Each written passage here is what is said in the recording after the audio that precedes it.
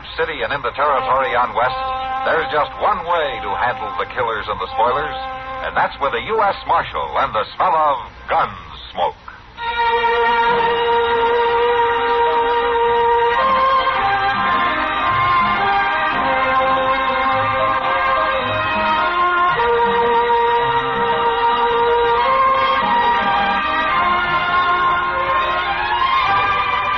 Gunsmoke, starring William Conrad. The story of the violence that moved west with young America. And the story of a man who moved with it. I'm that man. Matt Dillon, United States Marshal. The first man they look for and the last they want to meet. It's a chancy job, and it makes a man watchful. And a little lonely.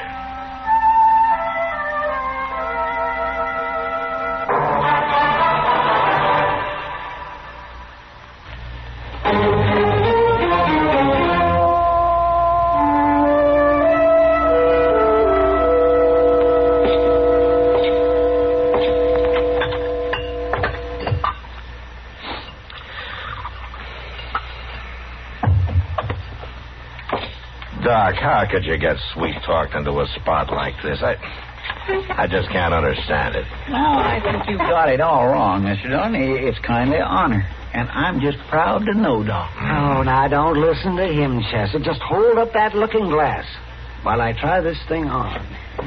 How's this? Yeah, just a little bit to the left. Now, hold it right there. You're not going to wear that. My goodness. Now, what's the matter with you? You two are pretty smug, aren't you? Well, now, Doc, Anyone with an ounce of brains knows that an umpire wears a stovepipe hat. Well, yes, but that's Arthur Meeker's undertaking hat. And it happens to be the only one in town. Looks like to me that Meeker's trying to promote a funeral. Wait, let me look at this again. Yes, you're right. Yes, I hate to admit it, but it does look kind of silly. Well, we've won 1 point anyway. Yes. Chester. Yeah, Doc? Maybe you'd step next door to the depot and see if anything came for me on the evening stage. Well, sure. What was you expecting? Well, I sent back to the Brooklyn Eagle for a copy of Chadwick's Rules. Rules? Why, you got the boys' book of games. The rules all in there. Chester? Yes, sir? Don't argue with the umpire. Oh, sure. But anybody knows the rules. How he expects to be an umpire if he don't know the rules? Oh, Matt Chester. Matt, what in the world have you got such a long face for? You're not really expecting trouble. Yes, I am, Doc.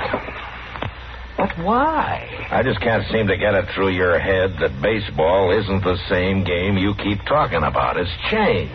Well, the rules maybe have changed, but it's still a gentleman's game. Why, back east, the Saturdays I spent watching the Knickerbockers and the Mutuals. But those were businessmen, Doc, playing for a keg of beer and a little exercise. These are professionals. I know that, but what about it? Look, even if you can keep the gamblers and the hoodlums and the drunks away, the fanatics, the fans, as they call them, are always stirring up some kind of a ruckus.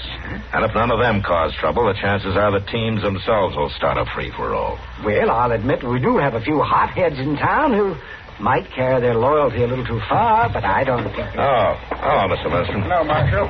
Hey, Doc, why ain't you over there? Over where? At the Long Branch. Now, Lindstrom, why should I be at the Long Branch? The whole Eastern team is there, and we got to have our meeting with them. Well, that meeting's supposed to be at the Dodge House at 9:30, isn't it? And if you wait that long, you're going to have to stack them like cardwood and haul them there in the buckboard. Well, he was there all right. Hello, Mr. Lindstrom. Hello, Chester. And Chester, did you get it? Agent says it's been there for 2 days, and what you want... Never mind that. Just give it to me, please. Well, I was just telling you what the agent said. Lindstrom, you meet me at the Dodge House in 20 minutes. Where you going, Doc? Where do you think I'm going? Oh, it's starting already. I'm coming with you. Well, that ain't supposed to be... Come on, Chester. We're going to the Long Branch. Yes, sir, but I thought that... Just come along. We're going to give Doc his first look at the Eastern All-Star Professional Baseball Club.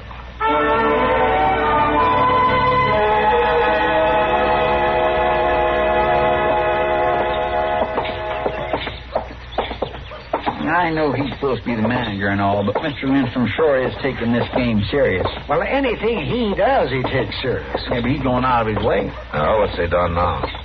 You know he went clear up to Fort Dodge last week. Yeah, what about it? He talked Colonel Whitfield into releasing 4 enlisted men for the game. He said they'd strengthen up the team. Players? Yes, sir. 4 men he heard about that played with Duryea Zouaves during the war. Did you hear that, Doc? 4 men from that 165th New York infantry team playing for Dodge. I heard it. It'll make it a better game. There's certainly nothing unethical about it. The All-Stars take anybody from anywhere as long as they play good ball. Now, that may not be unethical, but it sure shows Lindstrom isn't thinking of this as just a friendly exhibition. Yeah, Matt, you're sure doing your best to scare me off. Now, Doc, I'm just trying to bring you down to earth. Maybe a look at the All-Stars will do it. Come on.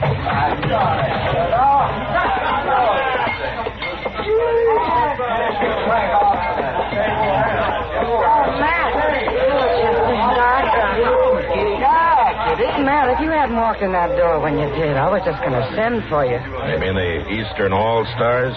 You can call them that if you want. I've already thought of 100 better names for them. Yeah, they're pretty loud, Kitty, but they're not armed, and they're not fighting. Oh, I know. Like their manager says, they're just playful. Well, if it gets any worse, I'll stop him. But I brought Doc over to take a close look at the gentleman athletes he's going to be umpiring tomorrow.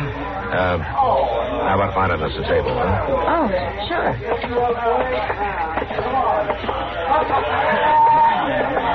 How's this table, Matt? That's fine. 3 beers, huh? I'll bring them to you. Well, Doc, now you just relax and look them over. Well, land, Doc. Them fellows sure do look rough and ready. I see how they look, Chester. You know, it's not too late to back out, Doc. I am not going to back out. Here you are. 3 beers for 3 gentlemen. Oh, thank you, Kitty. Thank you. Oh, my land. Look at that fellow over there. Why, he looks like he's been teasing a wild horse from behind with a sharp stick. Yeah, look at that face. No teeth in front, a squishy nose. I'm only guessing, but I'd say he has to be the catcher. And them fingers. That left hand looks like a branch of a gnarly oak. All right. Every profession has its price, Chester. Well, Doc, there's one of the hotheads I was talking about. Where? Over there, Ziff Williams, talking to one of the players. He sure is red in the face. Yeah. And he's wearing a gun, too. I'll be back in a minute.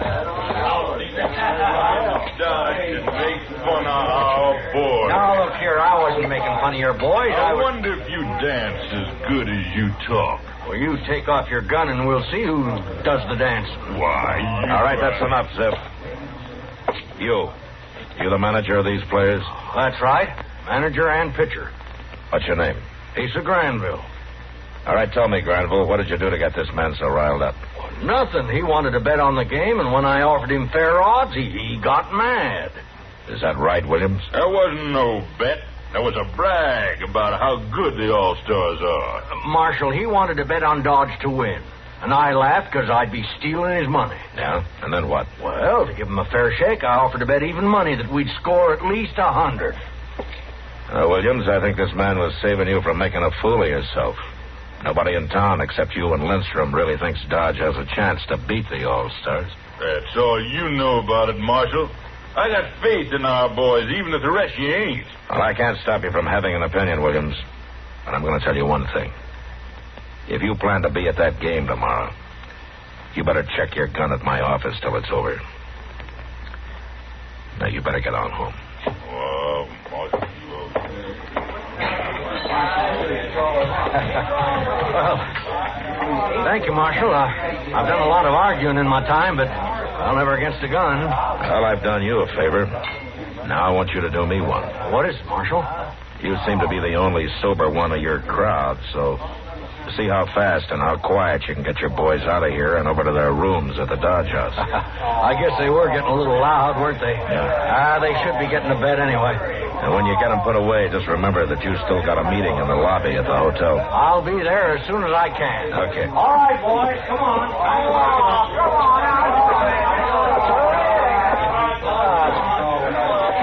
Well, Kitty, I think this place will start to quiet down in a few minutes. Thanks, Matt. Chester. Yes, sir? You stay in case Kitty needs you. I'm going to escort Doc here over to the Dodge House. Oh, well, thank you. Well, come on, umpire.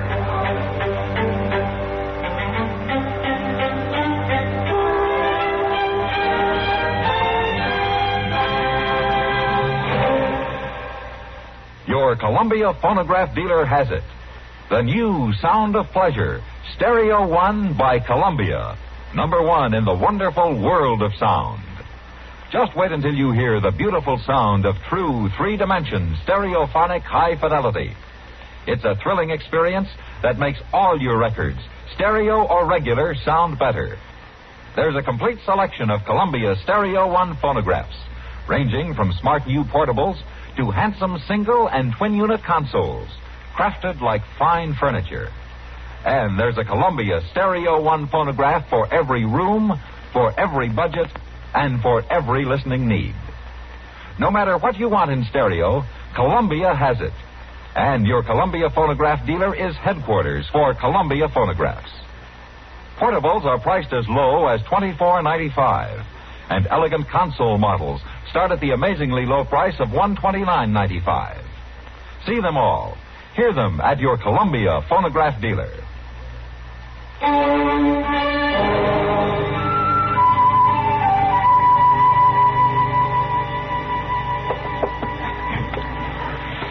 Now, as I understand it, Granville, you play New York baseball. Well, we can play the Massachusetts game, but it just don't have the same pep. And we play strictly a fly game. You mean the batter ain't out if the ball is caught on the mound? That's right. Oh, my, we've been playing that way for years now. You must really think we're backwoods out here in Doc. I don't think he intended any offense, Lindstrom. Well, maybe not. Now, Doc, what about that licorice ball? What about it? Well, it's Lem's best pitch.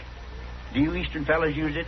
No, not anymore. Well, how come? Well, it ain't really a rule, but generally before a game we agree that neither pitcher can chew licorice. Well, I think that's unfair. Oh, if you want to use a licorice ball, go ahead. Won't bother us none. Just messy, that's all. What's messy about a little licorice on a ball? Lindstrom, if you'll hold your mouth for just a minute, there are some other things that should be settled first, and we'll get to them. But first of all, the game will be 9 hands. Innings. Huh? They call them innings now. Oh, all right. 9 innings. 3 outs to a side per inning. Now, at the end of that time, the team with the most aces... The team with the most runs. All right. Come on, get on with it. Yes. Now, Chadwick's newest rule book of baseball. I have it right here, and we shall read it. The batsman calls the pitch. That's what it says. He can call for a high ball, a low ball, or a middle ball.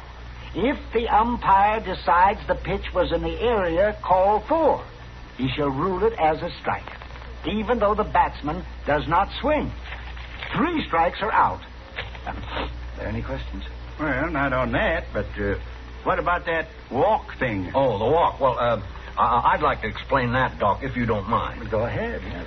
Well, you see, we found the game was dragging, so the association passed a rule that if the umpire calls 9 unfair balls against a pitcher, the batsman can walk to first base, and the next batter comes up. Oh, my, that sounds awful tough on the pitcher. Oh, they're even talking about cutting it down to 8 balls next year. Excuse me just a minute, Jim. But Chester, don't just stand there in the door wiggling your fingers. If you want to see Matt, come on in. Well, I'm sorry, Doc. I'll come out there, Chester. You go right ahead. Yeah, all right. Well, thank you, Matt. Yes, sir. Now, let me see. We will continue reading here. The pitcher shall release the ball no closer than 45 feet from home plate. His feet shall be together at the time of the pitch. The elbow shall be stiff, and the pitching hand shall not rise above the belt. Are there any questions? Yeah, Doc, I got a few questions, and they're all for Mr. Granville. Well, go ahead. Do you or your players ever bet on the games you play? Why, of course we do. Do your players ever bet against themselves? What are you getting at, Marshal? Just answer my question. Well, we do not. I'm not talking about betting whether you win or lose. I know you've never lost a game. I'm talking about sucker bets. Why, you heard me turn down a sucker bet at that saloon. And the bet I offered was square. Yeah, I know. You offered to bet you'd score more than 100 runs, and you said it good and loud in front of everybody. And made you look real honest. So after you left, your ringers could move in and clean the town. I swear, Marshal, I don't know what you're talking about. Chester, I want you to tell everybody here what you just told me. Well, there's two gamblers over at the Long Ranch right now, strangers in town, and they're taking all comers. The gamblers is giving good odds that the All-Stars won't score more than 50 runs. Just about everybody in Dodge is betting they will. Well, I sure don't know who the gamblers are, but they ain't very smart. Unless maybe they know something that I don't. Like what? If you and your boys are as good as you're supposed to be, you're the only ones who can make sure that you didn't score more than 50 runs. And it could just be that those gamblers are betting with your money. Well, I'm not going to answer that, Marshal. But if you want to get rich fast, sell everything you got and take the bet they're off. That's the last thing I'd do. But if I'm wrong, Mr. Granville, you'll have an apology from me before you leave town tomorrow. You better start thinking it up right now, Marshal. But if I'm right, you and your boys won't be leaving.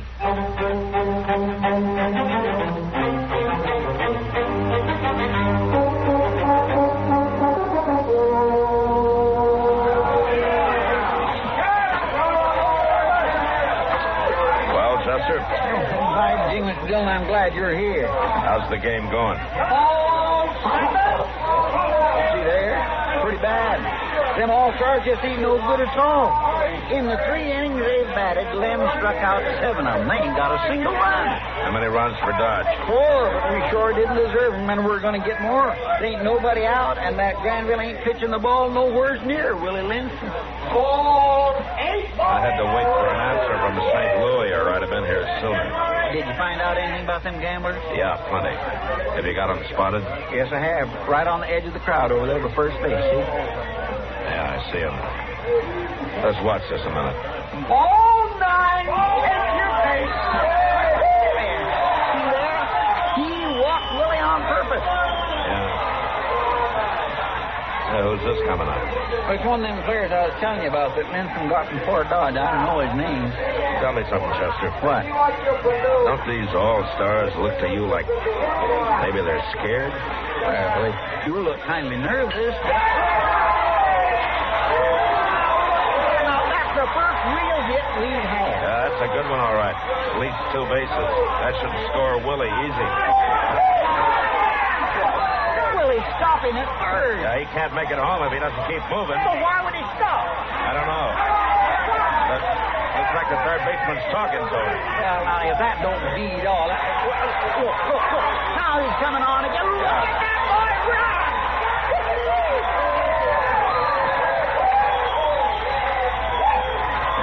I want to talk to Willie. Come on.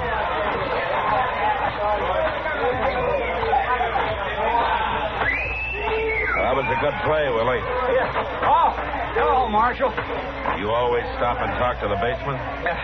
Well, Look, Willie, there's something strange about the way this game is going. I want you to tell me what it is. I don't know what you mean. I think you do.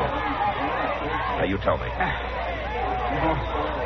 All right. I promised I wouldn't, but, well, them All-Star boys is really scared. Afraid you'll get shot. What? That's what the third baseman was telling me. There's 2 rifles pointed right at him from the loft of Wolford Speed store. Right through that open window. Oh, yeah. No, I figured. They have a clean shot at every All-Star player on the field. And any man that plays too good is as good as dead. Okay, Willie, thanks. What are you going to do, Mr. Dillon? Go after the 2 men in the loft? Mr. Dillon, you can't go up them outside stairs. You'd be walking right into rifle fire. Now, there's a ladder to the loft inside the store, Chester. I think I can surprise them. Oh, and in the meantime, you keep an eye on those 2 gamblers. And, Willie... Yeah, Marshal? You get back to the other players like nothing happened, huh?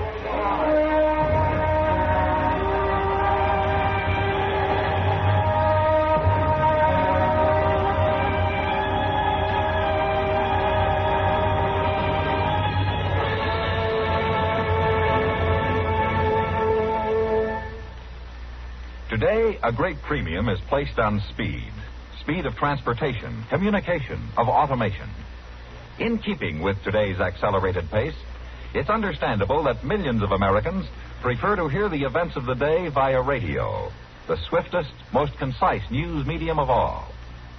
CBS News maintains its top reputation in the field of news reporting and commentary. Skilled newsmen in our central bureaus of CBS News constantly monitor their many sources of news in this country and abroad, so each broadcast will be accurate and up to the minute. In addition to the many news broadcasts heard each day on CBS Radio, weeknights, veteran CBS newsman Lowell Thomas continues to bring you the colorful brand of news commentary that's long kept him one of America's most familiar, most popular voices on the air. Make it a habit to hear Lowell Thomas and the many more broadcasts of CBS News right here on CBS Radio.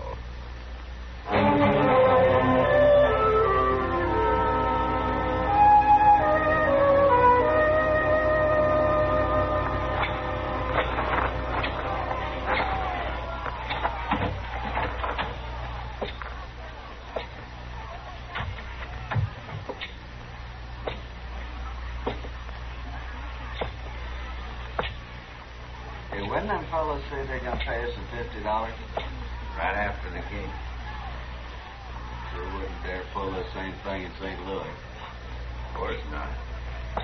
You don't think them fellas are doing this just for the money they can pick up here in Dodge? They ain't. Mostly they want them all-stars to look bad here, so when the St. Louis fans read about it, they'll think their team has a chance. Then these fellas will be able to bet big on the All-Stars and really clean up. That's what I call Drop your guns. I said drop them. Marshal, you ain't gonna... Marshal, I threw my gun down. Now, don't shoot me, Marshal. Stay away from that door. I'm not gonna do it.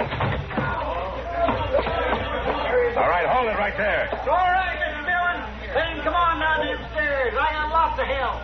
Yeah, you sure have. Looks like you drafted an army. No, sir. These are all volunteers. They seen you leave and knew what was up. So they just kept playing till they heard the shots, then we come a-running. Let him come down, Marshal. We'll take care of him. All right, how about it, you? You want to try your luck against 18 men with baseball bats? No, I ain't running. You got to protect me, Marshal. Send him down, Marshal. Don't think I wouldn't like to. But most of you came here to see a real game of baseball played by men who make their living at it. Now, those two gamblers there and this hired gun and a dead one up here in the loft had a different idea. Don't you worry about the gamblers, Marshal. My boys have them. Good. Well, there's still time to start over and play a full game before dark, and I think you should get going. Any bets you made with these fellas won't hold. Now, how about it? All right, Doc. Is that agreeable with you, Lindstrom? Well, why not? And you, Grenville? Of course it is. Then what are we waiting for? Play ball!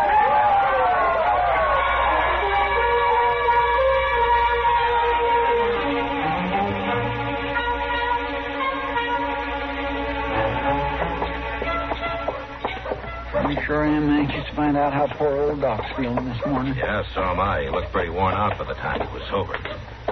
116 to 12. I was all wore out just watching them all-stars keep running around the bases.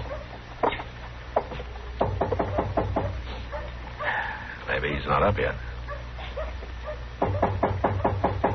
Now, please don't tease him, Mr. Dillon. I'm not going to tease him, Chester. Hey, Doc. Doc?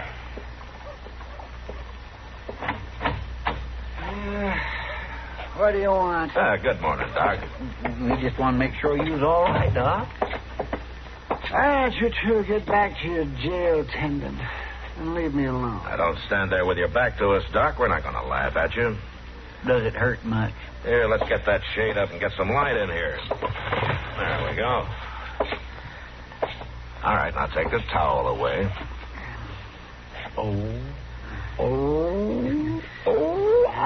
Ain't that a beauty? My, I never seen so many colors. What, these green and blue and purple and brown? Can you see out of it at all? Not yet. Well, I had no idea them foul balls was that deadly. How's the one on your head? Here, let me see. That's right here.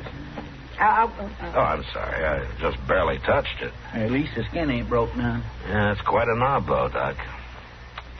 I'm sure sorry. Why should you be sorry? Well, I shouldn't have laughed about that stovepipe hat. If you'd been wearing it, you'd have one less bruise. Is there anything at all we can do? No, it just takes time. Yeah. Well, we got to get our prisoners fed, Doc. I'm taking all 3 of them up to Hayes City this afternoon. But Chester will be here. And I sure will look in on you, Doc. Doc, I just got one thing to ask you. Go ahead. Now that you're the proud possessor of Chadwick's newest rule book of baseball, can Chester and I have your boys' book of games? Why, yes, if you really want. Oh, get out of here.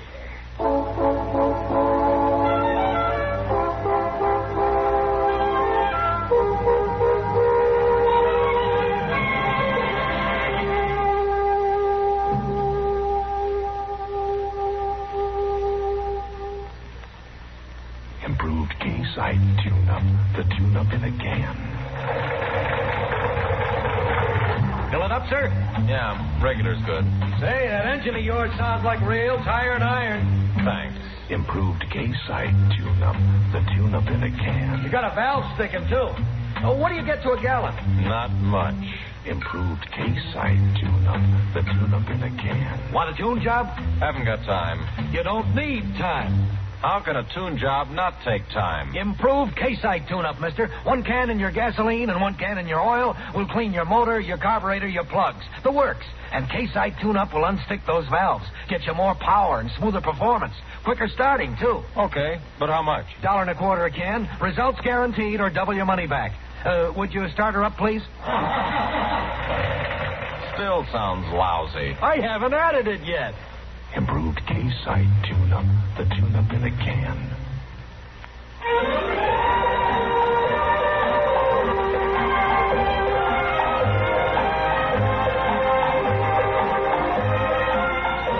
Gunsmoke. Produced and directed in Hollywood by Norman Macdonald. Stars William Conrad as Matt Dillon, U.S. Marshal. The story was specially written for Gunsmoke by Vic Perrin, with editorial supervision by John Meston. Featured in the cast were Joseph Kearns, Barney Phillips, Ralph Moody, Vic Perrin, and Harry Bartell. Farley Bear is Chester, Howard McNear is Doc, and Georgia Ellis is Kitty.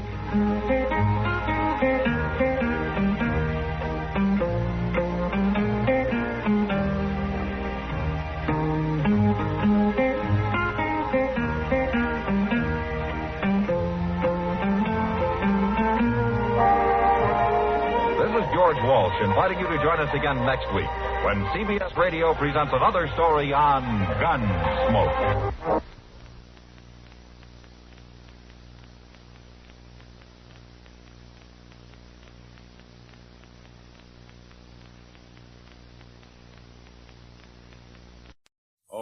Waiter. Yes, sir? I'll have a chopped sirloin steak, cottage fried potatoes, asparagus with butter sauce, and a bottle of cold Pabst Blue Ribbon. Yes, sir. Finest beer served anywhere.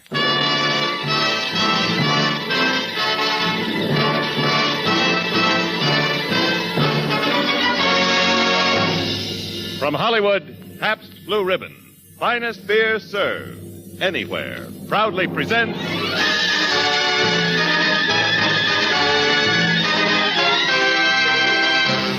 Screen Directors Playhouse. Production, Pride of the Yankees. Director, Sam Wood. Star, Gary Cooper.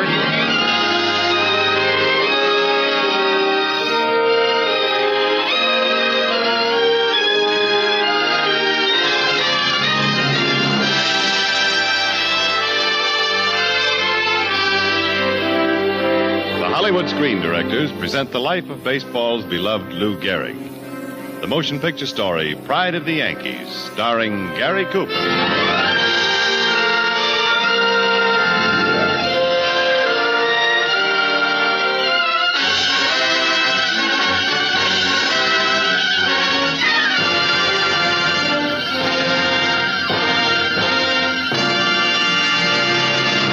The story of America is written in many places, in factories and offices and farms, and on the field of sport.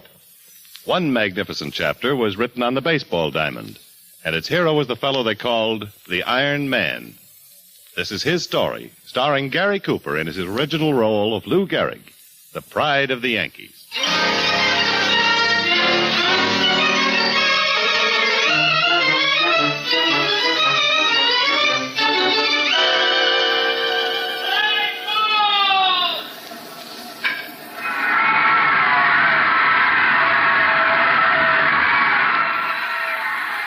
That was the sound he loved. The clean, sweet crack of a bat saying howdy to the horsehide cover of a baseball. The first time I ever heard that sound in connection with him was in the office of the athletic director at Columbia University.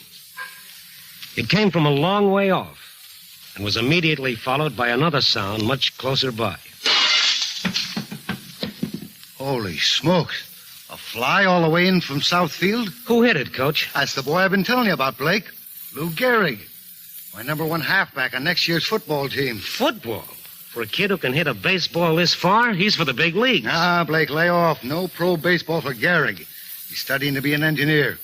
Besides, I'm saving him for football. Oh, sure, Coach. But you don't mind, just as a favor to the working press, you don't mind if I introduce the boy to Miller Huggins, manager of the New York Yankees, do you? He was another Babe Ruth. I knew it. I not only introduced him to Miller Huggins, I got him signed with the Yankees. I was with him that day in Chicago when he played in his first major league game. I was in a box over the dugout with old man Twitchell, the hot dog king, and his daughter, Eleanor. I'll lay it in there, Herbie. Throw to it, boy. Throw to it, boy. That's the one. Hey, Gehrig. Hey, you, Gehrig. Oh, me? Hey, you mean me? Yes, you. Come on the double. Yes, sir. Right up, Mr. Huggins. Hey, look out. Watch those bats.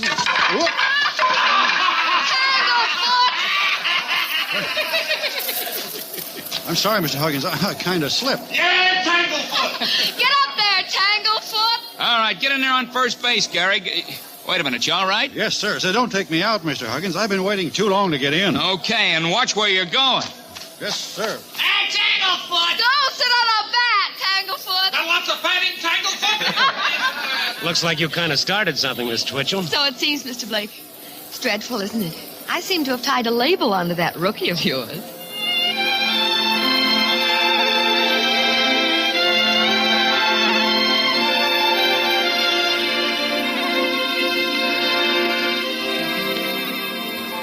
Me up on that outside curve.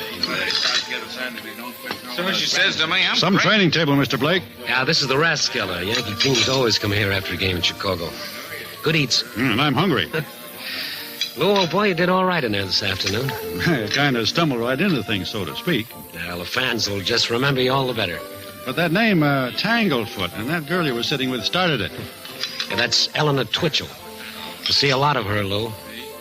As a matter of fact, there she is now in the fog. Hi there, Mr. Twitchell. Hello, Ellie. Ah, the Yankees.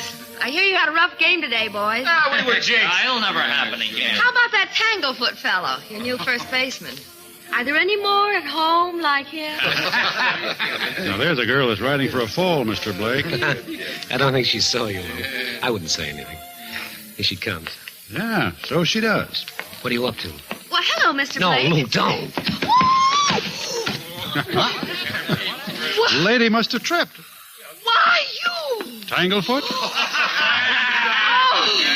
Miss Twitchell. Mr. Gehrig. Okay, I guess we're all even. Well, Miss Twitchell, and if we're now all even, maybe you'll sit down with me. Hmm? Thank you. I like the way you stand up to a ball, Mr. Gehrig. A lot of power there. Did you hear that, Blake? The lady knows a ball player when she sees one. Oh, yes, Miss Twitchell. He stands up at the bat real fine. Yes, he does. And he falls down on the bats pretty good, too. You're a Tanglefoot.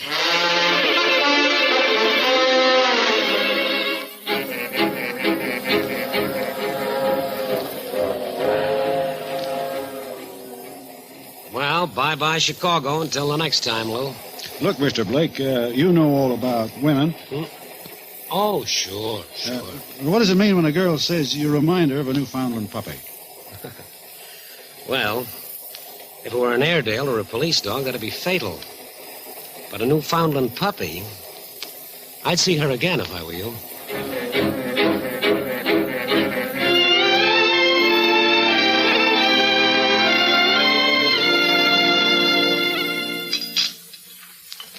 You see, Miss Twitchell, Mr. Blake told me I should be sure and see you again when I was in Chicago.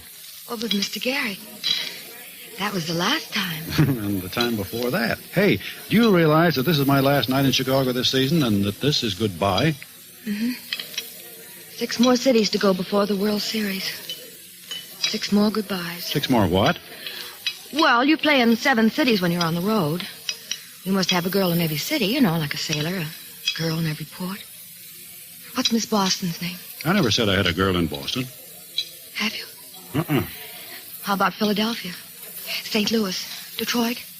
Cleveland? Washington? New York? You forgot Chicago. Chicago? Yes. Who? Well, aren't you my girl? Why, Mr. Garrick, whatever gave you that idea? Well, I've seen you every trip out here, and this time 4 days in a row. And then you come out here with me tonight. Isn't that what best girls do? Is it? Sure. Well, why don't you write me all about it from St. Louis when you finish the season?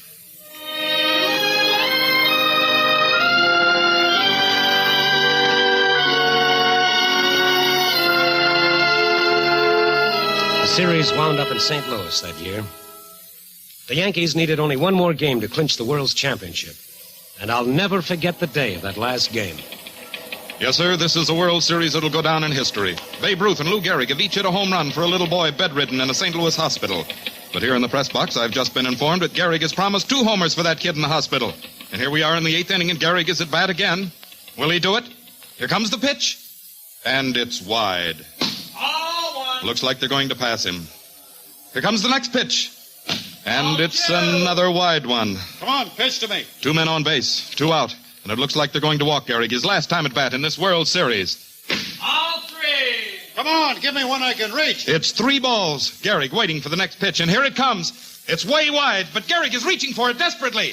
And there it goes.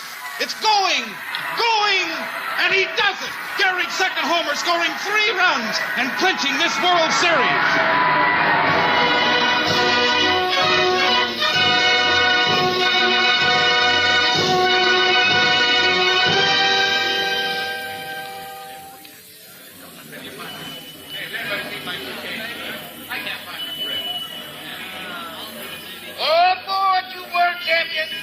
New York, here we come. Well, Lou, you did it. What a ball game. Thanks, Blake. I was lucky. Telegram, Mr. Gehrig. Oh, here, Porter, I'll take it. Open it for me, Blake. Sure. It's from Chicago. What's it say? It just says love, and it's unsigned. Boy! Out of my way, Blake. I'm not going with you. Now, Lou, come back here. Where are you going? To Chicago to see if a girl named Unsigned has a home for a Newfoundland puppy.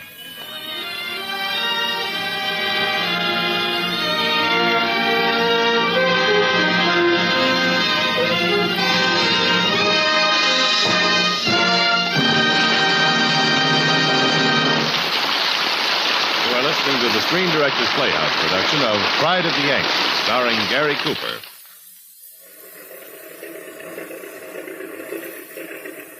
You are at Phoenix, Arizona. The big Constellation taxis up to the airport. You, tired and bored from your long flight, walk down the steps from your plane into the dry desert air. So this is Arizona. The blazing sunshine feels mighty good and mighty hot. Perhaps while you're waiting for your baggage, you can find a cold bottle of... Ah, there you are. That little blue sign in the window. Pabst Blue Ribbon. Finest beer served anywhere. Yes, during these late September days, you're just one of millions of men all over America to whom that Pabst Blue Ribbon sign means welcome relief. For Pabst Blue Ribbon does something more than quench your thirst. It gives you taste. Blue Ribbon taste. The kind of taste you can't get anywhere else in the world except in that Pabst Blue Ribbon bottle.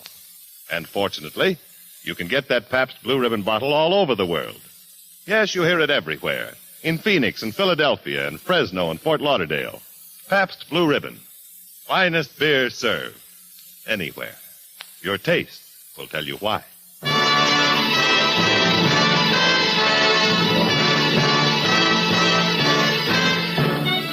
Now, back to the Screen Directors Playhouse production of Pride of the Yankees, starring Gary Cooper with Lorene Tuttle as Ellie and Frank Lovejoy as Blake.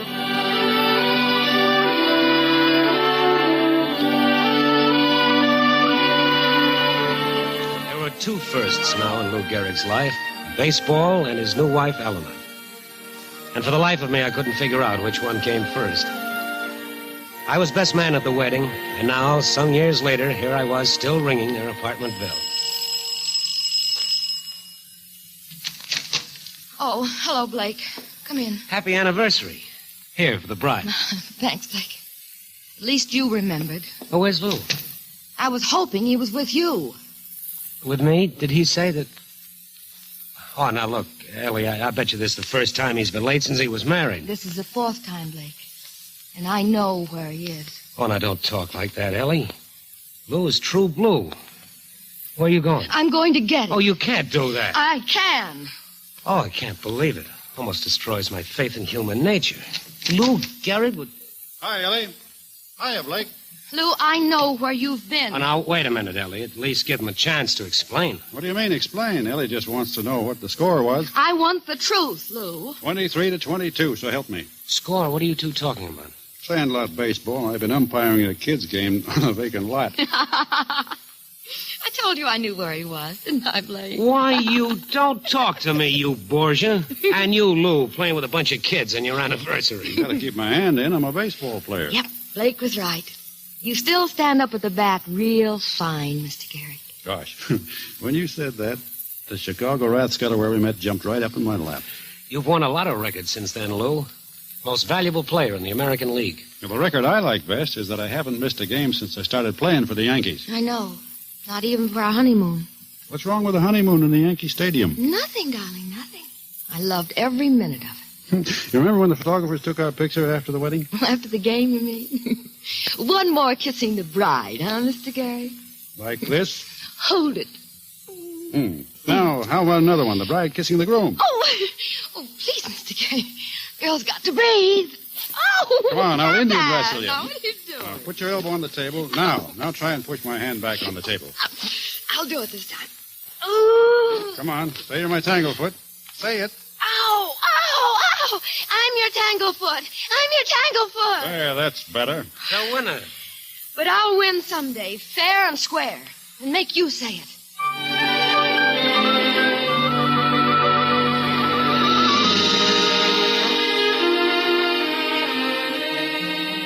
Those were wonderful years for Lou Gehrig and wonderful years for baseball. A lot of changes had taken place on the Yankee team since Lou first signed with them. Miller Huggins was dead now, and Joe McCarthy was manager of the New York club. Babe Ruth left the Yankees, and Lou Gehrig was captain of the team. But I was still with him the day he played his 2,000th consecutive game. Come on there, Iron Man. Want to be late for the game? Come in a minute, Blake. There's no hurry. No hurry, he said. On your 2,000th game?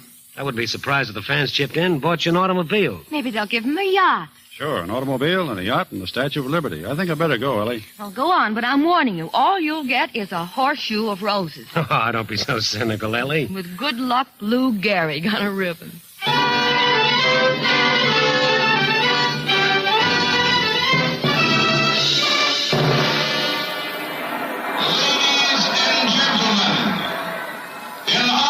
His 2,000th game today, I have the great pleasure of presenting to Lou Gehrig, as a token of our great esteem, this beautiful horseshoe of roses. Good luck, Lou Gehrig.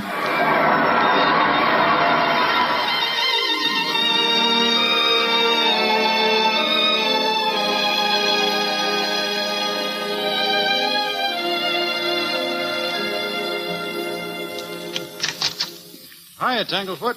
Oh, no. A horseshoe of roses. Suitably inscribed. Oh, darling, come in. You look so funny with that horseshoe of roses around your neck. I wanted to knock a homer for you today, but maybe I tried too hard. I struck out 3 times. Oh, if they only realized what was back of those 2,000 games, they'd have given you the Yankee Stadium. Here's what to do with their old roses. Cat. Hey, look out. It's right back at you for having blue eyes. Oh! And this was the time in Chicago you got beamed and went right on playing. And this is for being the best fan a man ever had. Oh! And that's for when you played 12 innings in St. Louis with a broken toe. Hey, don't. I'll Indian wrestle you. Give me your hand. All right, come on. I'll say you're Tanglefoot. Say it. Say it. Ooh, okay, I'm a Tanglefoot. I won. I made you say it fair and square. I've won. Now, don't pretend you let me. Oh. Hey, my shoulder. Lou, what's wrong? I don't know. I must have sprained it. Does it hurt bad? Kind of like it's paralyzed. I felt sort of stiff at the game. Maybe that's why I struck out.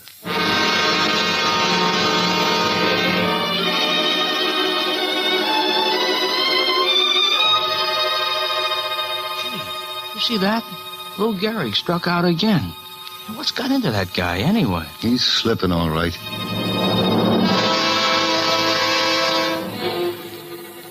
What an exhibition. You call that baseball? Gehrig booted the game. Threw it right down the drain.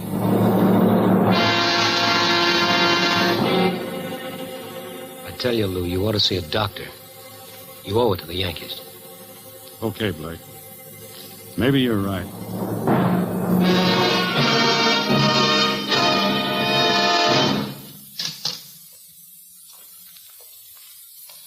Sorry to keep you waiting, gentlemen, but I wanted to have a look at these X-rays. How did I do, Doctor? I'm afraid you'll have to give up baseball for a while. You see, Mr. Gehrig... Go ahead, Doc. I'm a man who likes to know his batting average. Of course, I've only made a superficial examination of the tests. Is it 3 strikes, Doc? It's 3 strikes. How much time have I got? Mrs. Gehrig is waiting, Doctor. Have her come in, please.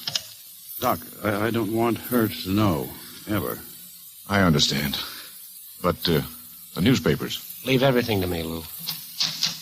All right to come in? Hi, Ellie. Well, the verdict's in. I just got a little, something, that's all. What is it? Well, I'll be cured of it before I learn how to pronounce it. Doctor, can you pronounce it? Doc's got to take one more X-ray, Ellie. We'll be right back.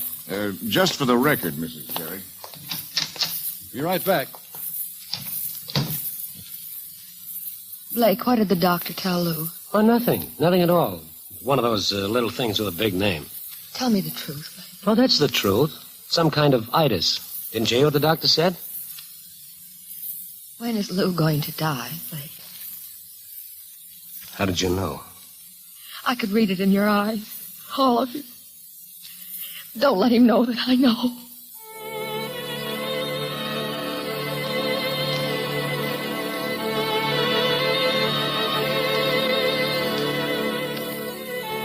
That afternoon at the stadium, Lou Gehrig took himself out of the lineup.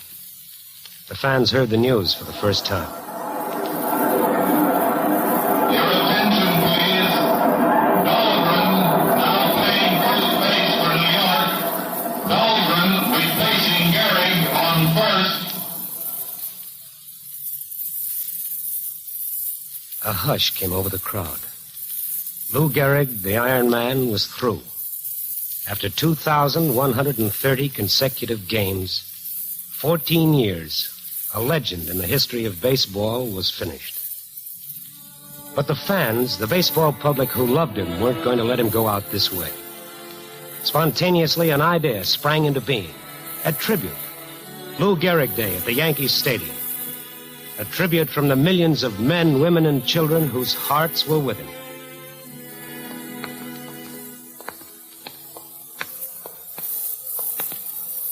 Listen to the news. It's sort of funny, Ellie, standing here in the dressing room tunnel for the last time. What do you mean for the last time? Next season you'll be back bigger than ever. Yeah, maybe. Lou, I just thought of something. We've never had a honeymoon. Why shouldn't we have one now? Better late than never, huh, Ellie? Yeah. We've got all the time in the world now, haven't we? Yeah, all the time in the world. Ellie, I had this made up for you. A bracelet. Out of your metal. No, just some of the hardware I've collected. Ellie. I guess I've got a right to cry a little. It's so beautiful. I wanted you to have it, Ellie, because you've given me so much. You've been so. You're such. Oh, you dope. Are you making love to me, you big ape? And now, here he is, Lou Gehrig. Go on, Tanglefoot. It's you. Okay, Tanglefoot.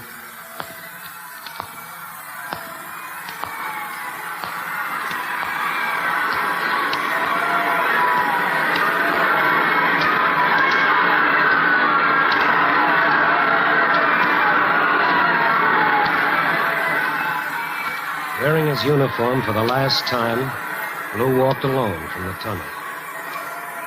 When he reached the microphone, 62,000 voices stopped screaming. The entire stadium rose in silent tribute, waiting for him to speak. I have been walking on ball fields for 16 years, and I have never received anything but kindness and encouragement from you fans. I have had the great honor to have played with the greatest veteran ball players of all time. I have been given fame and undeserved praise by my friends, the sports writers. I have worked under the two greatest managers of all time, Miller Huggins and Joe McCarthy. I have a mother and a father who fought to give me health and a solid background in my youth.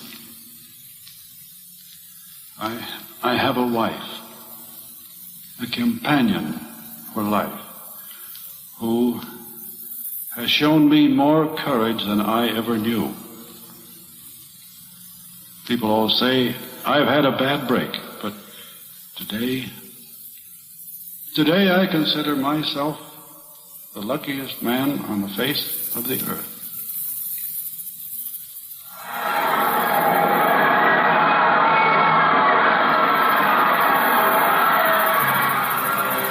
Lou turned like a man in a dream and walked slowly across the ball field toward the tunnel. Not once looking back. Walking out of baseball, and out of his life, a champion. And all over America that afternoon, the hearts of millions more filled as they cheered him for the last time and said hail and farewell to our own Lou Gehrig, the pride of the Yankees.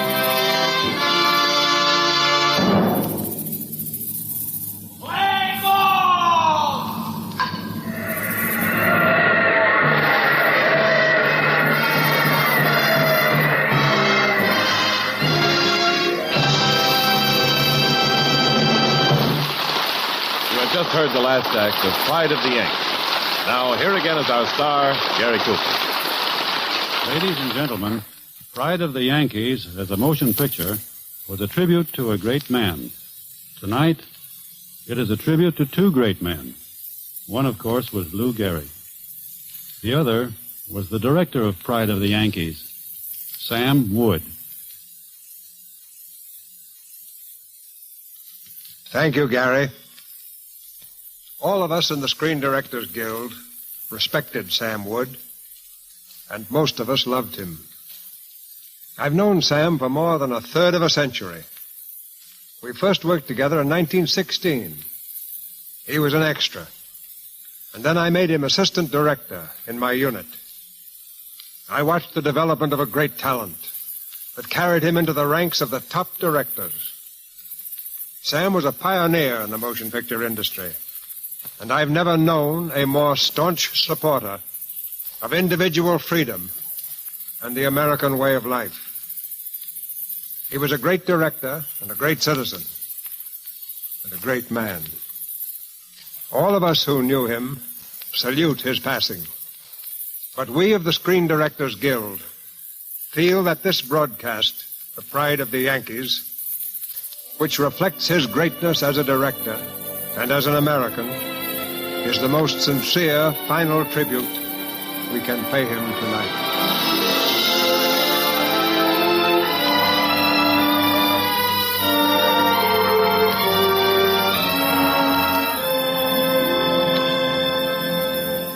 Thank you, Mr. Cecil B. DeMille, for your stirring tribute. This is the last performance of the summer series of Screen Directors Playhouse to be presented under the sponsorship of Pabst Blue Ribbon Beer. In the future, you'll be hearing this program on Mondays, beginning next Monday, October 3rd, when the Hollywood Screen Directors present The Senator Was Indiscreet, starring William Powell. For the exact time, consult the radio page of your newspaper. Speaking for the makers of Pabst Blue Ribbon, I want to extend sincere thanks and congratulations to all the stars and players who have taken part in these fine dramas, to the screen directors who have supervised their production, and to NBC. Also, a special note of thanks to Mr. Don Sharp for his splendid cooperation. Starting next week, the makers of Pabst Blue Ribbon will bring you, at the same time and over the same network, that intensely humorous and human radio series entitled The Life of Riley, starring William Bendix. To those within the range of television, Pabst Blue Ribbon will also bring you on the NBC television network Tuesday nights, The Life of Riley. Remember, starting next week, Tuesday nights on television, Friday nights on radio, we invite you to enjoy The Life of Riley with Pabst Blue Ribbon. Finest beer served anywhere.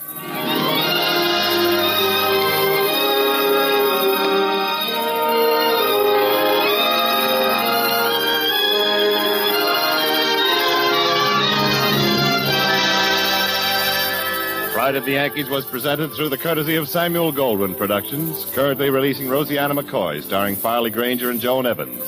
Gary Cooper is currently starred in the Warner Brothers production Task Force. Included in tonight's cast were Lorene Tuttle as Ellie, Frank Lovejoy as Blake, Jim Nusser, Herb Vigran, Jerry Hausner, Ted Van Elst, and Dan Riss. Pride of the Yankees was adapted for radio by Warren Lewis, and original music was composed and conducted by Henry Russell. Screen Directors Playhouse is produced by Howard Wiley with dramatic direction by Bill Karn. Don't forget, Screen Directors Playhouse will be heard henceforth on Mondays, beginning next Monday with The Senator Was Indiscreet, starring William Powell. And next Friday night, make a date with William Bendix at the same time and station for The Life of Riley, as brought to you by the makers of Pabst Blue Ribbon.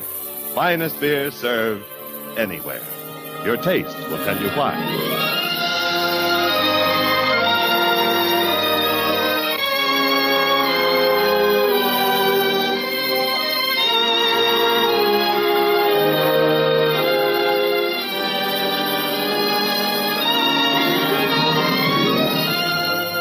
Screen Directors Playhouse is brought to you by the Pabst Brewing Company of Milwaukee, Wisconsin, Newark, New Jersey, and Peoria, Illinois, and sent your way with the best wishes of the Pabst Blue Ribbon dealers from coast to coast. James Wallington speaking.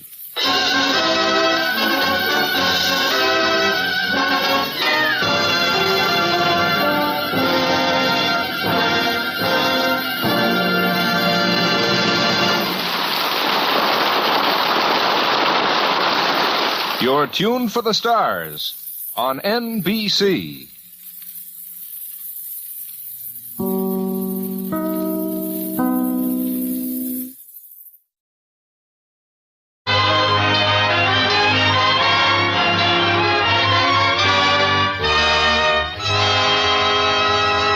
RCA Victor, world leader in radio, first in recorded music, first in television, proudly presents...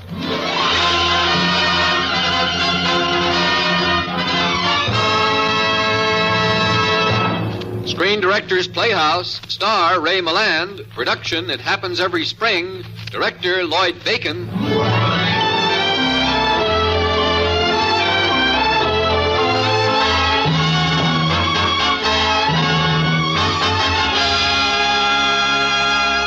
The Hollywood Screen Directors present a tale for April evenings. The motion picture baseball story, It Happens Every Spring, starring Ray Milland in his original role of Vernon K. Simpson.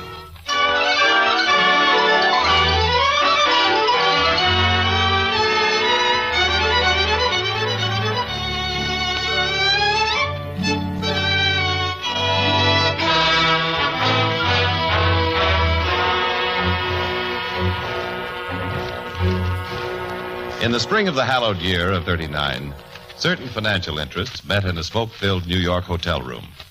Present were the czars and barons of the Great American Popcorn Trust, the insidious hot dog monopoly, and the infamous soda pop cartel. Business was off. Sales were dropping. More popcorn, hot dogs, and soda pop had to be sold. And that, ladies and gentlemen, is how baseball was invented. And ever since then, it's happened every spring.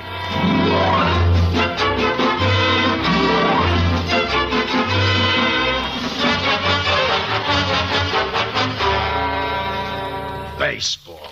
Let Monk Lanigan tell you about baseball. It don't make no sense. For instance, take the year the St. Louis win the series. It's the first of the season, and I'm supposed to be a catcher. Only with the St. Louis, there ain't nothing to catch. Our pitchers is either getting hit halfway to Kansas City or else tossing them so wild I need a ladder to snag them. So, one morning, I'm out in the park talking it over with Jimmy Dolan, the manager, when this guy shows up. Hey, Mr. Dolan. He's a real serious-looking yokel with horn-rimmed glasses, and he looks as much like a pitcher as Margaret O'Brien. But he walks up to Dolan and says, Mr. Dolan, I am a pitcher. And Dolan smiles the sweet Dolan smile and says, Scram. Mr. Dolan, you need a pitcher. I can win the pennant for you. Monk, kindly make this crackpot disappear. Okay, son, we're busy. But I am not a crackpot. Dolan, he says he ain't a crackpot. He ain't a pitcher either. Mr. Dolan, it's a simple mathematical fact. I can win at least 30 games for you. My boy, what's your name? Simpson. No. I mean your first name. Vernon. Vernon K. Simpson. Well, Vernon. Beat it! Dolan, why don't you give him a chance? Maybe he's got something. I have indeed. 30 games. If you can pitch one game, I'm the Queen of Sheba.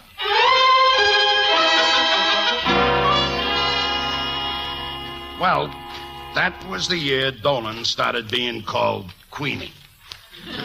Because this guy, Vernon K. Simpson, yet, he don't look like a pitcher, he don't throw like a pitcher, but he's a pitcher. Baseball. It don't make sense.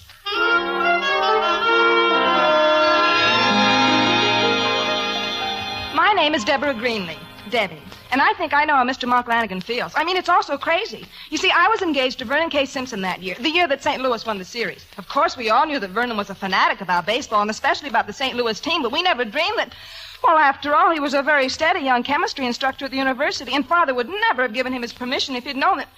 Well, you can see how crazy it all is.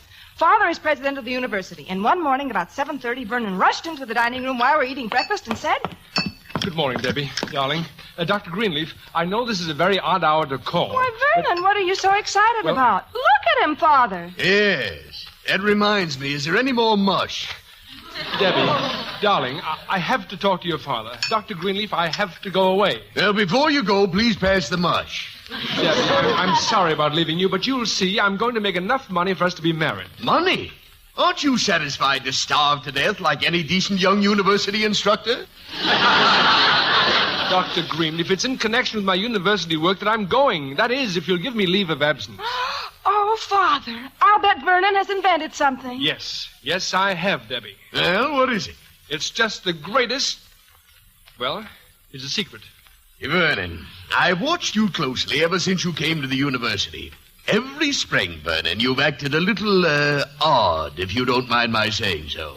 Oh, I don't mind, sir. That's fine. Because this year, brother, you're crazy.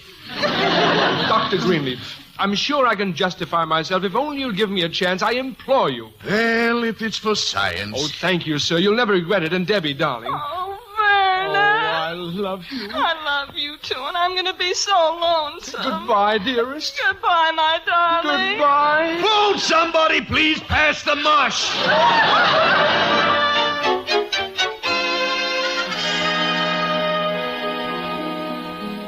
And so Vernon walked out the door. And I'm not sure of anything that happened after that because, well, all I know is that was the year St. Louis won the series. If everyone seems to be confused, it's only natural. Because I'm Vernon K. Simpson, and of course I'm the only one who knows what really happened the year St. Louis won the series. We'll take up the story on the afternoon preceding my visit to the Greenleaf household. I was in my laboratory performing a very important experiment. As was my custom, I turned on the radio and was listening to the baseball report. It's still too early in the season to pick a pennant winner, but it doesn't take an expert to peg the St. Louis squad as the loser. The major weakness is the pitching department. Manager Jimmy Dolan would give his eye teeth for one first-class hurler. I recall a distinct twinge of anxiety for the St. Louis baseball team, and I admit my thoughts were on the diamond as I bent over a white precipitate forming in a flask. Then... baseball crashed through the window of my laboratory. I looked up just in time to see a group of children disappearing around a corner, and so I turned once again to my experiment. A shambles. A complete shambles. The ball had smashed through test tubes, beakers, flasks, and retorts, and the remains of my experiment lay in the sink. A complex mixture of Lord knows what. I pushed aside these shards of glass and picked up the baseball, which was immersed in the chemical-filled sink. Looking at it, I lost my temper and threw it at the wooden floor. And immediately found myself grasping the baseball again. A surprising fact, for although I'd thrown the ball with all my might, it had not touched the floor. I wish to add that I pride myself on my pitching ability, a faculty developed since childhood in all moments when I was not studying. So, winding up, I let fly once again at the floor. After performing several similar experiments, I came to the scientific conclusion that the unknown fluid in the sink had imbued the baseball with an amazing property. The baseball was repelled by wood. I wish I could adequately describe my feelings at that time.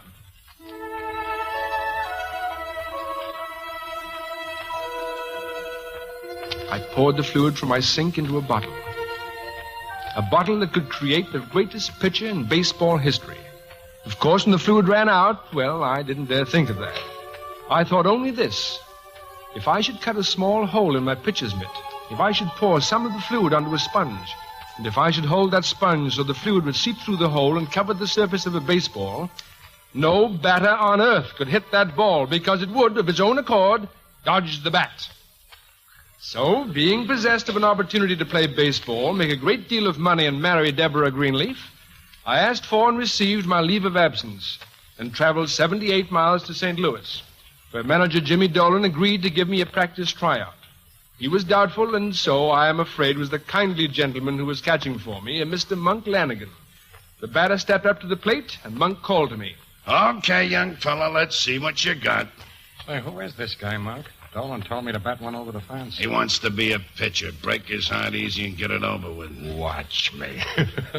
Come on, Vernon. Steam one over. Very well. Here it comes.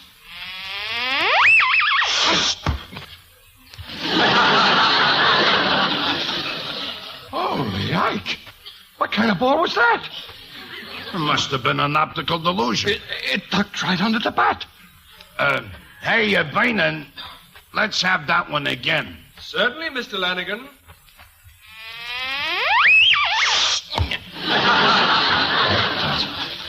That does it. I gotta get glasses. Yeah. You better get some for me while you're at it. I saw the same thing. Hey, Vernon, come here. Monk, was that guy kidding? Jimmy, sure as I'm standing here, I saw it. He throws the screwiest ball I ever seen. Do you smell alcohol on my breath? Nope. I ain't drunk. Nope. But you saw that ball do what it did. Yep. Then you're drunk. No, he isn't, Mr. Dolan. I can throw a ball like that every time.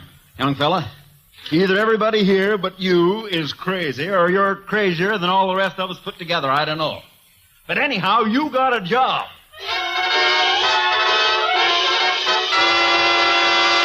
And so it was that I, Vernon K. Simpson, by virtue of chemistry, became King Simpson, pitching giant of the St. Louis. And so it was that I turned my back upon the halls of learning simply because I had discovered the secret of making a baseball go.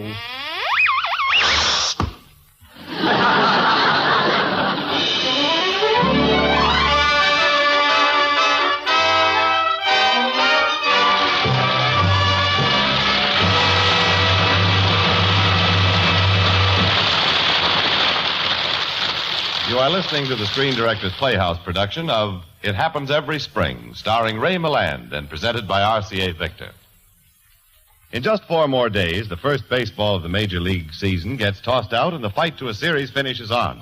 What thrills for the fans at the game, and what thrills right in their own home for television owners who can't make the game. RCA Victor Eyewitness Television is the next best thing to being there in person. Yes, it's America's favorite, because more people choose RCA Victor Eyewitness Television than any other kind. Choose it for clear, bright, steady pictures. It's America's first because RCA Victor has set quality standards for the entire industry. Quality standards in all details that add up to finer television performance. And only with RCA Victor can you get, at moderate additional cost, all the benefits of the RCA Victor factory service contract. Your RCA Victor television set is installed and serviced by RCA experts, and top performance guaranteed for a year. It's the only factory-to-use service in television. So ask your dealer about complete details when you see RCA Victor Eyewitness Television.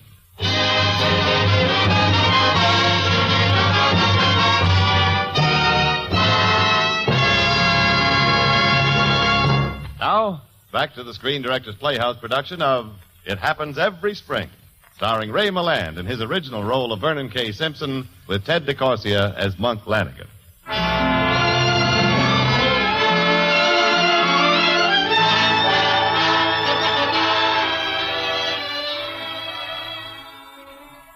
Those of you who care to do so may check my record with the St. Louis Baseball Club during the year of which I speak. I'm known in the guidebooks, of course, as King Simpson. Suffice it to say that the St. Louis won the pennant and went into the series. The mysterious liquid accidentally concocted in my laboratory had done its work well. But if the truth be known, I wasn't happy. My mind lingered long and lovingly over the blonde and beauteous Debbie Greenleaf. And it was while I pursued these thoughts in my hotel room one day that Monk Lanigan entered.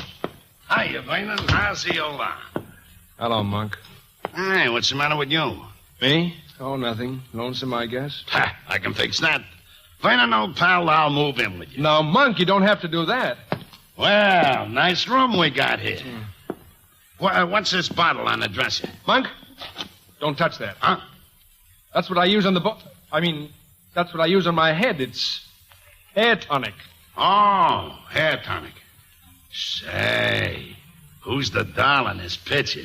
She's the young lady to whom I'm engaged. Well, it's funny you never brought her around. Oh, I couldn't do that. She doesn't know and her father doesn't know. What don't they know? About King Simpson. They don't know he's me or I'm him, you see? No. Well, her father, Dr. Greenleaf, wouldn't have let me go if he knew what I was doing. Let you go? Where'd he have you? Well, Monk, I'm sorry I can't explain. But look, you're my friend, and I've got to see Debbie again. Now, she doesn't live far from St. Louis, and, well, I'm not pitching tomorrow, and Monk, I want you to cover up for me if I run up to see her. But tomorrow's the first game of the series. What's the difference? Jimmy Dolan says I'm supposed to rest my arm, so I'll be able to pitch the final game, and besides, I'll pitch better if I talk to Debbie. I don't know. Please, Monk. Okay. I'll tell you what you do. You go up there, but leave me the phone number so as I can get in hold of you in case Dolan wants you, okay? Okay.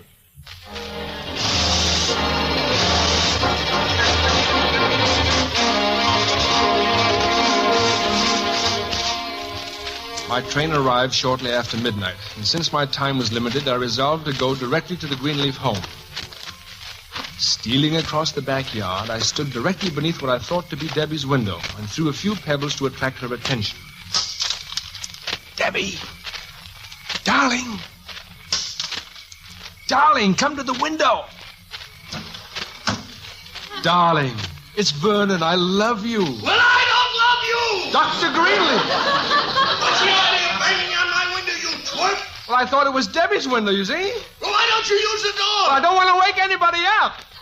Young man, you're a lunatic. And where the deuce have you been all these months? Well, I can't tell you. Never mind. I'll be right down.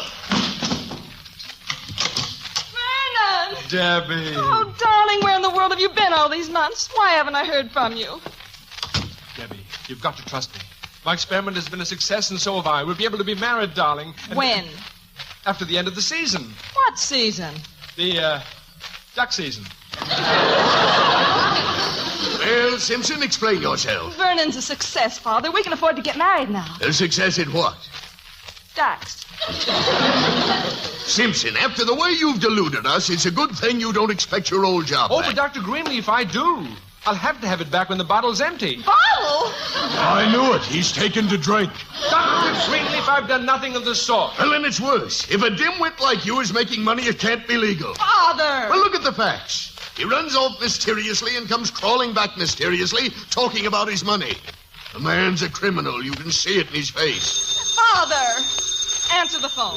Criminal, that's what he is. Oh, Vernon, I don't know what you're doing, but I'm sure it's nothing wrong. I'm afraid your father wouldn't approve, Debbie, but believe me, it's perfectly legal. Hey, Dillinger, it's for you. Oh? Oh, thank you. Must be Monk. Debbie, You should have heard the voice on that thug who's calling him. I'll bet they're planning another crime right now. Why, that's the craziest thing I ever heard of. Well, I'm going to find out for myself. Father, that's eavesdropping. Sure, come on. Well, what about it, Monk? How'd things go today? Killed him, huh? That's fine. Now it's murder. That boy will stop at nothing. Well, it's too bad I had to nail him at second, but I guess he's getting too old to steal anyway. Deeper and deeper. All right, Monk. I'll catch the next train back. I know Dolan won't expect me to start mowing him down for a few days, but if he's worried... Yes, everything's fine here. No, nobody suspects me yet. Right. Goodbye, Monk. Oh, Vernon, how could you? Uh-huh. We know you now for what you are. Murdering and stealing and mowing him down. But you're making an awful mistake. Young man, for my daughter's sake, I won't ask the police to come to this house. Kindly leave immediately. Sink back into the swamp of your criminal life. Oh, my goodness. Oh, Vernon, I still love you. Take me with you. I'll be your gun ball. Out! Goodbye, Debbie, darling. Goodbye.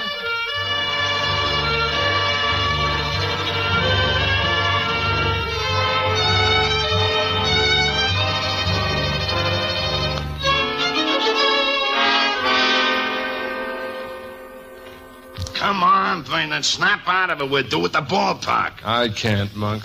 All the music has gone out of my life. Music? Look, you ain't no piccolo player. You're a pitcher. And you've been sulking in this hotel room all through the series. No job to go back to. Branded a common criminal. For the love of Pete, will you get a move on? Dolan's got to use you today. What with the series tied up 3-0, we got to win this one, Vernon. Oh, very well. Monk. Yeah? Where's the bottle that was on my dresser? You mean your hair tonic? No, I mean the fluid that... Oh, yes. Yes, the hair tonic. I lent it to a bald-headed bellboy. You... No, you couldn't. Well, what's the difference? You ain't playing for the house of David. Monk, you don't understand. That bottle, I won't be able to throw a single strike. Oh, this beats me. What do you need it for? Because it's... Well, it's a lucky charm. I'm superstitious. Well, I heard of rabbit's feet and elk's tooth, but hair tonic, that's a new one. I'm ruined. Now, look, Vernon, I'll tell you what to do. Leave everything to Monk. You get down to the ballpark, and I'll scare up that bellboy. He'll give me the bottle back. I'll bring the bottle to you, and we'll win the series, okay? You got to get it back, Monk. You've got to get that bottle.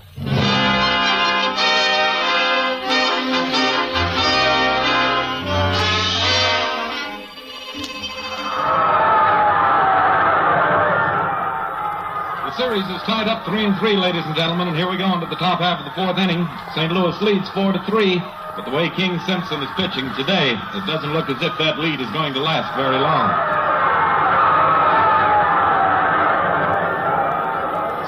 Now, look here, Simpson. Yes, Mr. Dolan? I don't know what's got into you today, but if it weren't for some pretty wonderful fielding, we'd be behind in this ball game instead of a run ahead. Well, maybe you ought to take me out, Mr. Dolan. No, sir. I'm going to take a chance on you. It's your ball game, Simpson, to win or lose. A lot of guys are counting on you. That's all. Now, get out there and hold it.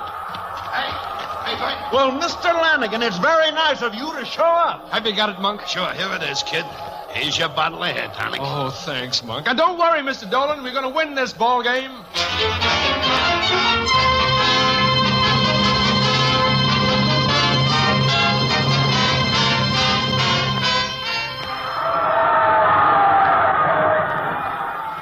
Ladies and gentlemen, I've never seen anything like it. Here we are in the top half of the ninth, and King Simpson has held Chicago hitless since the first of the fourth.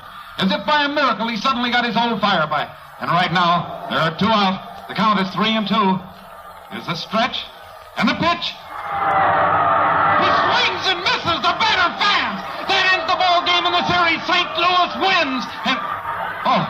And ladies and gentlemen, King Simpson, the winning pitcher, has just keeled over in what seems to be a dead faint.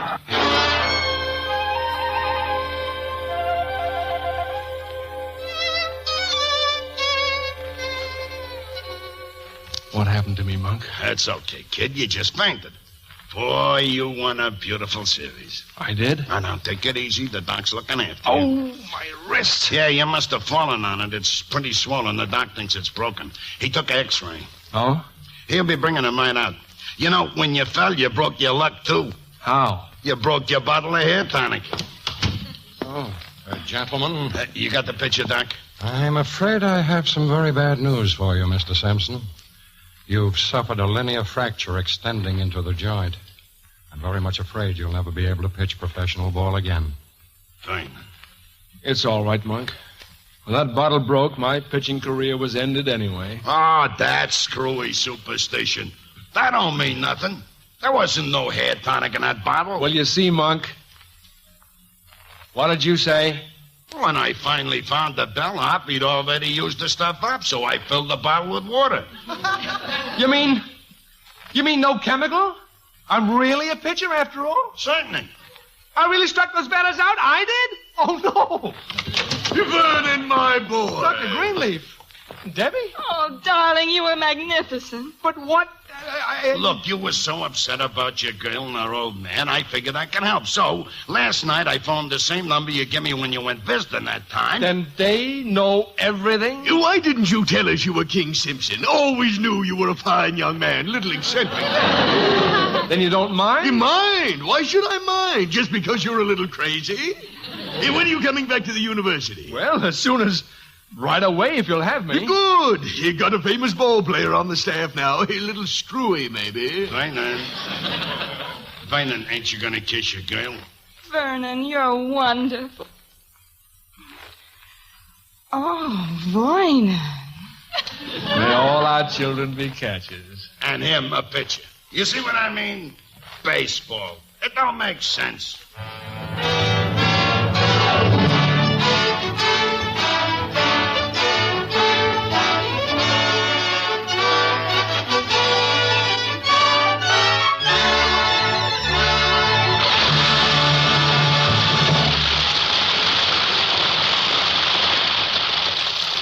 This is Jimmy Wallington speaking. You have just heard the last act of It Happens Every Spring. And our star, Ray Milland, with our guest screen director, Lloyd Bacon, will be with us in just a moment. Next Friday, one of Hollywood's most charming and talented actresses brings a favorite comedy performance to the Screen Director's Playhouse. Our story is A Kiss in the Dark. And recreating her original role will be Jane Wyman, with Screen Director Delmer Daves. And now, here again is tonight's star, Ray Milland.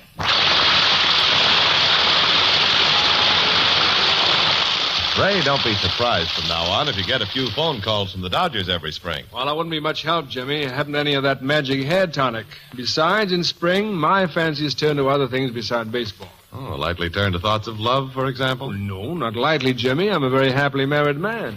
Well, a married man enjoys a little romance. With his wife, that is. Soft lights, sweet music and stuff. Sweet music, but definitely. Which more than ever can be enjoyed right at home these days, thanks to the RCA Victor 45. I know what you mean, Jimmy, like dancing to those 15 big-name bands RCA Victor's recorded on 45. Exactly. But of course, dance music is but part of all the music RCA Victor has released on 45. More than 2,100 tunes, and more being recorded every day. Well, can't say we bought that many 45 records, but we did buy both popular models of the 45 changer. The automatic attachment model, which we have plugged into our radio set. And which you can also plug into your Victrola phonograph or television set. Have to try that. Our other 45 is the little one with its own loudspeaker, Mrs. Milland's very own. That is, when our young son Daniel hasn't picked it up and carried it off to his room. Well, there you have it, Ray. Even a mere youngster can play it. Jimmy, you can hardly miss getting those 7-inch records onto the big center spindle correctly. And what's there to do after that? Nothing but press one button once and enjoy up to 50 minutes of music. And what music, Jimmy? Such rich tone. And there's the second great feature of the RCA Victor 45, quality. The third is its low cost. 45 automatic players begin at $12.95, and 45 records as low as 46 cents. Those 15 dance albums you mentioned, Ray, cost $12.45 less when purchased on 45. And that's only 50 cents short of the price of a completely automatic 45 attachment. With record savings like this, it's no wonder all America is swinging to 45. Best swing I've ever seen, Jimmy. None better, Ray. Friends, Join the swing to 45 when you buy your next record.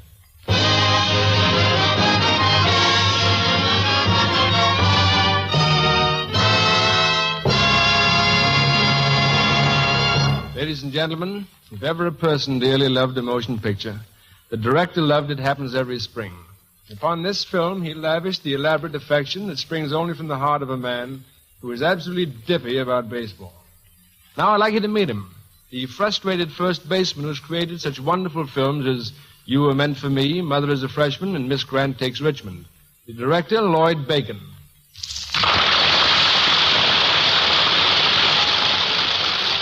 Thank you, Ray, but I'm not really such a baseball fanatic. Well, Lloyd, you know how people talk. I wanted to direct It Happens Every Spring because I just like baseball. Nothing wrong with that, is there? No, of course not. Doesn't make me a fanatic, does it? Certainly not. Oh, Ray, do you like baseball? As a matter of fact, Lloyd, I do, yeah. Good. You've got to come over to my place sometime. Oh, why? Baseballs. I've got thousands of baseballs. I understand, Lloyd. You're just a guy who puts his heart into the game. And fortunately for us actors, you direct your pictures the same way. So, Lloyd, if you'll have me in another film, I'll do better than visit you and your baseballs. You will? I'll bring my bat with me. Good night, Lloyd. Good night, Ray. Good night.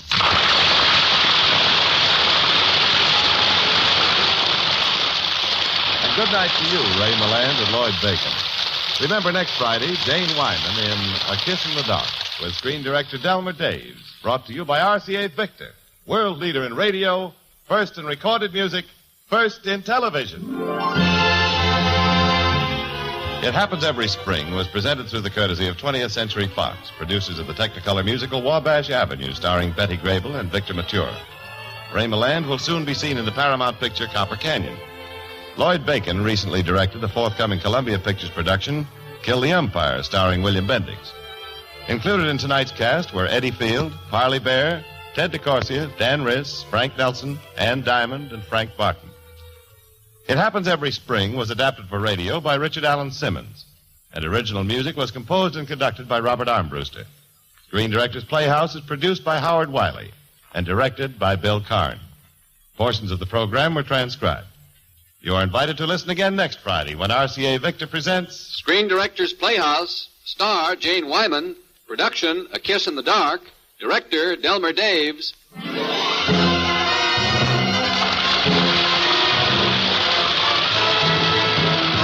Stay tuned for Jimmy the Great Rupert Durante on NBC.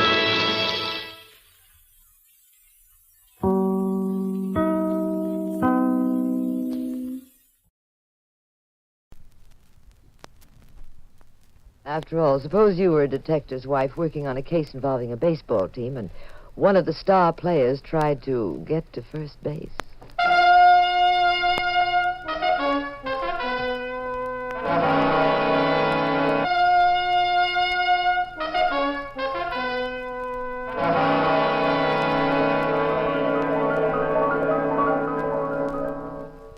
The National Broadcasting Company presents The Adventures of the Abbotts, starring Claudia Morgan and Les Damon as Pat and Jean Abbott.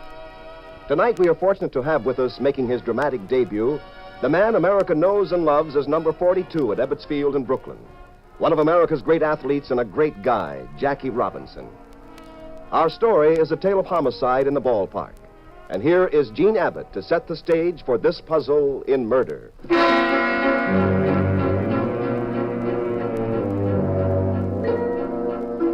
Pat and I had gone for a spin in our convertible.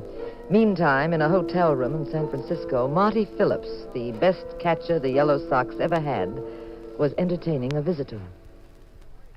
I told you to stay away from me, Louie. And I told you I'd be back, Marty. It's funny, you're a very smart apple on a ball field, but you ain't using your head now. Get out of here. I ain't gonna ask you again. You're a sap, Marty. Look. The boss says his syndicate's got $400,000 tied up in Tuesday's game. The boss says you can make yourself $75,000 just by losing. I ain't taking a cent of that dirty dough. $75,000's a lot of lettuce, kid. You'll be washed up someday. You'll wish you'd taken it. It's awful easy to throw the game, Marty. You lose a foul ball in the sun. You make a slow throw to second. Little things like that, nobody'd notice. Will you scram out of here? The boss says if you don't want to take his dough, you're not going to play Tuesday. You're not going to play ever, Marty. I'm giving you one last chance. You take the dough and lose on Tuesday? No. Now, I told you I'd break you. Okay, Marty. Hey, put down that gun. I'm awful sorry, kid. The boss just can't afford to lose that 400 Hey, G's. Louie, don't! Yeah. It's like I said. You were a very smart ball player. But really, you were just a jerk, kid. Just a jerk.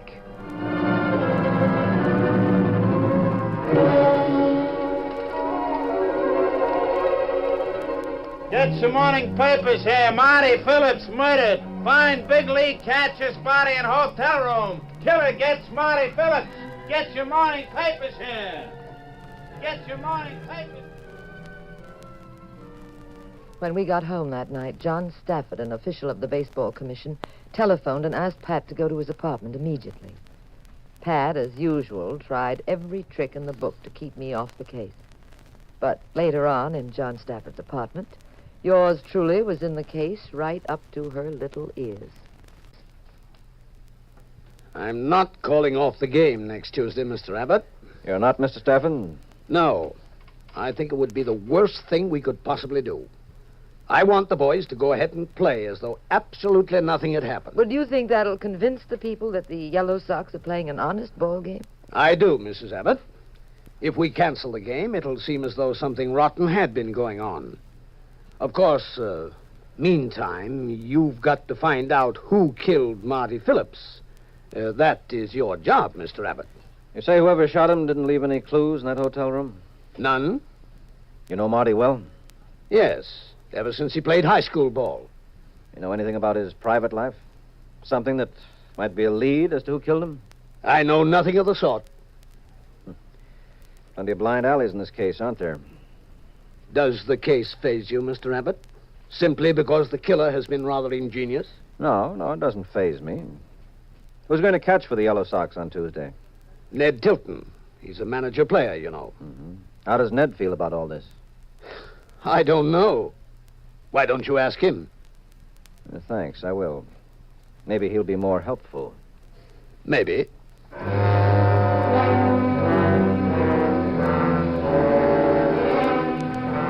Pat and I went to visit Ned Tilton, the manager player. Ned was kind of husky, gruff, but sentimental, and quite broken up about the death of his pal, Marty. Marty was a great catcher, Mr. Abbott. Baseball won't see the likes of Marty for a long, long time. Yes, we know, Ned. I love that kid. See, I used to sit in the dugout and get goose pimples just watching him behind the plate. He had that magic, like Willie Mays. I busted out crying when I heard Marty was dead. Well, Ned, have you any idea at all who might have wanted to get Marty? I think it was some crooked mob, Mrs. Abbott. Couldn't have been any of his friends.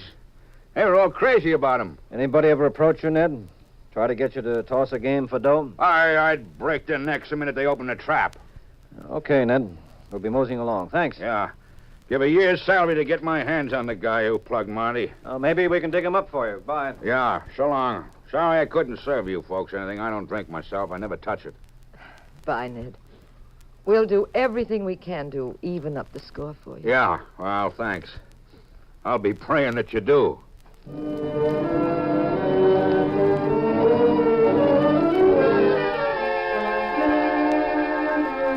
Pat and I went home, and he sprawled out in his favorite chair. He began toying with his chin thoughtfully. You know, dear, there's one thing that might open up this can of peas. What is it, dear? The Yellow Sox pitcher. Freddie Manning? Mm-hmm. Suppose a mob did get to Phillips. He and Freddie Manning are the whole team anyway. Now, Phillips is out of the way, so their only hope would be to reach the pitcher, Freddie. Mm-hmm. I've an absolutely sensational idea. Well, naturally. Well, now, if you go to talk to Freddie Manning, it'll be no dice. But if I... Stop. Right there. Well, Pat, you know how a man will talk to a woman. They're putty in our hands. Yes, well, I don't relish the idea of you alone somewhere with Freddie Manning, twisting him into a piece of putty. Well, suppose I meet him. They say he's a wolf. Now, suppose he doesn't know that I'm Mrs. Abbott. Suppose he doesn't even know I'm Mrs. The answer is still no. I won't allow you to do it. But if it'll solve the case... I am not going to risk some gangs using you for target practice. But I just want to find out if anyone's tried to bribe him. I just want their name. I just want him to get palsy-walsy. Yes, I know. Well, there are degrees of palsy-walsy. It just means taking off my wedding ring for a few hours. Means what? Well, so that Freddie doesn't know I'm married. So that he'll get friendly. All right, Pat? No. Oh, okay, Warden. I won't try to make a break for it now, but someday I will. I'll get out a stir. Wait and see.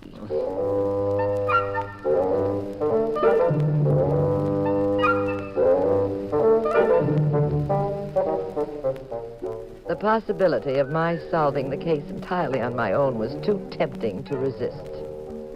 One afternoon, while Pat was at the office, I met a sports writer who was a longtime friend. He introduced me to Freddie Manning. Then, with a double-talk story about my old maid aunt being sick, I gave Pat the slip for a night and went out on a date with Freddie. He was young, dark, terribly handsome. A dreamboat. We went to a nightclub together. I was launching my dreamboat with champagne.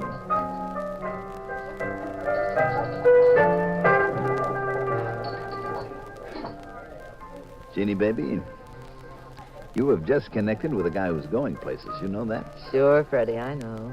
Matheson, Johnson, Carl Hubble. Those guys have nothing compared to your little Freddie. And you're in line to be my ever-loving baby, huh, Jeannie? You bet. You're going to be wonderful out there on the mound this Tuesday, aren't you? I can't miss. I'm in perfect shape. You know the doc says there isn't a huskier guy in the league? Tell me a secret. Anything my honey wants to know. Did anybody offer you money to throw the game Tuesday? What do you want to talk about that for? Give me a baby. Oh, Freddie, people are watching. All right, then let's go to my apartment. I got a gorgeous terrace. We make some drinks at my bar. You know, if you stand on tiptoe on my terrace, you can reach right up and grab a chunk of the moon. Well, it's awfully late. I got some music you like, too. Moody, low-down stuff. Shearing, Art Tatum, Ellington. What do you say? Well, I'll show you my scrapbook. Time I was in Hollywood. And all the movie stars gave me a big party. I got autographed pictures from all of them. To the best pitcher in baseball. That's me, honey. Okay, Freddie. Let's go. Good. Ah, you'll like it on the terrace. Nobody will be watching us but the man in the moon. And he don't care.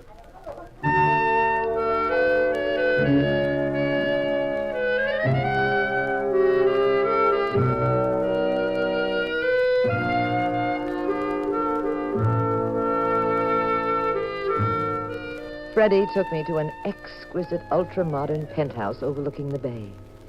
He kept the place dimly lit. He played a few records. And then the ball players started to pitch.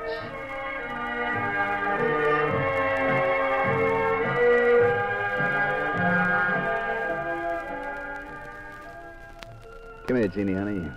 Give me a kiss, hmm? No, wait. What? What's the matter?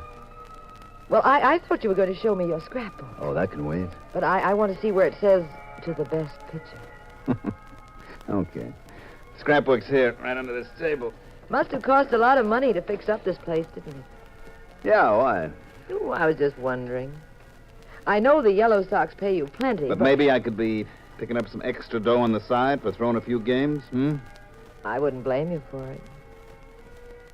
Did you ever do that, Freddie? Do you think that's why Marty Phillips was killed? Get this. The cops went through that whole routine with me. I don't know anything about it, so forget Freddie, it. You're hurting my arm. Unless you like to get slapped around, forget it. All right. Don't get so excited. Now, let's see the scrapbook. That's better. Say, who's she? Hmm? Oh, give me that picture. That doesn't belong in there. To my darling, my own adorable sweetheart. Should I be jealous? No, she's an old flame. Gone and forgotten. Go on, look at the rest of the book. Look at the big shots I'm with. Oh, that's Commissioner Stafford, isn't it? Mm-hmm. Swell guy. He asked you much about Marty? What the devil do you keep harping on that for? What are you up to? Nothing. Oh, come on. Play another record for me. Then we'll go out on the terrace and see if we can really touch that moon.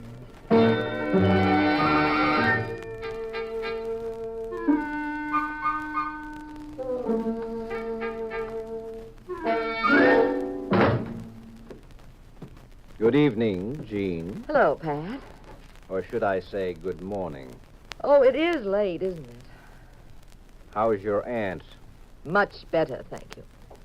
Amazing old girl, isn't she? Yes, amazing. Especially the way she has people sit up with her when she's sick. What's wrong with sitting up with a sick old aunt? In a strapless evening gown? Oh, that. Well, you see, my other dress... Well, I mean, this dress... What'd you find out from Freddie Manning? Freddie Manning? You're not wearing your wedding ring, dear. And you've been dancing with somebody who's clumsy on his feet. Your slippers wouldn't look like that after a taxi ride to your aunt's house. Not much fun being married to a detective, huh? Pat, I went to my aunt... I said, what did you find out from Freddie Manning? He wouldn't talk. You were with him all evening and you didn't get a lead? No, I tried very hard, Pat. He was kind of touchy when I spoke about Marty. But that's all. No, I ought to get the hairbrush and spank the daylights out of you. I was only trying to help, dear. Pat Abbott, I have half a mind to... You have a half a mind, period. After I told you not to fool around in this case, after I told you to stay away from Freddie, after I... Jealous, Pat? No, I certainly am not. Worry about me tonight? I never gave it a thought. You're as amazing as my aunt. Why do you say that? You don't get jealous. Mm-mm. You don't worry. Nope. But you smoke 2 whole packs of cigarettes. Oh, that. Not much fun being married to an observant wife. Hmm?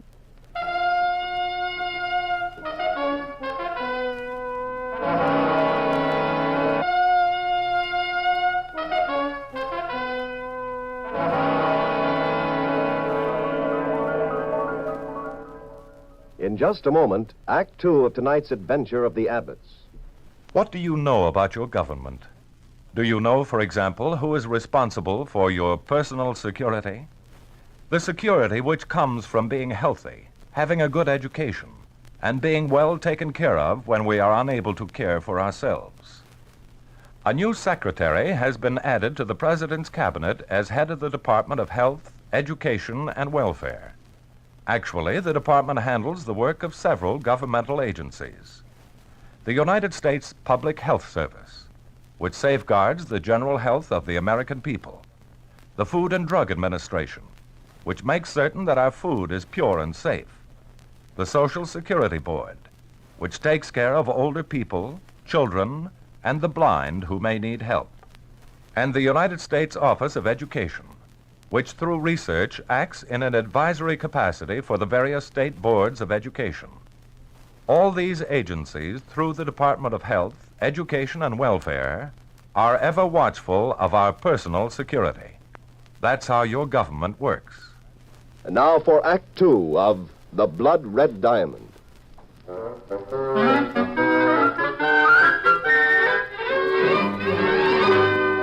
Tuesday afternoon, Pat and I went to the final game in the Yellow Sox series. The stands were packed.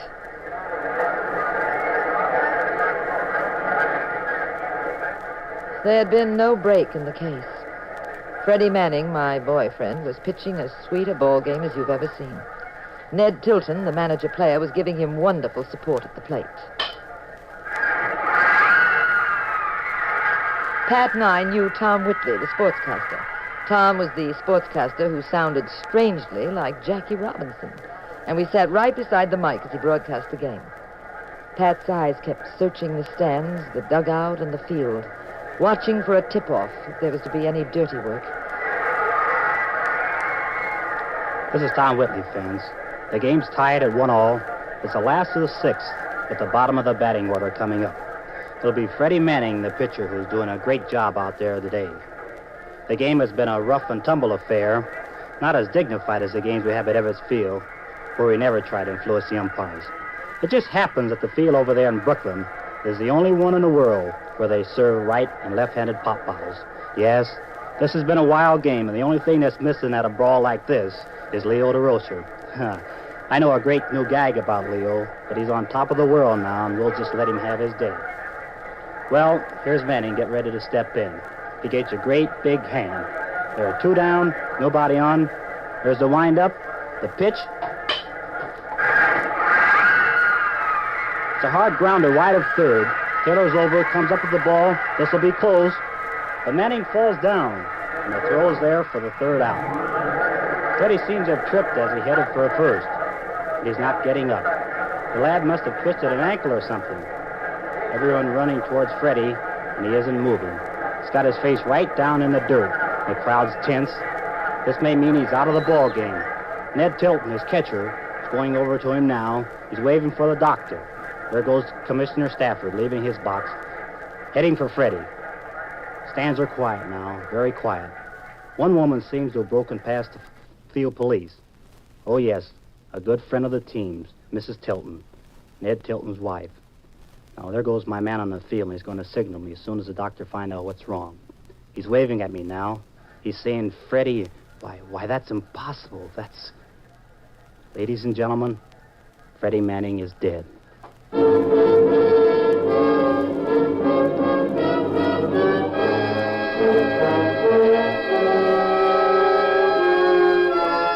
Pat and I raced to the Yellow Sox locker room, fighting our way through the shocked, milling crowd. Commissioner Stafford was there, and Ned Tilton.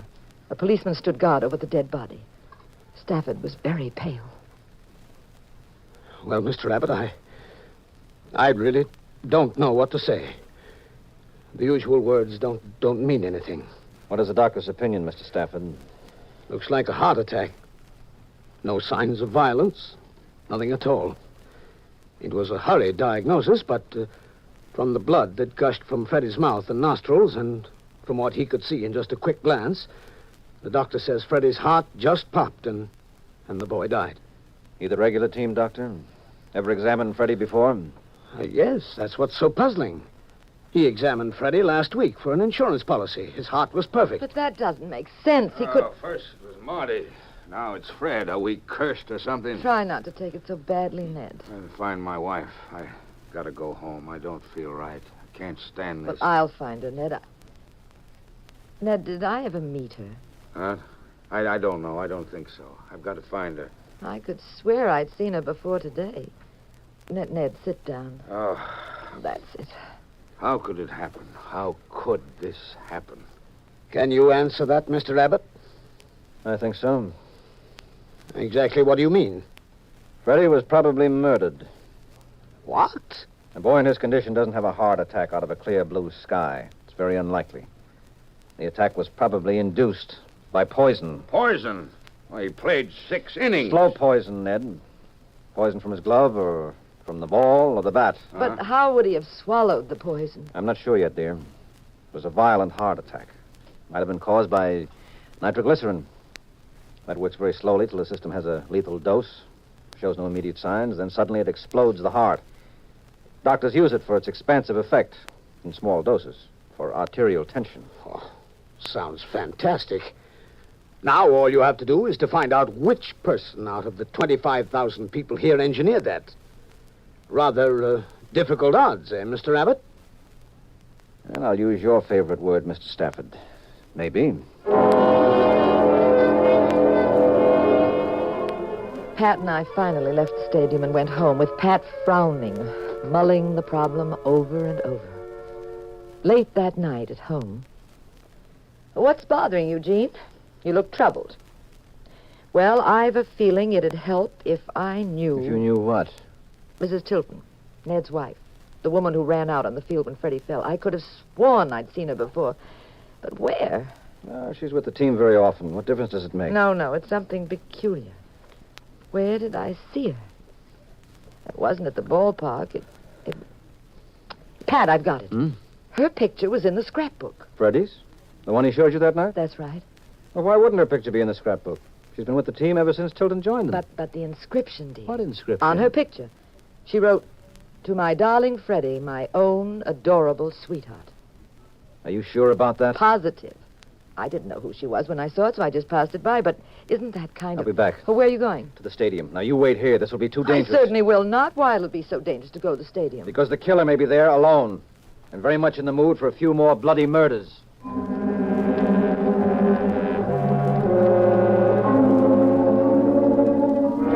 Naturally, Pat couldn't shake me off.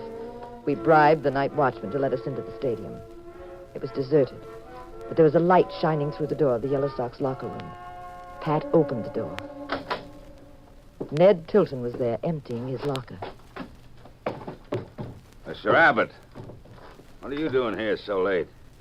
We've just had an idea, Ned. About Marty and Freddie? Well, come on. Tell me about it. You told us when we visited your place that you never drink, Ned. Huh? No, I don't. There's a scotch bottle in your locker. Oh, that. There isn't any scotch in it. Is there? Got the nitroglycerin in the bottle, Ned? Yeah. And if you or that wife of yours makes a move, I'll throw it on the floor. There's plenty left in the bottle. It'll blow us all to bits. You put the liquid nitro on your catcher's mitt, didn't you, Ned? Just enough to wet the ball. You kept throwing to Freddie. Freddie was tossing spitballs. It's against the rules, I know, but Freddie knew a way around the rules. He was sneaking a few across the plate that way. It's happened before. You were the only person who knew he threw spitballs.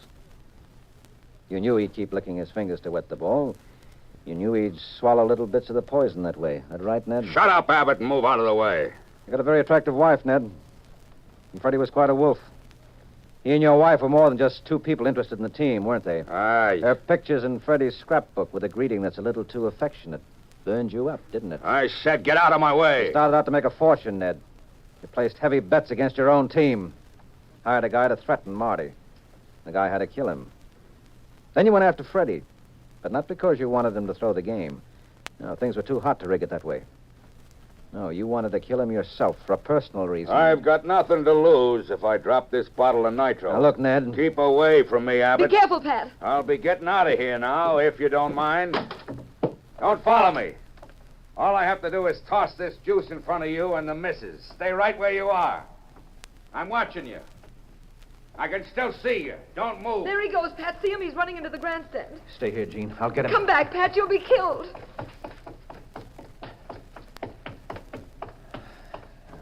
Lost him. He must have ducked behind the benches. Come back, Pat. I told you not to follow me, Abbott. Get down, Pat. He's going to throw the nitro.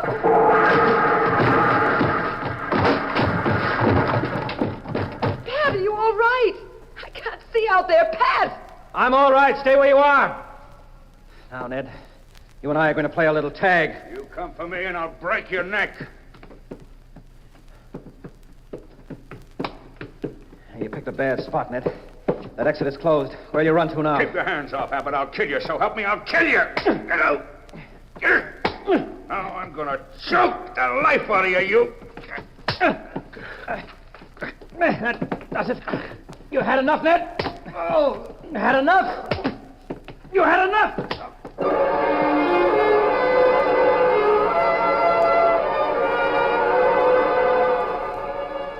As I came running up the ramp, Ned was out cold. Pat still had strength to haul Ned's body to the locker room where we waited for the police. When Ned was revived, he identified the gunman who'd killed Marty Phillips. I guess someone should have told Ned that Pat Abbott was a Marine veteran who'd been on the receiving end of the dirtiest fighting the Japs could ever think of. Very late that night, it was almost sunrise. Pat? Isn't it about time for me to put my wedding ring back on? I suppose so. Go ahead, you put it back on my finger. How do you know I want to marry you again? Well, don't you? No. Oh, come on, marry me again. I said I don't want to. Would you marry me again for all the rice in China? No. For all the smorgasbord in Sweden? No. For all the moolah in Fort Knox? No. For a kiss? You talked me into it.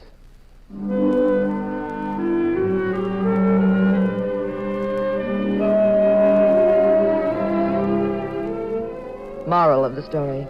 Husbands who wonder if their wives still love them should let their wives spend an evening dancing with a handsome stranger. I know a perfect nightclub they can go to. And the management is not responsible for hats, coats, or stolen hearts.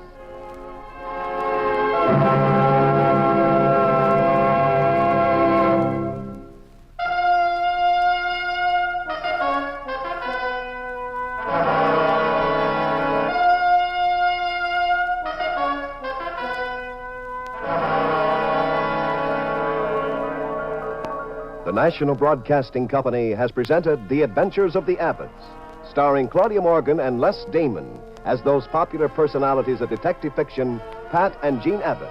created by Francis Crane. Also heard tonight were Everett Sloan, Mandel Kramer, and Kenny Delmar. The Adventures of the Abbotts was written by Howard Merrill. Original music composed and conducted by Dewey Bergman. Produced by Ted Lloyd and Bernard L. Schubert. Directed and recorded by Harry Frazee. Next week, same time, same station. Another exciting adventure in crime with Pat and Jean in The Adventures of the Abbotts.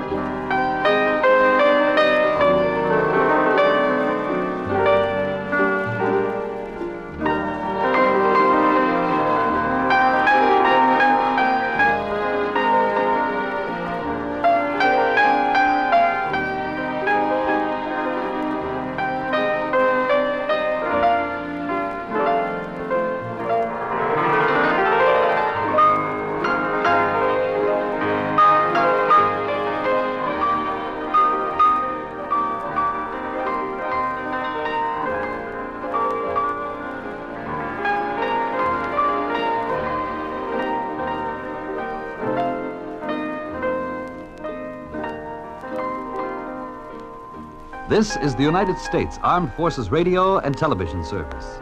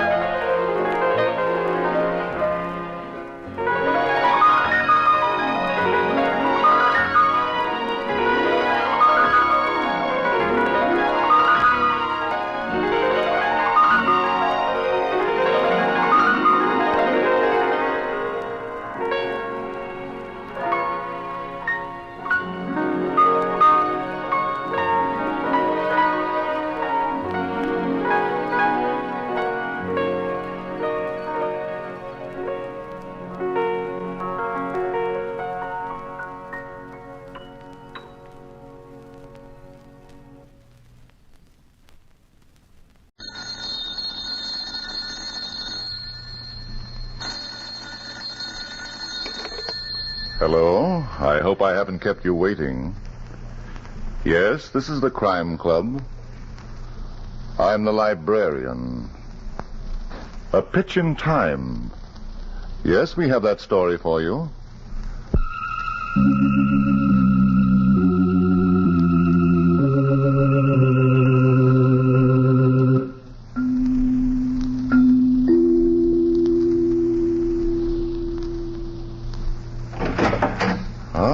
You're here. Good. Take the easy chair by the window. Comfortable? The manuscript is on this shelf. Here it is, A Pitch in Time. The very unusual story of a baseball game that was held up by foul play. Let's look at it under the reading lamp. Hank Harper was young and handsome, and he trusted everyone. And just why he became a policeman, no one in Spencertown could understand. And after the initial surprise was over, no one cared. It was a beautiful Sunday afternoon. Just the right kind of a day for the annual baseball game between the police and the firemen. And rookie Hank Hopper was on his way to the ballpark with the equipment for the police team. It was one of his jobs to get it there. The other one was that of a pitcher. As Hank's jalopy dribbled through town, the back seat loaded with baseball equipment and the front seat loaded with Hank and Mabel, his girlfriend, a small drama was taking place in the aforesaid front seat. I would still like to know what makes you think you're a pitcher. Well, all the boys in the force think so. I've been practicing with the team for 2 months. That doesn't answer my question, Hank Hopper. Sergeant Keith said I got the best fastball he ever seen. Huh, what does he know? He's the manager and the coach. Why, if he don't know about baseball and pitches, then... He doesn't know about pitches. Yeah, what about my curves and my control? What curves? Inside and out. I know how to make them break, Mabel. There's no such thing like a curve in baseball, Hank. What? It's an optical illusion. Oh, you're kidding, honey. Do you know what a curve is? Why, sure. It's part of a circle. Can you make a baseball go around like a circle? It ain't done that way, Mabel. Oh, so you admit it. Now, wait a minute. I'll explain it to you. Don't even try. I'm convinced that there's no such thing like a curve in baseball. What are you stopping here for? Let's get out. I'm going to show you. Show me what? Now, let's see. I need a pitcher's glove, a ball, and a catcher's mitt. You're not going to pitch to me, Hank Hopper. Okay, I got him. Let's go, Mabel. Are you serious? Well, sure I'm serious. I'm going to prove to you that there is a curve in baseball. And also why Sergeant Keith is putting the honor of the police department on my natural pitching ability. Not with my face, you're not. Who said anything about your face? A pitcher needs a catcher, doesn't he? Why, certainly. I'm going to ask that guy standing over there in the open lot. Oh, no. Why not? He's got nothing to do. Come on, push out. All right, but if he catches like I think you pitch... You're going to find out a few things about me, Mabel. And about baseball, too. Hank, remember, we got to get to the ballpark. Oh, there's lots of time, honey. A couple of hours. The team needs the equipment. They might want to practice. They ain't even there yet. You know, Mabel, this ain't such a bad idea. Besides showing you what you don't know about baseball, I'll be warming up for the game. What'll you do when you get to the ballpark? I'll watch the firemen practicing. That's a good way to get a line and watch what they're hitting. You'll find that out after the game starts. Hank, wait. What's the matter? That man. There's something awful strange about him. Yeah? I don't see nothing strange. Why is he standing so close to the back entrance of the bank? On Sunday, too. Maybe he likes it there because it's in the shade. Well, why doesn't he go to the park and sit under a tree? Some people don't like the park. I used to know a guy who got sick every time he played pool. Now, what's that got to do with what I'm talking about? A lot, Mabel. The guy was allergic to green. And you know something? What? It was years before he found it out. Oh, I don't care, Hank. That man over there is up to no good. There you go. Thinking everybody is a crook just because I'm a cop. You know that isn't true. He looks like any other respectable citizen to me. Hey, you. Yeah? You doing anything in particular? Nothing. Why? How'd you like to catch a few? Meaning what, mister? My girl here says there ain't no curve in baseball. Well, I guess she ought to know. She don't. She even says I ain't no pitcher. Well, now that's tough, ain't it? Here, come on, I'll convince her. Here, take this catcher's mitt. What for? He wants to see how much he can miss it by. I got no time. You'll be doing me a big favor, bud. Sure, you might even warm him up for the game. Game? What game? The cops versus the firemen. I'm pitching. For, what side? The cops. Oh, well, why didn't you say so in the first place? Give me that mitt, pal. You can pitch to me for the next half hour. What did I tell you, Mabel? He's a nice guy. He just don't like the sunlight.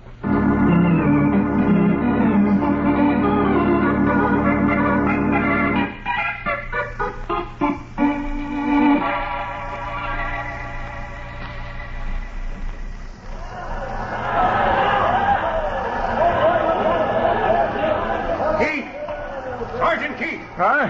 Why isn't our team on the field practicing? That's a good question, Chief. When I find the answer, I'll break his neck. Well?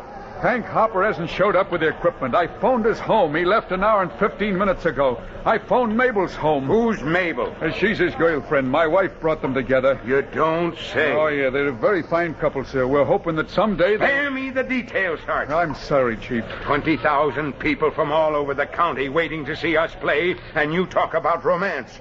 The police department, without a bat, without a glove to catch a ball with. Without a ball, sir. Is it any wonder we can't nab that Benedict gang of bank robbers? We can't even come into a ballpark fully prepared. There's only one way I can figure it out, sir. Mark my words, Keith, there's going to be a shake-up one of these days. It'll be more than a shake-up, it'll be an eruption. Yes, sir, but as I was saying... I want that Benedict gang put behind bars, and I want it done fast. Sick and tired of having these hoodlums make a monkey out of me. 6 bank robberies in 2 months. 3 of them repeat. Will you step over here, Chief? Where? The public address system. There's a lot of people in the stands that'd like to hear you. No, Keith, no speeches now. I'm not in the mood. Some other time, maybe. Well, then, can I say a few words in Hank Harper's behalf? Can you? He's a fine boy, and he's going to have a good record someday. He's still a rookie, you know. I know. I've known him and his family for many years. The only way I can figure out is not being here. He had an accident with the car. Well, be that as it may, we can't afford to wait. We'll have to swallow our pride. Well, if you say so, Chief. Sergeant, ask the firemen if they have any equipment to spare. Yes, sir. Temporarily, of course, so my boys can practice. I'll do that, sir, but it won't do any good. What? We need more than equipment, Chief. We need a pitcher. What did you say? Hank Harper's my only hope. Now, if he shows up in time... If? Sergeant Keith, don't tell me you built our team around one pitcher. Oh, no. I had 3 pitchers, but 2 of them can't work today. Oh, are they tired? Well, Prescott was injured last night, arresting 2 burglars. And Larson has a sore back. And I have a... Come with me, Sergeant. Where, Chief? The locker room. What are we going to do there? Pray, Sergeant. Get down on our knees and pray for rain.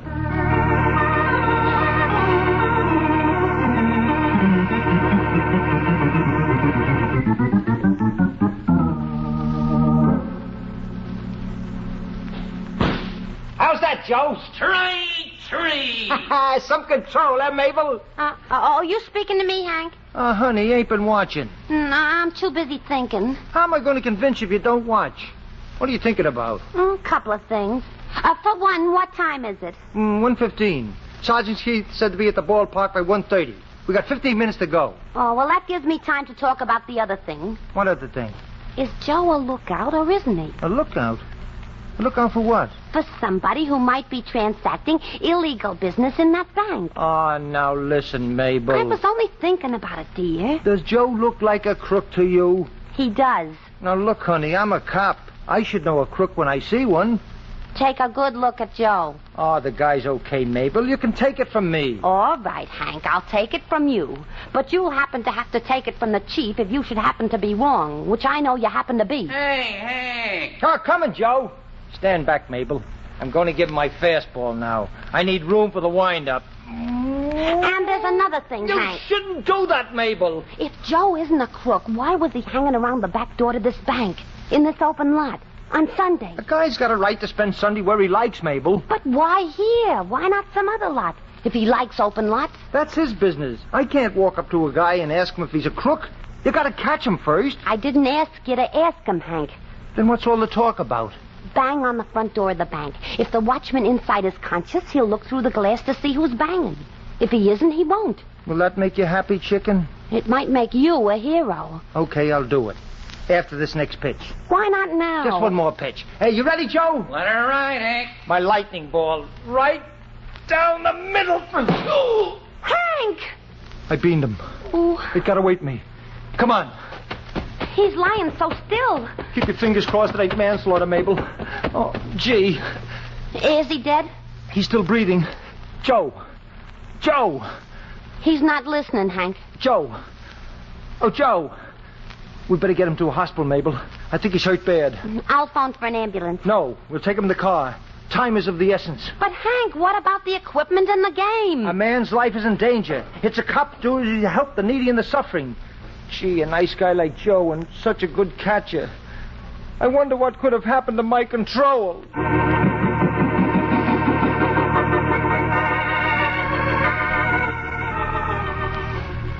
Yeah. All right, Mason. Keep the alarm going citywide. The chief wants Hank Harper here if you have to bring him in a wagon. Nothing yet, Chief? Not a word, Chief. Not even a mention. Not even the hospitals? No place, sir. Well, I'm sick, sir. Very sick. You're a healthy man compared to me, Sergeant. Well, what can we do now? 10 minutes to game time, and here we are holed up in the locker room, afraid to show our faces in public. And me, a public official. It isn't right, Sergeant, that a rookie should do this to me. His father was my best friend. I persuaded that boy to join the force. I brought him into the team. It was in my own house that he and Mabel... You know something, Chief? I thought I did. Once. We prayed for nothing. It ain't gonna rain. No. Well, perhaps we expected too much. We can't always count on Providence, you know. I'm beginning to find that out, sir. We gotta learn to do a few things for ourselves. Yes. Oh, well. Where do we go from here? I wish I knew, sir. I'm a practical man, Sergeant. I know that by nightfall the mayor will have me on the carpet. Yes. Not to mention the budget committee. They won't like the idea of equipment bought and paid for but never used. And we'll have to give the customers out there back their money. It's a tragedy, Keith. And to think Hank Harper did this to you, it's unbelievable. Did you have to mention his name? I only did it in passing, sir. Don't you think I feel sick enough? Let me tell you something, Sergeant. When I get my hands on that boy, I'm not going to break him out of the department. You're not? I'm going to break him in half. Wait, this might be it, sir. Maybe they've located him. Hello, Sergeant Keefe talking. Yes? Yes? You don't say. You don't say. You don't say. He doesn't say what, Keith. All right, I'll tell him. Well? That was Sergeant Danaher reporting a robbery. Well, what about Hank? What robbery? Oh, the bank on Prospect Avenue, next to the open lot. 2 men bound and gagged the watchman, then burned a hole in the vault and walked off with $100,000. Just like that? The watchman says they were on the job for 2 or 3 hours. Yeah. Any orders, sir? Yes. Call up the zoo and tell them to reserve a cage for me. That Benedict gang has made a monkey out of me again.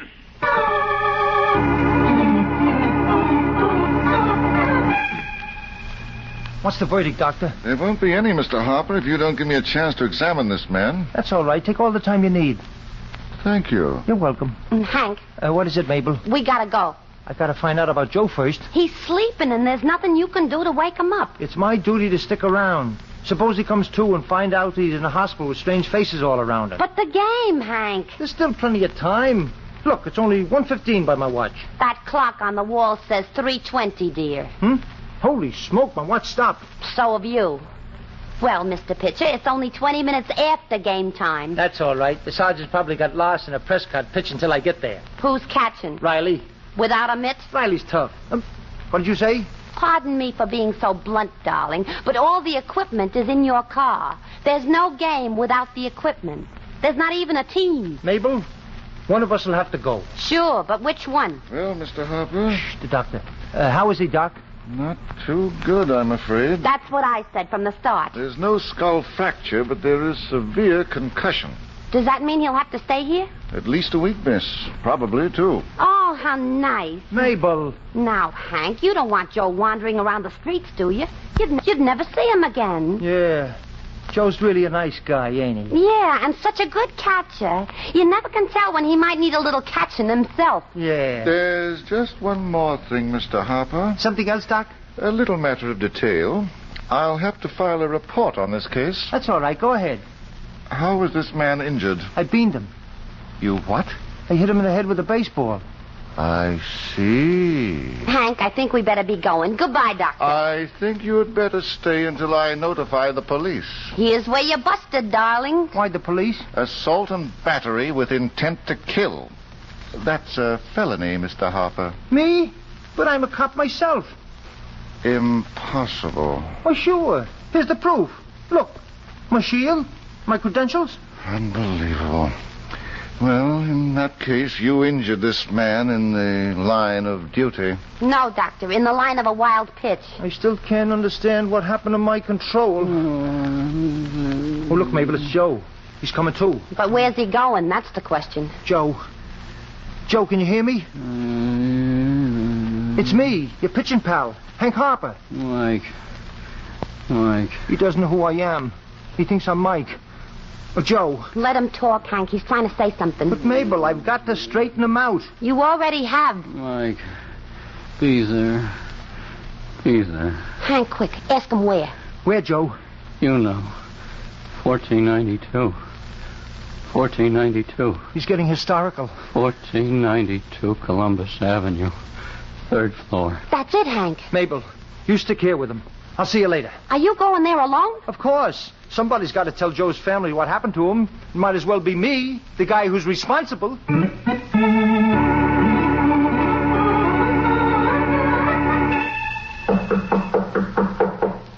Who's there? Hank Harper. I want to see Mike. Yeah? He don't live here no more. Well, that's funny. Joe said this was the place. What about Joe? Are you Mike? No, I'm Red. What about Joe? He's in the hospital. In the Hey, hear that, Mike? Yeah, I heard it. Come in, Mr. Harper. We'd like to hear more. What hospital? The downtown. Come on, I'll take you there. Wait a minute. I've still got a couple of questions. But Joe's hurt and he's asking for you. How'd he get hurt? I beamed him with a baseball. Oh, you did, huh?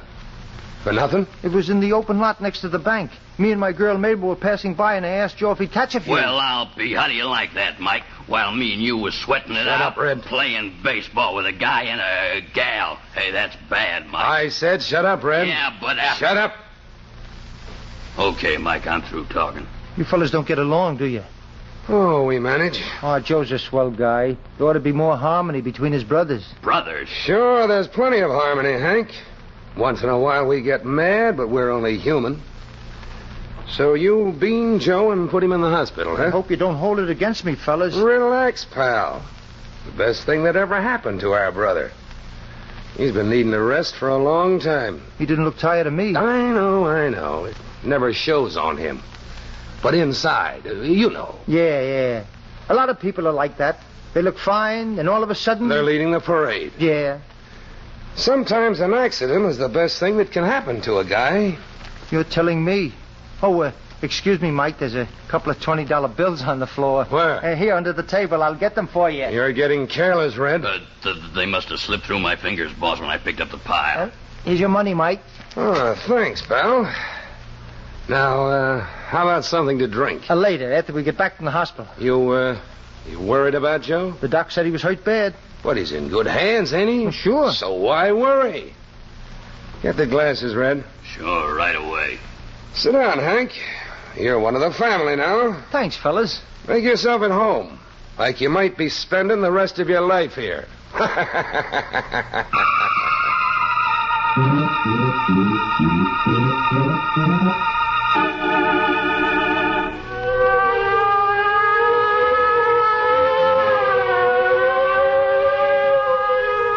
This is how they got in, Chief. The back door. I don't care how they got in, Sergeant Keith. I want to know why they got away. Why?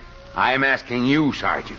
This makes robbery number 7 for that Benedict gang. Oh, you sure it was them? I recognize the trademark. Oh, to be sure. Well, anyway, they did one good thing for us. Did they? They gave us an excuse to postpone the game. That's going to help me a lot in my career, Sergeant. Well, it gives us another chance, sir. Let's get back to my car. Yes, sir. I want every house, every cellar, every dive searched. Send out a nationwide alarm. I want that Benedict gang. I'll do that, sir. And don't waste another minute. No, sir, I'll... Bless my soul, look. What now, Sergeant? That baseball on the ground, Chief. Sergeant Keith, can I persuade you to think of crime for a change, just to make me happy? That's what I'm doing, sir. Well, then, let's get go. In a minute, sir.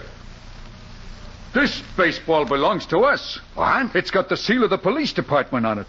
Sergeant, is it possible? I'm afraid it is, Chief. It's our equipment, and Hank Harper was in charge of it. Well, I only hope he is, sir. I mean, I'll have to change my opinion of that boy. He's a hero. He gave up the pleasure of pitching a baseball game to do his duty. I wouldn't be surprised if he took the Benedict gang single-handed. Did he? Then whose blood is that on the ground? Blood? Where's the nearest hospital? The downtown, sir. It's a couple of blocks from here. Let's hurry. If that boy is there... He's got to be there. No, that's not what I mean. That gang of bank robbers has got to be there. Come on, Sergeant.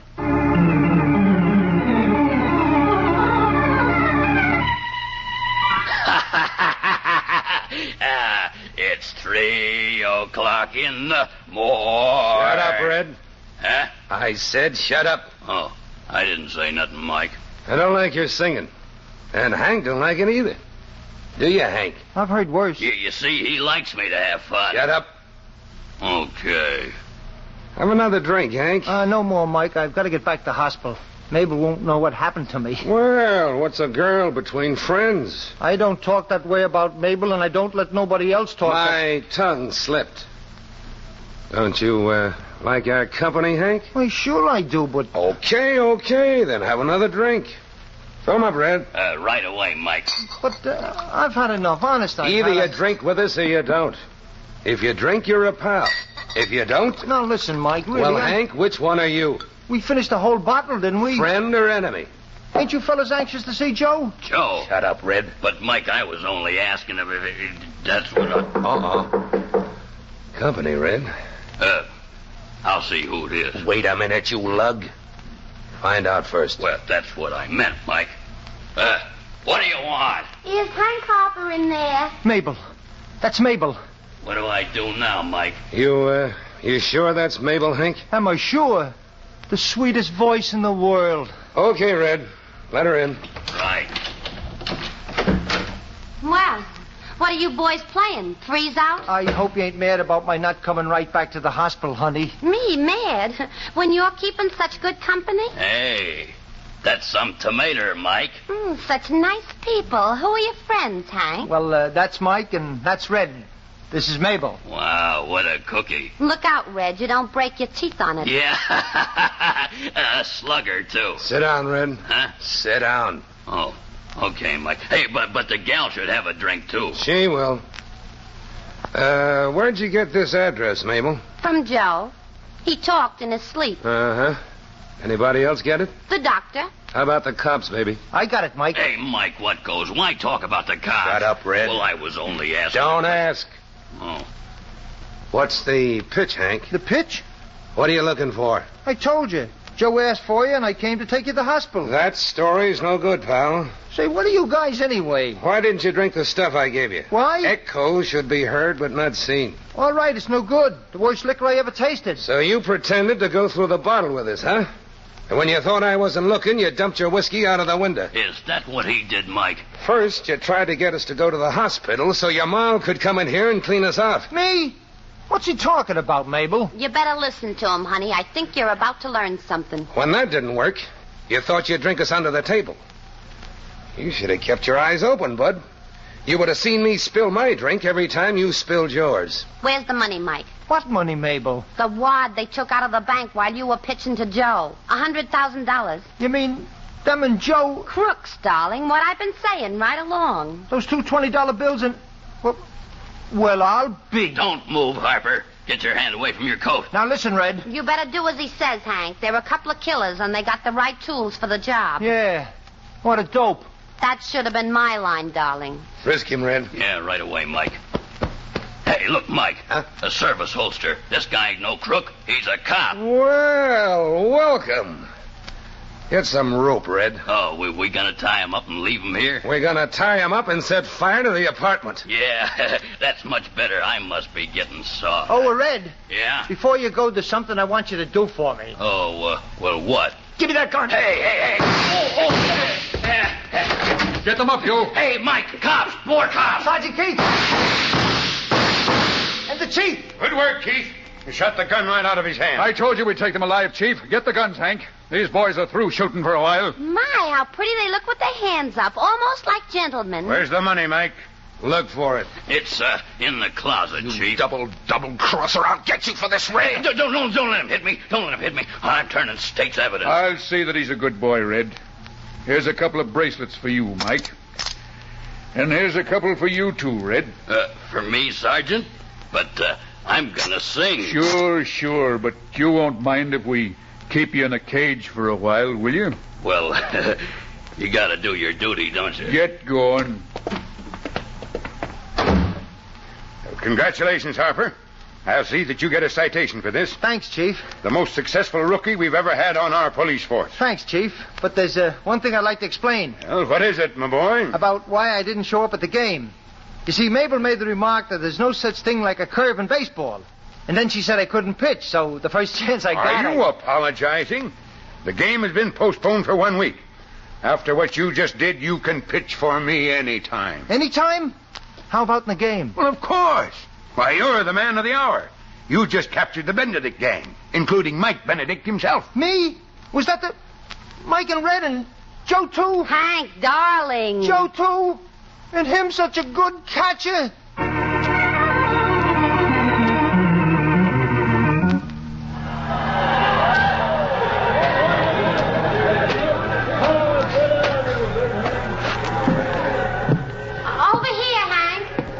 Hello, Mabel. Oh, you did a great job, darling. Every pitch came from the heart. I could see it. They knocked me out of the box, chicken. Oh, now, that's nothing to cry about. I heard it happens to professionals, too. But the firemen, I don't understand it. You don't understand what? What happened to it, Mabel?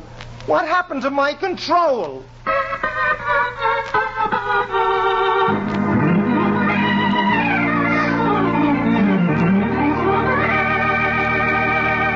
And so closes tonight's story, A Pitch in Time. Stedman Coles wrote the radio script. Roger Bauer produced and directed. Walter Kinsella played Hank Harper. Ann Thomas was Mabel. Cameron Prudhomme was the chief of police. King Calder played Mike. Bill Smith was Sergeant Keith. Earl George was Red. And Barry Thompson, the doctor. Oh, I beg your pardon. Hello. I hope I haven't kept you waiting. Yes, this is the Crime Club. I'm the librarian. Yes, come over a week from tonight. Good. We have the very exciting story of a gypsy caravan that didn't move until it got set for murder. It's called The Gypsy Sings of Death. In the meantime? Well, in the meantime, there's a new Crime Club book available this week and every week at bookstores everywhere. Yes, it's available now. Fine. And we look for you next week. Oh, yes. Here is something important. Today, there is a crisis in our country school system.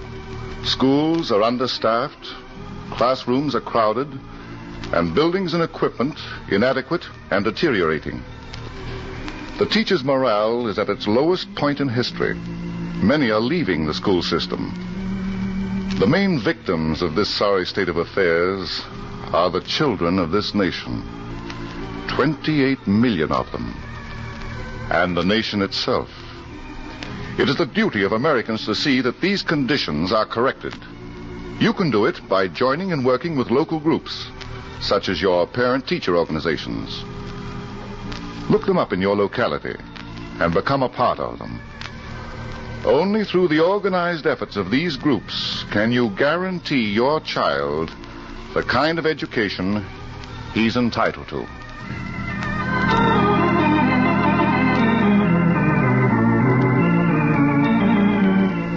This program came from New York. This is the Mutual Broadcasting System.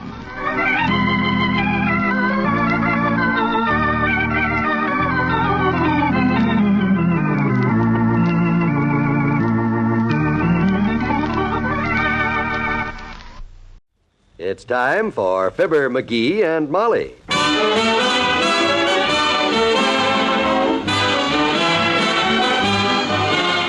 Every weekday at this time, NBC brings you Fibber, McGee, and Molly transcribed. The show is written by Phil Leslie and Len Levinson and directed by Max Hutto.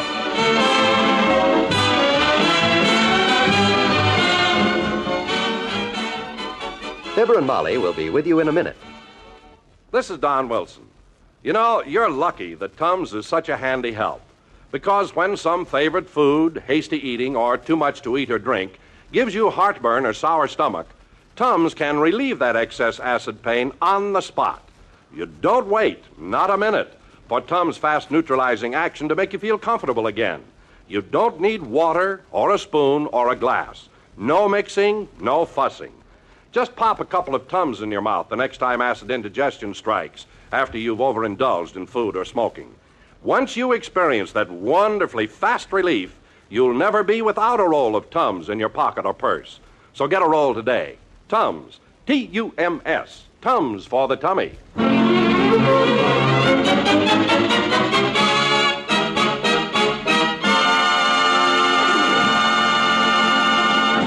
Frankly, ladies and gentlemen, I don't know what Mr. McGee is up to this morning, but he's been rushing around all over town. First, he went to the tailor shop. Hey, Moore, you got that blue serge suit of mine ready yet? Just finished it, according to the measurements you gave me. Slip into the coat, please. Wait till I take this one off. You're not going to like this. I tell you, it's... Slip it on me, slip it on me. That's it. Yeah, this is okay. Nice and roomy. But I keep telling you it fits like a sack. You got room for 2 more hips. Mr. McGee, what's the idea? Ah, you'll see, Maury. You read the paper tonight, boy. Read the paper. Then he went to a hardware store. You sure this is the smallest whisk broom you got, Bud? Absolutely, sir. Let me see it. Makes a pretty big bulge, but I guess it'll have to do. Now, let's see how it works. Well, you're not supposed to sweep the floor with it, though. Sure you don't want a regular broom? No, I'll take this one. It's okay. Well, may I ask what use you have in mind for it, sir? Ha, you'll see, Bud. Read the paper tonight, boy. Read the paper. And with that, he hurried on home, where we find him now just coming up the front sidewalk. Hi, kiddo. I'm home. What you doing out here? Just picking some flowers for the living room. Did you get all your errands run? Yep, I'm getting everything all set. First thing I done was I had this blue serge suit taken out. Here, I'll show you how it fits. Let me hold your coat. I take it all you're going to model out here on the porch is your coat, I hope. Yep.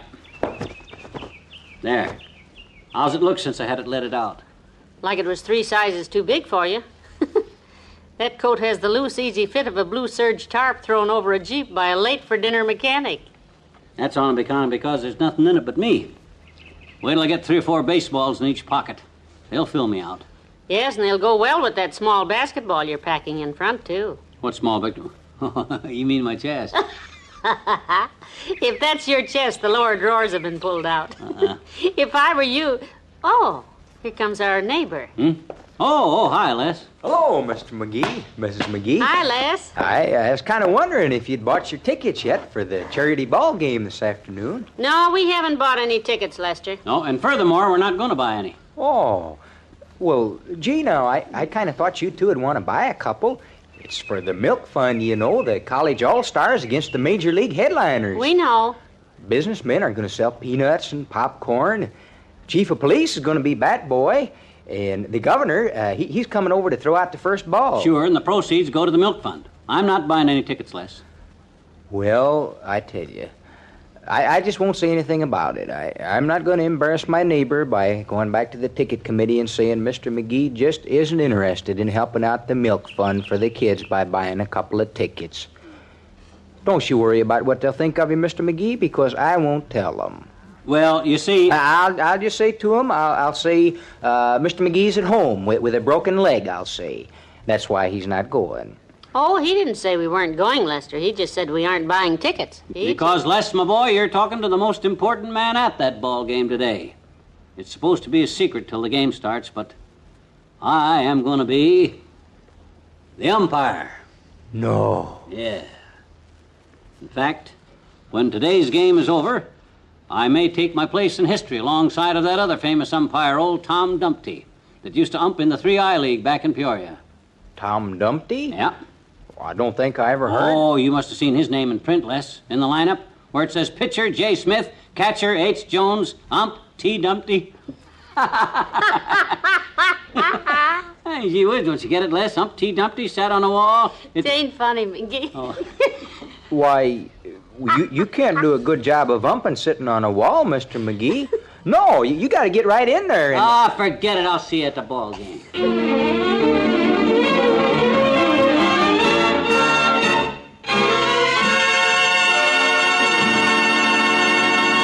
There's more fun with the McGees shortly. It's tough to be left out. Yes, ask any serviceman how it feels when the mail is being distributed to discover he's drawn a blank. A letter from home at mail call provides the greatest lift in the daily life of a serviceman. The comfort and reassurance of a letter are proof that they are remembered and still belong, even though they are hundreds or even thousands of miles from home. There are more than 1 million Americans now serving in our armed forces overseas, and more than 2 million in training in the United States but away from home for the first time. The USO, through its clubs and camp shows, goes around the world with our servicemen and knows at first hand that direct contact with home through frequent friendly letters is more important than ever to today's men in uniform. The USO and the U.S. Department of Defense emphasize they do not encourage letter writing to strangers. But if you haven't written this week to that friend or relative, do so now. Believe me, your letter will be appreciated.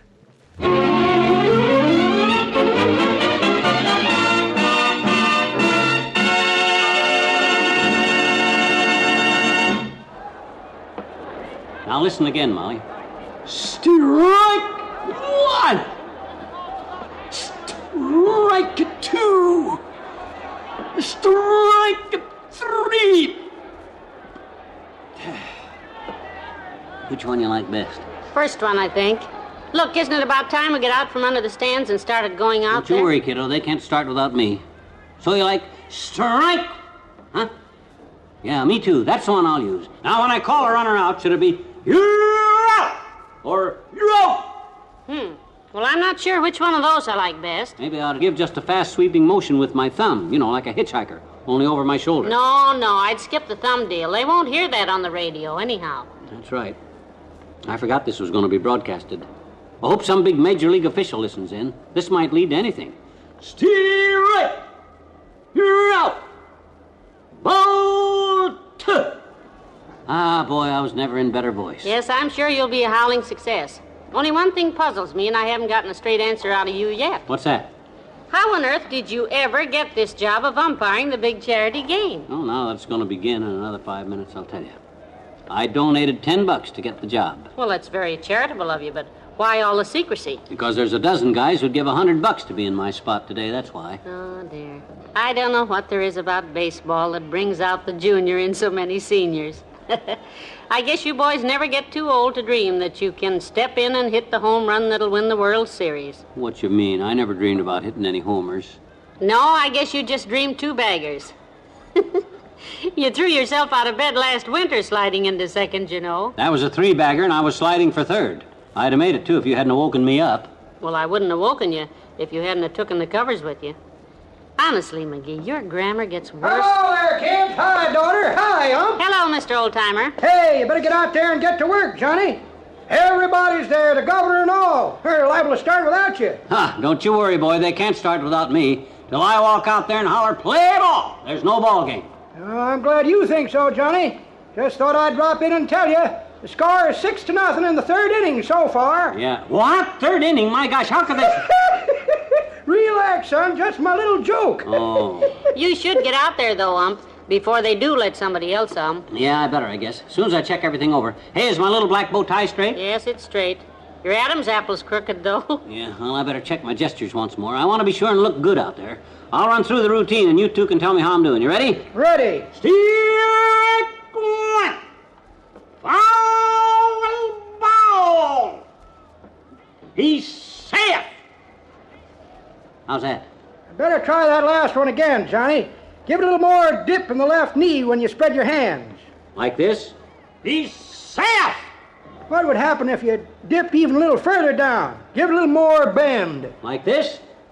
He's safe. Oh, McGee, your pants. That's what I thought would happen if you dip down that far. Well, you won't need me anymore, I guess. I didn't need you in the first place. I've got some safety pins here. I had a feeling. I'll be running along, kids. Gotta get out there and grab my seat. And Johnny, if you hear that ripping noise again, you better do the same. Darn him, anyhow. Always something going wrong at the last minute. Hold still. I don't want to stab you. Okay. There you are. Straighten up.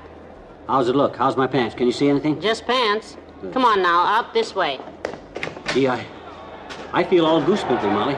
Quick, tell me, how many strikes are there to an inning? How many strikes? 3 strikes to the out, 3 outs to the side, 2 sides to the inning, 9 innings to the game, and watch the bleachers. That's where the pop bottles come from. Okay, kiddo. Well, here I go. Coming to you over WVIS from the Wistful Vista Ballpark, where the college all-stars and the major league headliners are about to start the 4th annual charity game. The umpire's just walking out on the field. Oh, this is a new man this year. His name is, let me see, Looks like Mr. Fibber McGee. He walks over to the mound behind the pitcher and raises his hand. We've got a mic down in the field there. See if we can pick him up as he says, Strike! Foul! Play foul! He play ball, he said. Finally.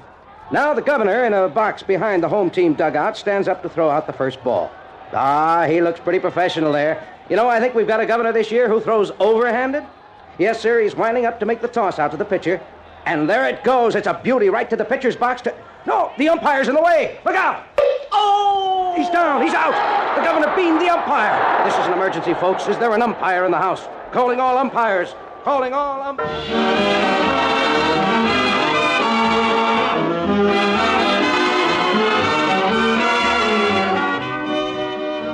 We'll say goodnight to Fibber and Molly in a moment. NBC means F-U-N when you're in your C-A-R. City streets or then again if you're traveling F-A-R. So put an R-A-D-I-O in your own A-U-T-O. And listening's best, you will agree, on NBC from A to Z. Where are you right now? Maybe, like so many million other Americans, you're on the road, driving along a superb thruway or a great highway, or maybe poking along a quiet byway. If you're listening in your automobile, you know how much radio adds to your driving pleasure and efficiency, too. If you're home and the car is in your garage, we hope there's a radio in it, so that when you're out for a spin, your family won't miss their favorite NBC programs. And if there's no radio in your car, what are you waiting for? Get one tomorrow and know the thrill of radio on the go.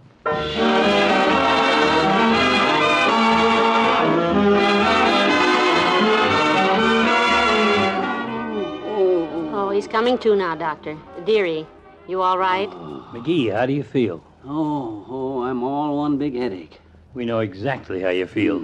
You're a big headache to us, too. Why on earth didn't you duck? What? And miss the political opportunity of a lifetime? Opportunity? Getting beaned by the governor's throw ought to be good for a nice fat state job. Now suppose you two let me rest a while. I've had a hard day. Good night. Oh, dear. Good night, all.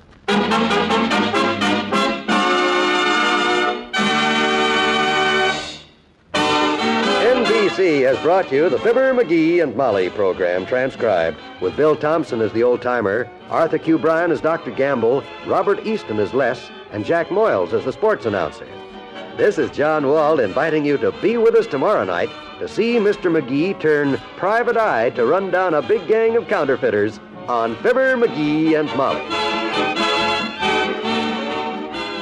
Here are the Heart of the News with Jim Fleming on the NBC Radio Network.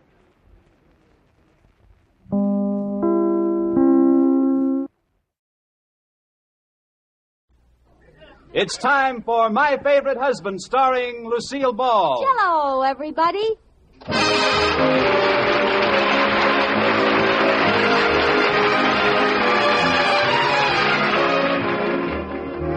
Yes, it's the new gay family series starring Lucille Ball with Richard Denning, and brought to you by the Jell-O family of desserts. J-E-L-L.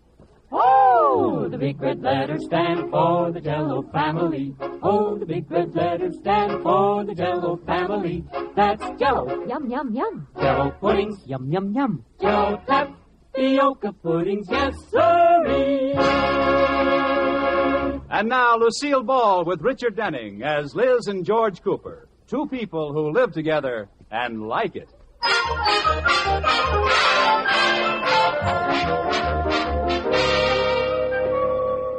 Come with us to the quiet little town of Sheridan Falls, and let's look into the little brown house at 321 Bundy Drive where the Coopers live. They're entertaining George's boss, Mr. Atterbury, and his wife. And the subject under discussion is the forthcoming annual bank outing. Iris, what are you going to wear to the outing? I just can't make up my mind, Liz. Neither can I. I could wear my new play suit. Oh, no, you don't. Why not? It's a cute play suit. Well, George thinks it's too daring. He says there's too much play and not enough suit.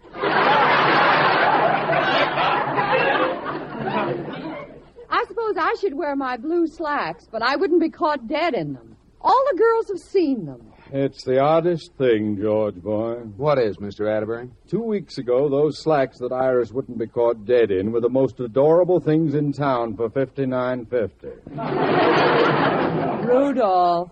And while we're on the subject, why do they call them slacks? I've never seen any in them.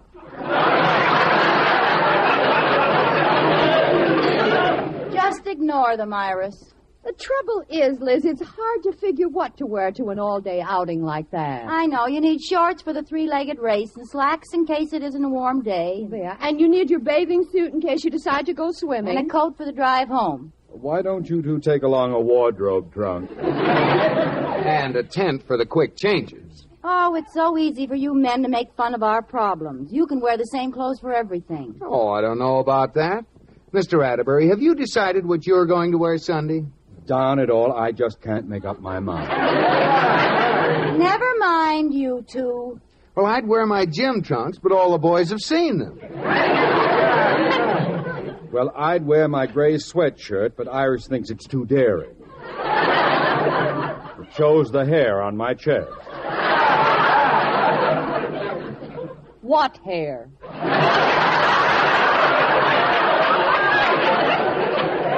Why, what hair? Oh, dear, it's really hard to know what to wear. That will do, George. You are a scream ha-ha. I think I really will wear those old gym trunks of mine. And my baseball cap. Liz, do you know where my ball cap is? It's in the hall closet along with that little strainer. Strainer? You know, that little strainer with a strap in the back. That happens to be my catcher's mask. Oh. Are you going to take all that stuff along Sunday? And how? They've divided the employees of the bank into 2 baseball teams, and I'm captain of one of them. Oh, really, George? That's wonderful. Yes, and I'm captain of the other one. That's nice, Rudolph. I'll get a bottle of Absorbing Junior. I won't need any this year, Iris. I'm not playing. You're not, Rudolph? No, and neither am I. Well, why not? You two always play. Well, they made a new rule this year. You mean you have to be good? I'll ignore that. No, this year the teams are going to be made up of husbands and wives. And you can't play unless your wife plays. Well, why didn't you ask us? Iris and I would have been glad to play. That's why we didn't ask you. Well, I think that's mean. You don't even know if Iris and I can play baseball. Well, look at it this way, Liz. Does Lippy let Lorraine play? Oh, give us a chance. I'll bet we'd be good. Iris could be tackle and I could be quarterback. You mean she could serve and you'd play the net? Oh, yeah. I must have been thinking about bowling. I wouldn't believe this if I hadn't heard it. Liz, do you know what a strike is? Certainly. That's when you knock down all the players with one ball. By gosh, she was thinking of bowling. Why don't you let us play, Rudolph? Forget it, DiMaggio. Rudolph, do you think I'm an old lady? Too blind to hit?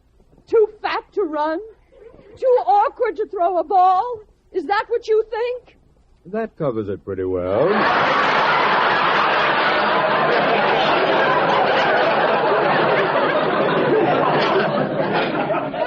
Say, what are you girls kicking about? It's rougher on us not being able to play. Oh? Oh, what I wouldn't give to get into my old college uniform and hear the crowd yell as I slide into home plate.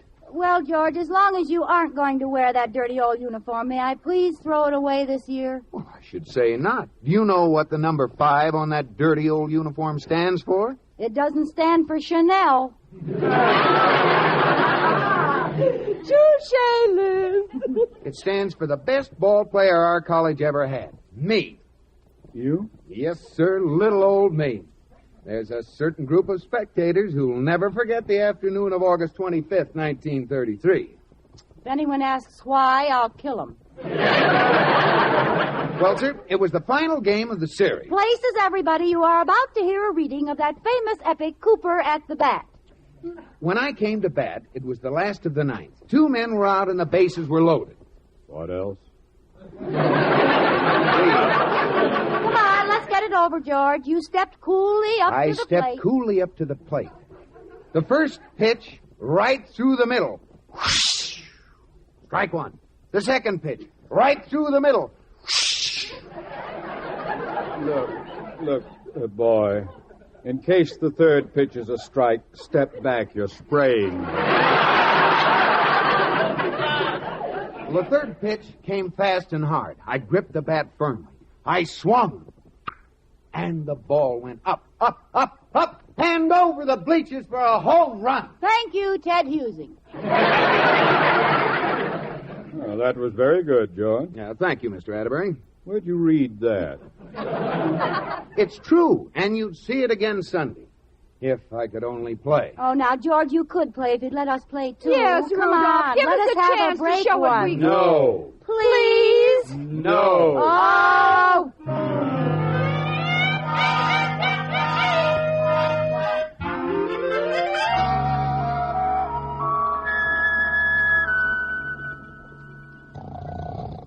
George. Well, what is it? I just had a dream, and I played baseball real good, so I think you should let me play on your ball team. Oh, now, don't start that again. I'm just as sorry as you are that you don't know how to play. Oh, now I'm a disappointment to you. I didn't say that. Well, you meant it. I did not. Now what's the matter? You wish you were married to a first baseman. Oh, Liz, cut it out. I can see it all now. The bride looked lovely in cleats and a catcher's mitt. She spiked the groom as she slid into the altar. Now, cut it out, Liz. You cannot play, and you're getting all emotional over nothing. I just wish I'd known about this a long time ago, that's all. What? I could have signed up for baseball in gym class instead of group games and folk dances. They've never done me any good at all.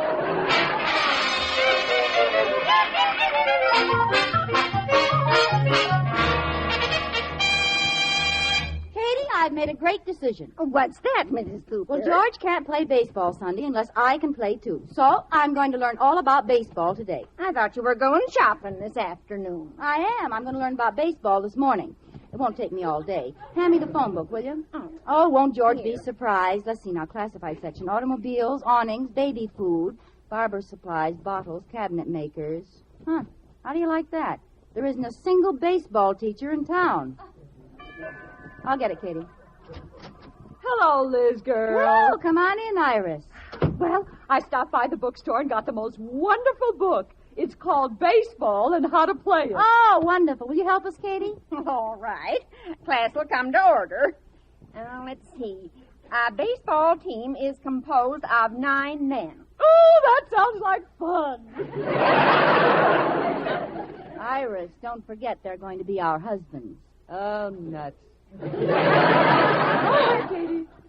A game consists of 9 innings, and each team is allowed 3 outs per inning. Any questions? I have one. So have I. What's yours, Iris? What's an out? Is that what you were going to ask? No, I was going to ask what's an inning, but now that you mention it, I don't know what an out is either. What is it, Katie? Well, it doesn't say. I guess that comes later. Well, go ahead. What are the positions of the players? Well, they're standing up, aren't they? all except the catcher. He squats. Gee, Liz, you know much more about it than I do. Well, I've been around a little. That wasn't the right answer. No? The positions are pitcher, catcher, first base. Oh, now, who's that? Hello, Mrs. Cooper. Are you busy? Well, a little, Mr. Wood. Oh, you've got company. I won't bother you. I was just a little lonesome. Lonesome? With 11 children? That's just it. They're all away. Oh. I miss the thunder of little feet around the house. Yeah, I guess you do. I heard the patter of some big feet over here. Well, I'd ask you in, but Mrs. Atterbury and I are studying baseball. We want to surprise our husbands. Oh, you're not trying to learn it out of a book? Yes. Oh, you can't learn baseball that way.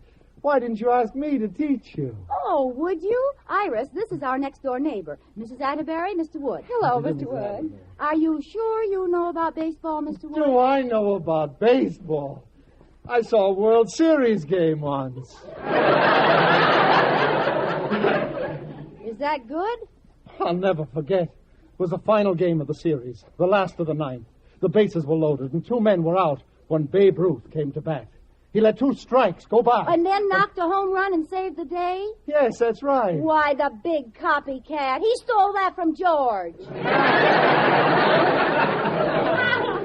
Look, if we're going to learn baseball, let's get started. Okay. All right.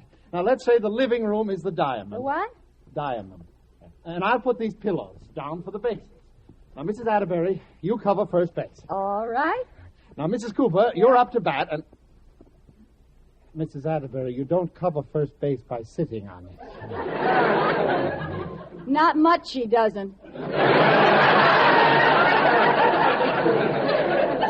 She covers first base and halfway to second base. Liz. That's not what I mean. No. Now, stand on the base, Mrs. Atterbury. Right.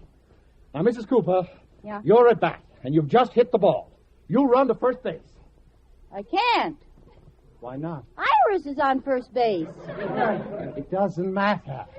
Go on, run to first base. Nothing doing. You stay there, Liz. This is my base.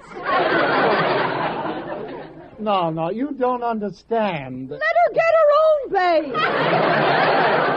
Well, it is kind of silly, Mr. Wood. With all the bases that are empty, why do we have to crowd up on one? Never mind. We'll all be on the same team.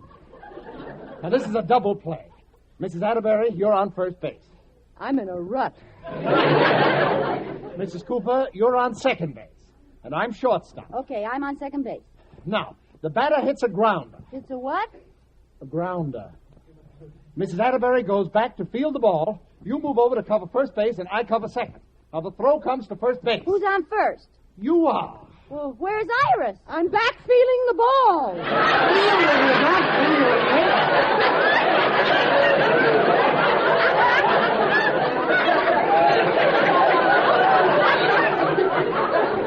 I kind of thought that was silly. Now, Mrs. Cooper, you throw the ball to second. Who's on second? I am. Now, if it were a triple play, I would throw the ball to third. Just a minute, Mr. Wood. I'm on first. Iris is fielding the ball, and you're on second. Who's on third? Abbott and Costello. There you go, crowding the bases again. Ladies, the lesson is over. You'll never learn anything about baseball. Yeah, this isn't our game, Liz. Let's forget it. Oh, we can't. What do you mean we can't? Well, I thought it would be easy to learn all about baseball, so this morning You what? I called the bank and signed us up for the game. Oh, no! Yes.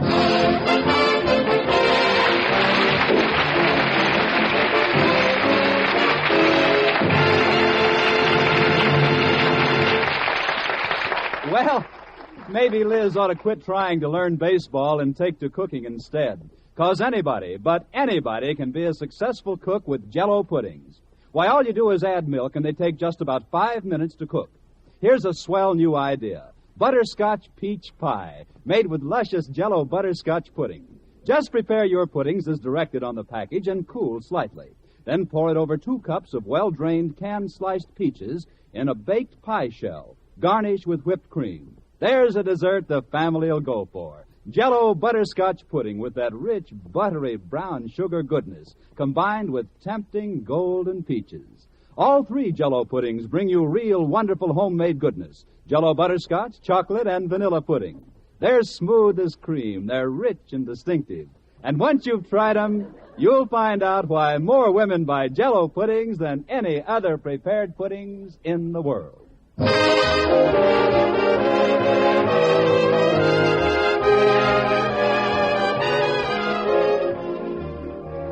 And now, back to the Coopers. Some startling news has just been placed on the bulletin board of the Sheridan Falls National Bank. 2 new names have been added to the roster of the husband and wives baseball teams. When George Cooper found out, he acted in his usual gallant fashion.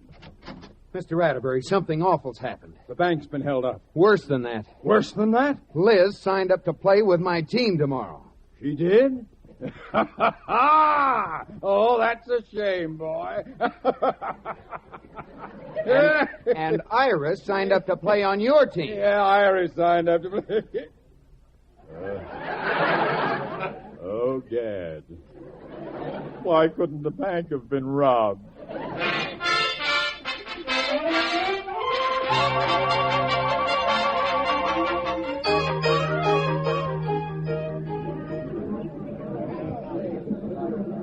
Isn't this outing fun? You know, I didn't know so many people worked at the bank. Want another hot dog, Iris? Yeah, I think I would. What do you want? What would you like on it? Same thing? Pickle, mustard, chili sauce, ketchup? Yeah, and lettuce, butter, salt, pepper, and a dash of horseradish. Iris, at least give the hot dog a fighting chance. How about you, George? More to eat? Nope, got to keep in shape for the game. Well, for heaven's sake, sit down and stop swinging that bat. You look so conspicuous. No one else is wearing his old college uniform. Well, George, I'm impressed if you can still get into the clothes you wore in college. I have my uniform, but it doesn't quite fit me anymore. His arm won't even fit in the trousers. Well, George fit into his after we made the decision. What decision? Either he had to let out his breath or I had to let out his pants. You'll sing another song when you see me play. Who'd you finally get to umpire, George? Our neighbor, Mr. Wood. Oh, but he's a friend of yours. That's not fair. Why didn't you get someone from the bank, Rudolph? They all refused. They were afraid to call a strike on me. Well, let's get the game going. What did you do with the baseball gloves I brought, Liz? I left them in the car. They aren't any good. Aren't any good. I just bought them. Well, you sure got stung. They're all left-handed. They're supposed to be... Oh, never mind. Go get them and let's start the game.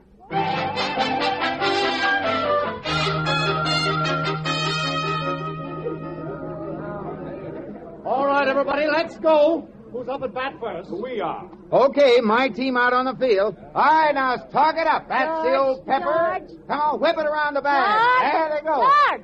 George, what are you going to play? I'm pitching. Well, what am I going to play? Catcher, first base, second base, No, honey. third base, shortstop, right field, center field, No, left Liz. field, bat boy, program, seat cushion, hot dog, peanut, hot dog. George, stop me. Hot dog. Liz. Hot dog. Liz, now, wait a minute. Hey! Liz, wait a minute. Now, I'll tell you how it is, Liz. I'm using strategy. I'm saving you. You're saving me? Yes. Now, when the team gets in a tight spot, then you're going to come in and pull us out of the hole. George. What? Why don't you let me pitch and you wait and pull us out of the hole? No, Liz, I want you to have the honor. Now stay on the sidelines and root for us. All right, let's go. All right. Iris is up first. Has anybody seen the old bat? Oh, yes, there it is on the ground. Yeah. You are, Iris. Oh, this is exciting. Yeah. Are you sure you know what to do? Of course I do. T-E-A-M-T. Well, come on, let's go. Iris, I think you'll hit the ball farther if you use the other end of the bat. Play ball! What do you mean, ball? That was a strike. Anybody could see that. You blind or something? What's the matter with you? Liz, I haven't thrown it yet. Oh, well, I got the old team spirit, haven't I, George? Now, don't throw a very fast one, George. Sorry, Iris. When baseball starts, friendship ends. Yeah. I'm going to throw my speedball. You won't even be able to see it. All right, here it comes.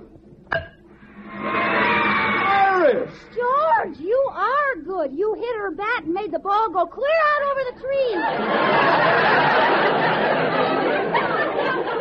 Well, run, Iris. Don't stand there. What happened? What was that noise I heard?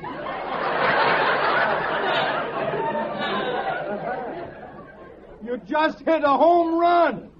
Speedball, eh, George? Let's have more of those.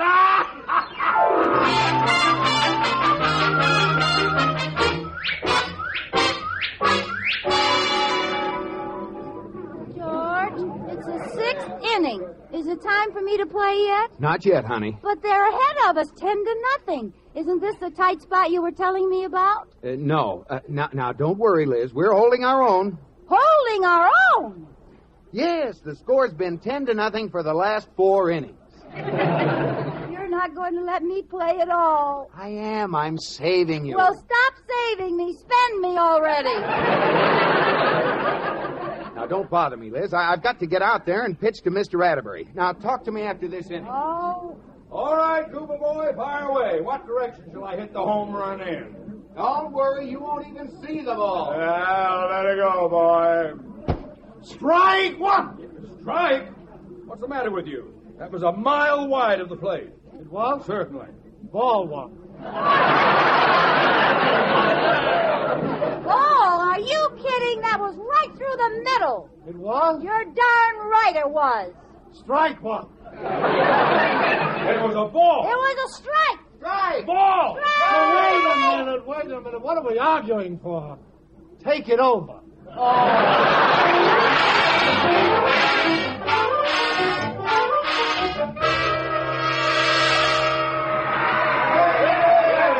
Oh, nice work, Joe. That ties the score. Hey, the score is tied. The bases are loaded. This is our big chance. Oh, here I am, Captain. All set. Do I go in now?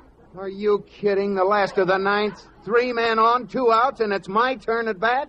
But you said I could play. That's not fair. Liz, I'm saving you. For when? Next year's bank outing? If you were going to save me this long, you should have packed me in dry ice.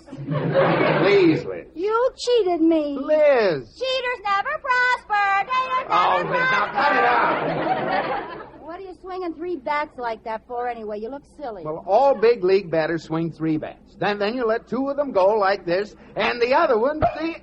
Oh... George! Help! He hit himself with a bat! George, boy, speak to me. Oh, what hit me?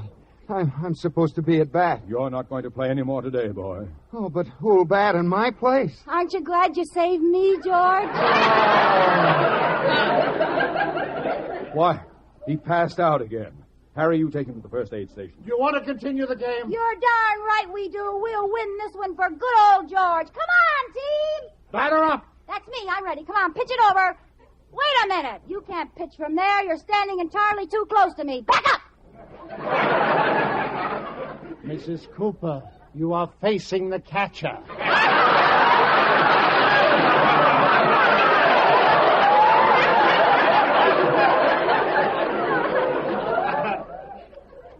Ooh. If you do an about face, you will see the pitcher. Oh. Yeah, I was just kidding. Oh. All right, let's go. Strike one. Strike one? How can you call that a strike when I didn't even see the ball? It came right over the plate. Well, that's not fair. I get up here and before I get a chance to blink my eyes... Strike two. Now, you wait a minute. I was talking. I'm sorry, Mrs. Cooper. Well, why can't you wait till I stop talking? We don't want the game to be called on account of darkness. I'll get you for that, Rudolph Atterbury. Now, you understand, Mrs. Cooper. You only get one more strike. One more? Mr. Wood, my husband's lying over there unconscious, and I'm left to carry on alone. Couldn't you let me have one extra strike? Please. Now watch the pitcher. Right. He's winding up. I'm ready for him.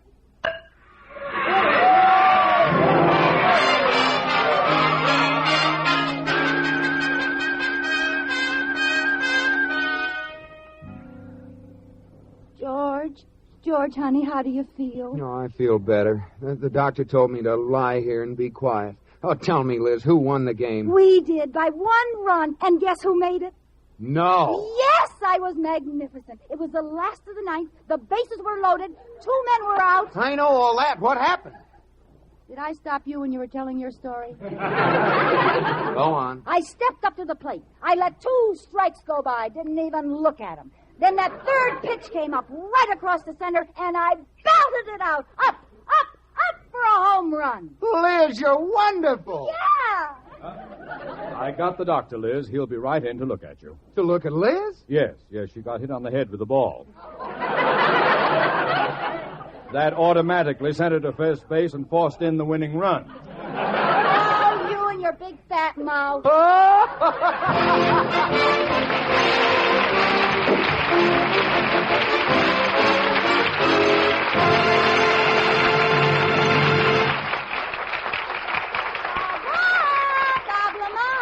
Yes, Lucille. Bob, do you realize that I haven't been making the most of being on the radio? Well, what do you mean? Why, Bob, I can control the universe. If I want it to storm, I just say, storm! Stop! You didn't get wet, did you? Not a drop. See? Or I could be in China, or on top of a mountain in Switzerland. That's it. I'm on top of a mountain in Switzerland. Oh, my ears are popping. Let's not be literal, old boy. I wonder if there's an echo up here. Hello? Jell-O. Oh, what a smart echo. Puddings. He's going in business for himself. I'll try again. Testing. 1, 2, 3, 4. Jell-O puddings are a trio of treats. Jell-O chocolate pudding, luscious with deep down chocolatey goodness. Jell-O butterscotch pudding with that buttery brown sugar flavor. Jell-O vanilla pudding, rich and smooth as cream. Did I say that? Testing. 1, 2, 3, 4. Well, he finally got around to it. All you do is add milk, and Jell-O puddings take only about 5 minutes to cook to velvety rich perfection. He's off again. Jell-O puddings are nourishing, too. A swell dessert for the kids. A swell dessert for the kids. Who said that? Who said that? That's not fair. That's not fair. That takes care of him. Good night, Echo.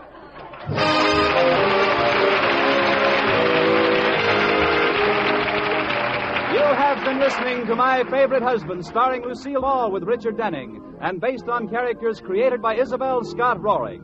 Tonight's program was produced and directed by Jess Oppenheimer, who wrote the script with Madeline Pugh and Bob Carroll Jr. Original music was composed by Marlon Skiles and conducted by Wilbur Hatch. The part of Katie the Maid was played by Ruth Parrott. Lucille Ball will soon be seen in the Columbia picture Miss Grant Takes Richmond. Be sure to listen to Lucille Ball and My Favorite Husband again next week, presented by J-E-L-L. Oh, the big red letters stand for the Jell-O family. Oh, the big red letters stand for the Jell-O family. That's Jell-O. Yum, yum, yum. Jell-O puddings. Yum, yum, yum. Jell-O tapioca puddings, yes, sirree. This is CBS, the Columbia Broadcasting System.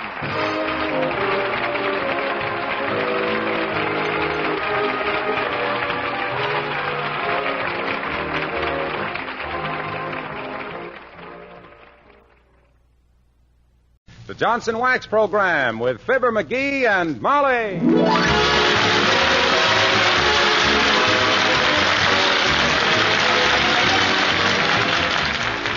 The makers of Johnson's Wax products for home and industry present Fibber, McGee, and Molly with Bill Thompson, Gail Gordon, Arthur Q. Bryan, B. Benaderet, and me, Harlow Wilcox.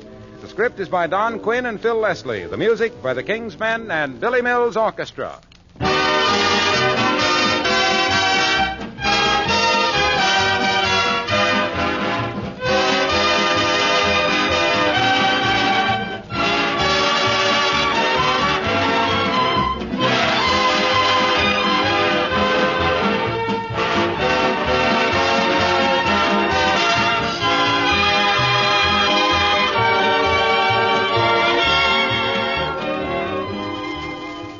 Now that the weather's warmer, naturally your doors and windows are apt to be open while you work in the kitchen. That brings up a little cleaning problem because dirt and dampness do come in to soil your kitchen linoleum. Of course, it isn't a problem if you have Johnson's Glow Coat on your floors. You just whisk away the dirt and moisture with a cloth, and right away your linoleum comes up smiling. That's one of the many nice things about Johnson's Glow Coat. It not only gives linoleum a beautiful polish and makes the colors bright and fresh, it also forms a tough protective wax film that wards off dirt and spilled things. Naturally, this wax protection makes linoleum last longer, too. Johnson's Glow Coat is wonderfully easy to use. There's no rubbing or buffing. You simply apply and let dry. That's all there is to it. Glow Coat shines as it dries, never streaks. In only 20 minutes, your linoleum and other floors are shining beautifully and ready to use. Try it, won't you? Ask for Johnson's self-polishing Glow Coat.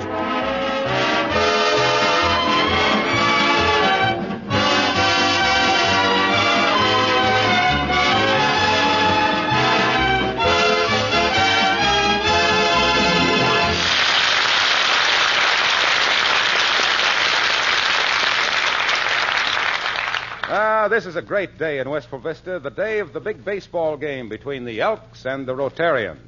And guess who's pitching for the Elks? Yes, sir? The fellow who claims to have fanned more men in his day than Sally Rand. Fibber Fireball McGee of Fibber, McGee, and Molly. My goodness, I certainly will be happy when this day's over, McGee. For the past week, nothing but baseball, baseball, baseball. My gosh, I'll be glad when this game is over. I'm as nervous as a beekeeper with the hiccups. What are you so worried about? I thought you said you could pitch against those Rotarians blindfolded and with one foot in a bucket of cement. I can, too, if I can get in form again. I just don't seem to have the control I used to have. That's what Dr. Gamble said. Yep. He said you wound up like a $1 watch. And delivered like a punch-drunk mailman. Oh, yeah? What does that tonsil snatcher know about baseball? He thought Ruth was a girl till I told him different. He still thinks a pop fly is an insect's father.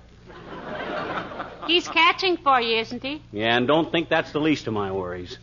The only way he can work behind a plate is to put meat and potatoes on it. Well, I don't know what you're nervous about. After all, you did used to play a little professional baseball, didn't you? A little professional baseball? My dear girl, I was the sensation of the 3I League for many a year. Oh? I had a fastball that come in like an aspirin tablet and had a hop on it like a jumping bean on a hot skillet. Didn't you ever read that newspaper clipping about me? The one I carry in my wallet? Yes, I have, dearie. You mean the one with the picture of Wilson's inauguration on the back of it? Yeah. You know what Gabby Hartnett once said to me? No, what did Gabby Hartnett once say to you? He says, don't bother me now, son. I'll autograph it for you after the game. That was way back in about 19... Come in. Oh, hello, Dr. Gamble. Hello, Molly. And how are you today, Arthur? What do you mean, Arthur? Professional abbreviation for arthritis. Or does that stiff elbow of yours come from patting yourself on the back prematurely? Don't you worry about my stiff elbows, you muscle-bound sulfa huckster. You just wear 2 pairs of shin guards today, that's all. I got a fastball that would break the leg of an elephant. Even an elephant your size. If you think I'm strong enough to take it, Doctor, just what are the Elks' chances of winning the game today? Frankly, Molly, unless the poor man's Bob Feller here, the dizziest dean of them all, develops a little better control, we haven't got the chance of a brewery horse in the Preakness. What do you expect, doggone it? My gosh, I haven't had a baseball in my hands for 20 years till this week. That's quite obvious, Gas Jet. You've been throwing that apple like a nervous newlywed tossing her corsage to a bridesmaid. Cut out that kind of talk in front of my wife, Gamble. Why, that's all right, dearie. Huh? A corsage is a bouquet. Huh? It is? I thought... Oh, excuse me. It's all right. Incidentally, Doctor, how about you? Are you in shape for the game? For your private information, my dear, I'll have to lie down for 3 innings after I struggle into my chest protector. When a man of my age and weight takes up baseball, he's begging for the kind of trouble for which I charge $10 a visit.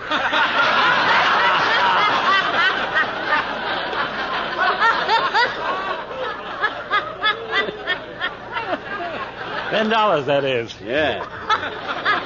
Thought it was going to be 10 pennies. Well, set your curly little mind at rest, Fatso. Just hold your mitt out, and I'll smack him into it like a letter from home.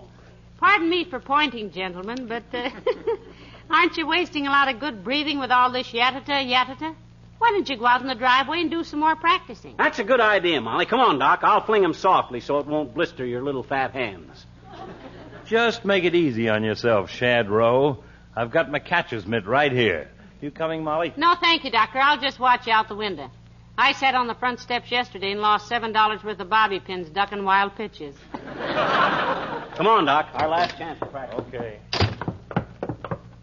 Stand over there with your back to the garage door, Doc. Right. That's it. Now then, you ready? I don't have to get ready to catch one of your pitches, knucklehead. Hmm? I could write a letter to my mother while I was coming in. Oh, yeah? Well, try this on your thumbnail, windbag.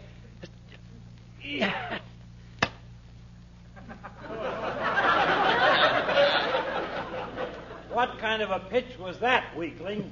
I could have caught that one in my teeth. You'll catch plenty of them in your teeth before I get through with you, wise guy. I was just limbering up on that one. Try throwing one overhand, Genevieve.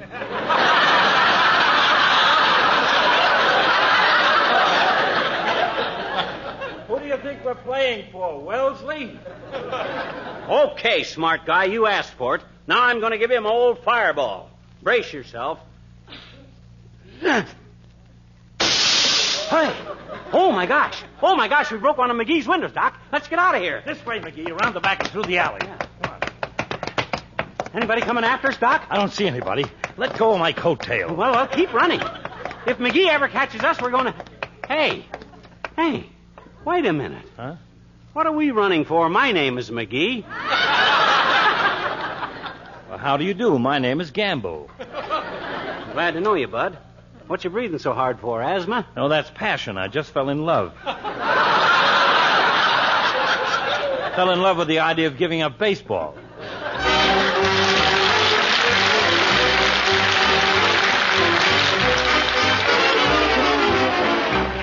Billy Mills in the orchestra, and coax me a little bit.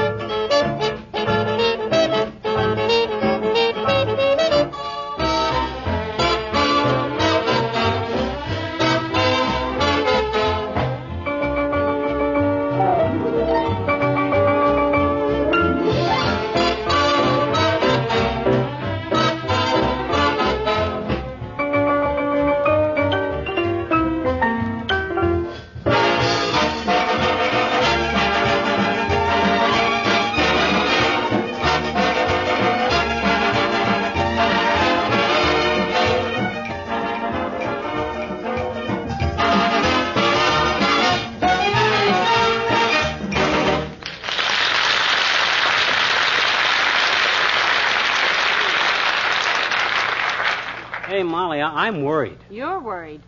Did you see Dr. Gamble's face when he left? Huh? He said the only way you were going to get the ball over the plate this afternoon was to put it in a wheelbarrow. My gosh, I don't seem to have any control at all. If I lose this game... Hey, what does the paper say? Well, I was just reading it, dearie. It says, pitcher's duel expected as Elks play Rotarians today. Duel is right. It'll be butcher's knives at 2 paces if anything goes wrong. I'll be gored by every elk in town.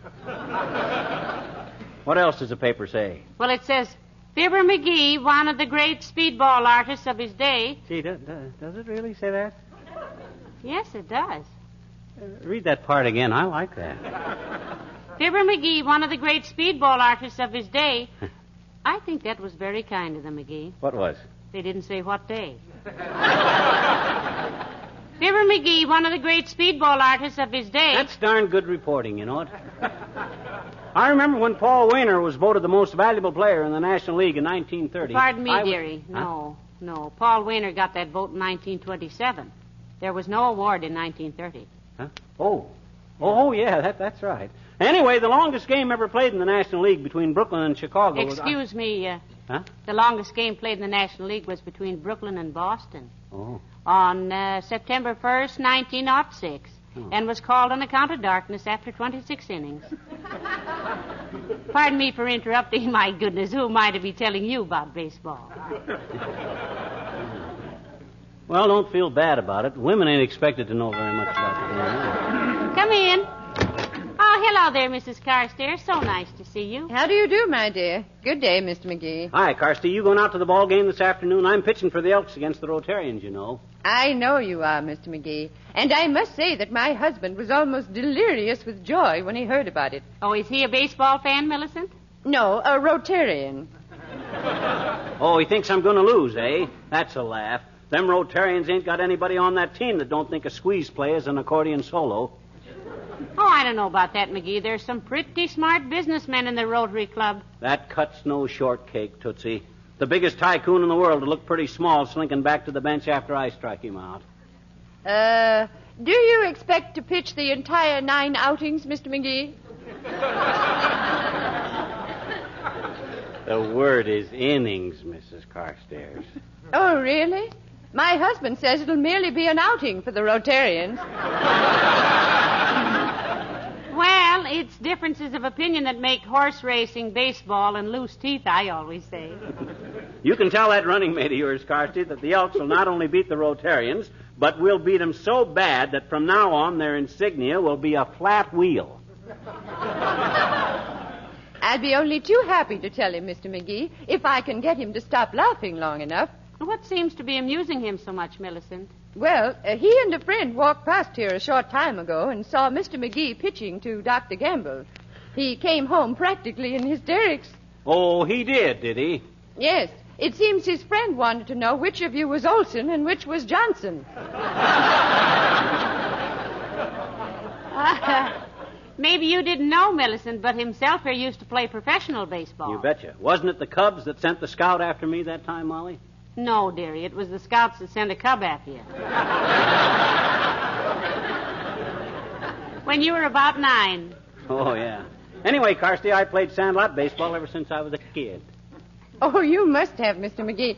The papers said you were one of the grittiest players they'd ever seen. Well, all I can say is may the best team win. And, of course, we shall. Good day.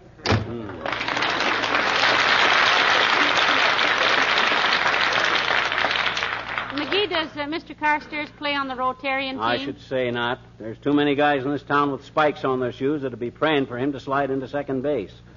He'd get up looking like a punch board. Oh, really? Yeah. I thought Mr. Carstairs was very well liked by everybody. Oh, he's a nice guy, all right. But who's going to pass up a chance to kick a millionaire? Well, there's that, of course. Although I never would have thought... Hello, folks. Oh, hello, Mr. Wilcox. Hi, Junior. You know anything about our national pastime? You mean criticizing the administration? Sure, a little. My uncle, Big Claghorn Wilcox, is a congressman. No, Mr. Wilcox. He means baseball. Oh, baseball, sure. I used to play on our high school team in Omaha. I was long stop. You mean shortstop? I was tall for my age.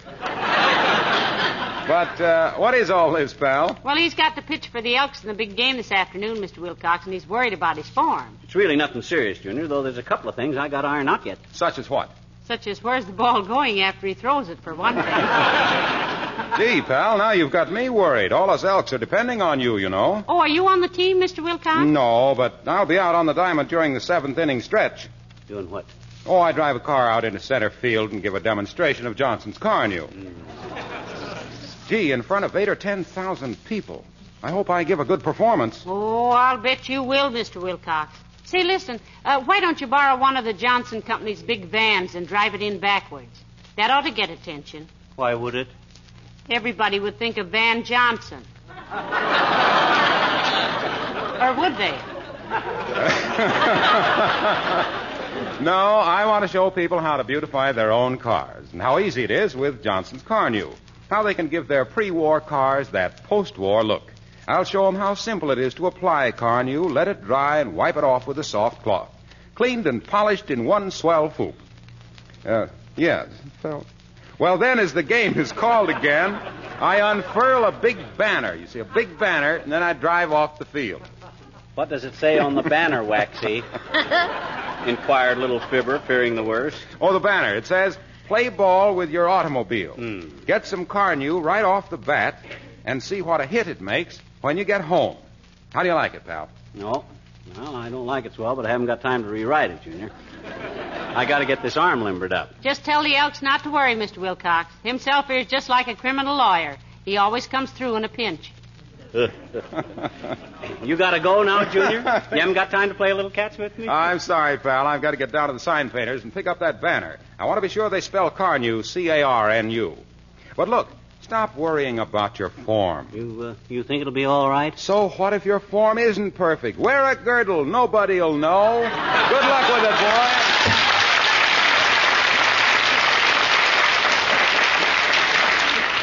Look now, McGee, would you like to throw me a few pitches and see if you can't limber up that arm a little? Gee, if it was anybody else, baby, I'd say yes in a minute. But the way I'm pitching, I'm dangerous. Oh. I think I'd be safe, dearie. You didn't come anywhere near Dr. Gamble when he was catching for you.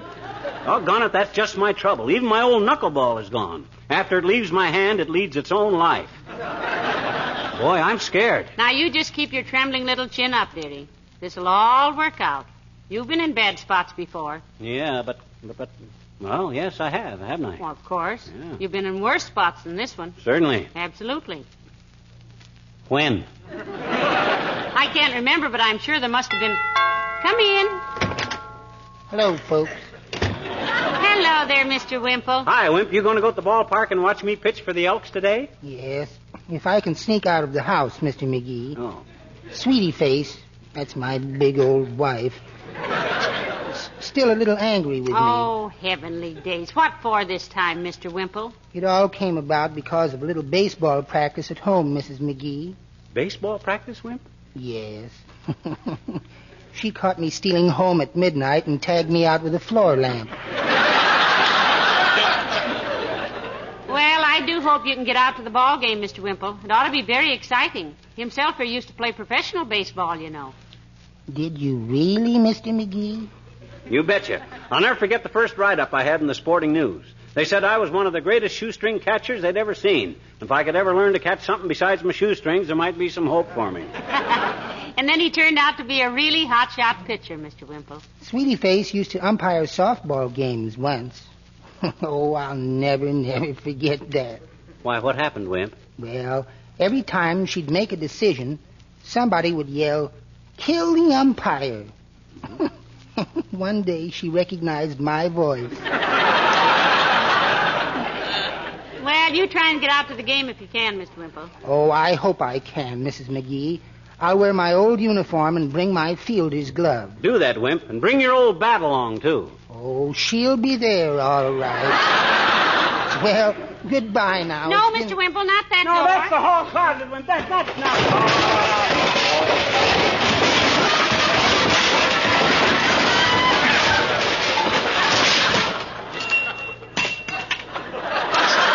Straighten out that closet one of these days.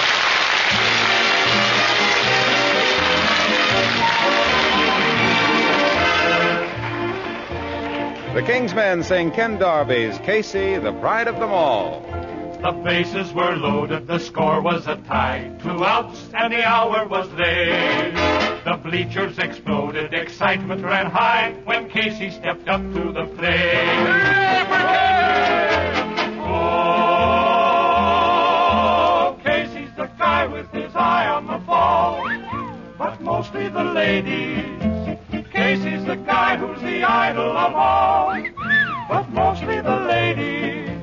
Casey is mighty and manly. Casey's a dangerous gent. Egad, when he goes to bat, hang on to your hat. He's batting 1,000%. With the ladies, oh, Casey has nerve and he knows every curve. He's no hokey pokey. He he gets away with that old double play. He's sure okie dokie. He makes all the ladies go gaga, it's true. No wonder they swoon when he comes into view. He was the Sinatra of 1902. Casey, the pride of them all.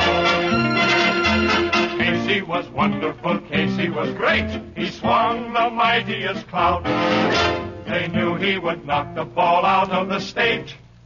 Alas, poor Casey struck out. Casey's the guy with his eye on the ball, but mostly the ladies. Casey's the guy who's the idol of all, but mostly the ladies. You may think that Casey is through playing ball. The stands may be empty through summer and fall, but Casey's still swinging and missing that ball. Casey, the pride of them all.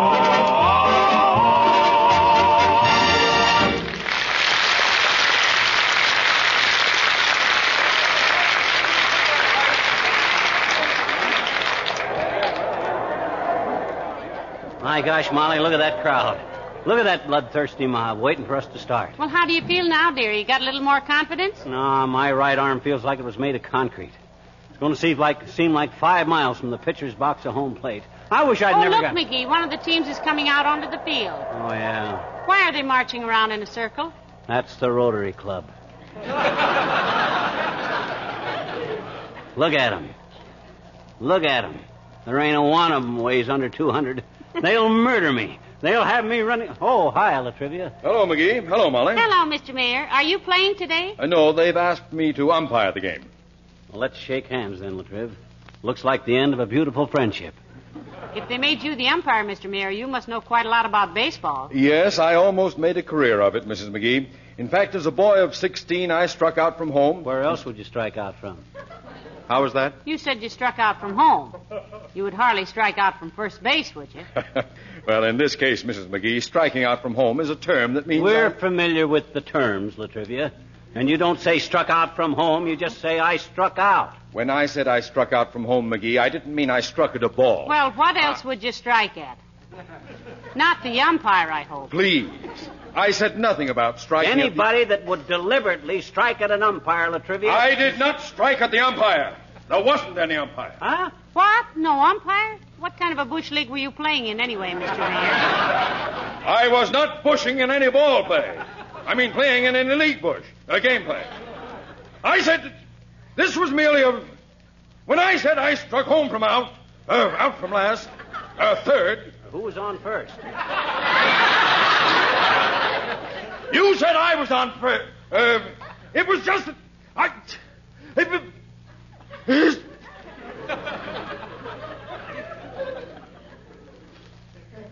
McGee? Yes? I don't think I'll act as umpire of this game after all. Oh, why not, Your Honor? Because if I stood behind that plate with McGee pitching, I'd say one word so often it would make him. Make me what? Ball. Goodbye!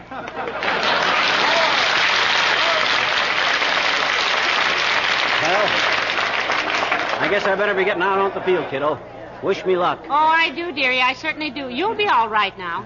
What time is it? Almost 1:30. My gosh, I better get going. I'll see you after the game, Molly. If not sooner, sweetheart. Your attention, please, ladies and gentlemen. Here are the batteries for today. On the mound for the Rotary Club, fadeaway Andy White. For the Elks Club, Fibber, Fireball McGee. Catching for the Rotarians.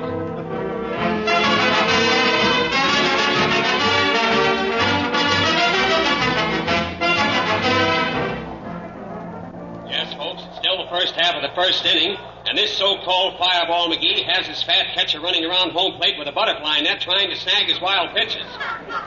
So far, he's walked the bases full without putting over a single ball that the batter can swing at. Looks like, wait a minute, something unusual is going on out there. A woman is running out to the mound. The umpire has halted the game. Get that dame out of there! Play ball! Kill the umpire! Just a minute, folks. We're getting a report on this interruption. The lady is... Yes, it's Mrs. Fireball McGee. She whispered something in his ear, and now she's leaving. He looks surprised. He's winding up, and here's the pitch. It's a strike! That ball was on so fast it almost left a trail of smoke. Now he's winding up again. Here comes the next one. It looks like, wow, strike two! I can wait and see that pitch, ladies and gentlemen. All right, McGee seems to be settling down out there now. He goes into his stretch.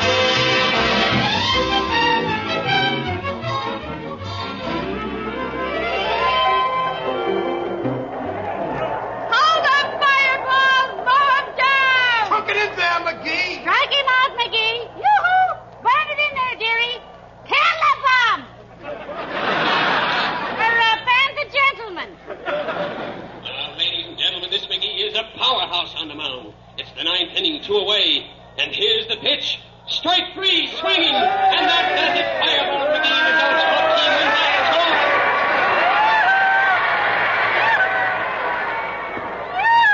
McGee, let me through, please. Let me through. I'm the man that just won this ball game single-handed's wife.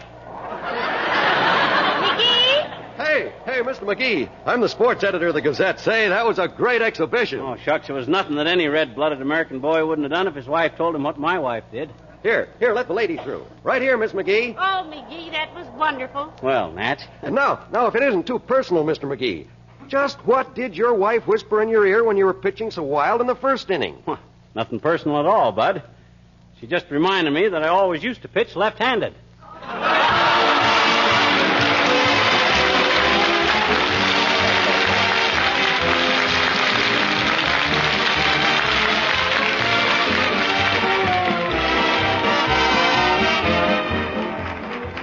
Somebody said to me the other day, I have a wonderful slogan for Johnson's Wax. Floor beauty is wax deep.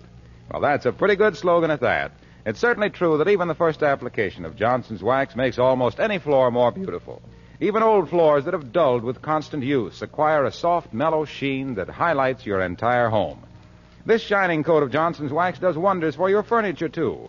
Tabletops look richly polished when you wax them regularly. Chairs and sideboards glow and sparkle. Wax-polished ornaments and picture frames and other things also add immeasurably to the charm of your home. And think how much easier it will be to keep everything clean and bright, because dirt and dust don't readily cling to a smooth waxed surface. And remember that Johnson's Wax protects these lovely surfaces against dirt, wear, and spilled things. Why don't you try protective housekeeping with genuine Johnson's Wax, paste, liquid, or cream?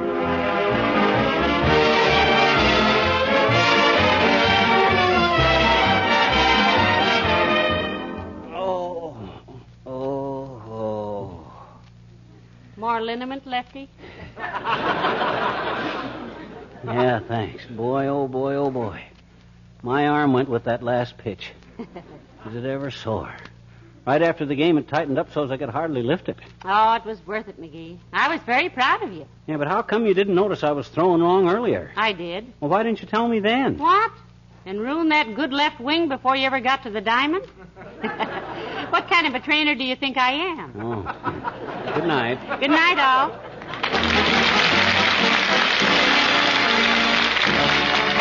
This is Harlow Wilcox speaking for the makers of Johnson's Wax products for home and industry, inviting you to be with us again next Tuesday night. Good night. This is NBC, the National Broadcasting Company.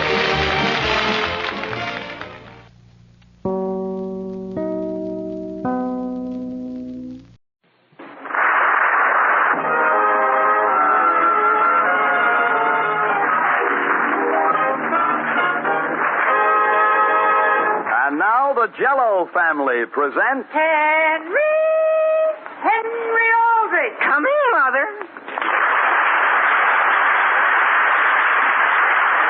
Yes, it's the Aldrich family based on characters originated by Clifford Goldsmith and starring Ezra Stone as Henry with Jackie Kelk as Homer.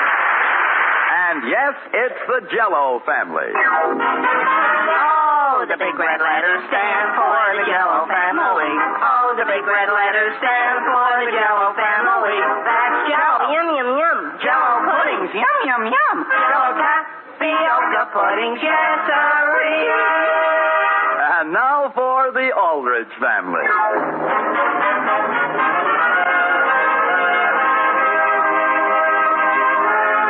A typical teenage boy has always scampered across the American scene. First came Tom Sawyer and Huckleberry Finn, and then Penrod, and now Henry Aldrich. And Henry has a bounce all his own. The scene opens at the Aldrich breakfast table. More coffee, Sam? Thank you, Alice. What do you suppose got into Henry this morning? Got into him in what way? Oh, my goodness, didn't you hear him in the bathroom? He was brushing his teeth and whistling at the top of his lungs. Alice, that can't be done. Well, dear, he was doing it. It sounded like that piece from Rigoletto. All 4 parts? Now, Sam, it's too early in the morning for jokes. Good morning, Mother. Good morning, Good morning, Father. Son. Dear, how do you feel? Boy, wonderful. Pass the cereal, please. You're going to eat cereal voluntarily? Oh, sure, Mother. If there's one thing I feel like this morning, it's grape nuts. Dear, stick out your tongue. My tongue? Now, Alice. Henry, is it necessary for you to be in quite such good spirits? You're worrying your mother. Well, I was going to save it for a surprise, but what's the best news in the world I could give both of you? You've discovered oil and I can retire. Father. Henry, you passed your history exam. Passed it, Mother. I got the highest mark in the class. Sam, did you hear that? I think I did, but I'd like to hear it again. The highest, Henry? Sure. Well, that's fine, son. The highest mark. Imagine my son. But that's not the good news. I'm going to be the regular shortstop on the baseball team. What? That's nice. Congratulations, Henry. Thanks, Mother. Only try to be careful when the other boys tackle you. Mother! Well, Henry, shortstop, eh? Yes, sir. First thing, eh? Sure thing. Well.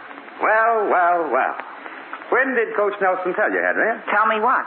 That you were the first-string shortstop. Why, he didn't exactly tell me in so many words, Father. No? Not in so many words. Well, what did he tell you? Well, Father, I didn't have to be told. It's obvious. Sam, let him finish his breakfast. He'll be late for school. In a moment, Alice. Henry, would you mind telling me how it is obvious? Father, do you remember Steve Armstrong? Wasn't he the regular shortstop last season? Sure, that's just it. He's not around this year. He had a fortunate accident. Accident? Sure, he graduated. Then Tommy Dixon moved to Abbott City, and that just left Willie Marshall and me. And you're that much better than Willie? No, but he flunked his history exam, and so he's ineligible. So don't you think I'm a pushover?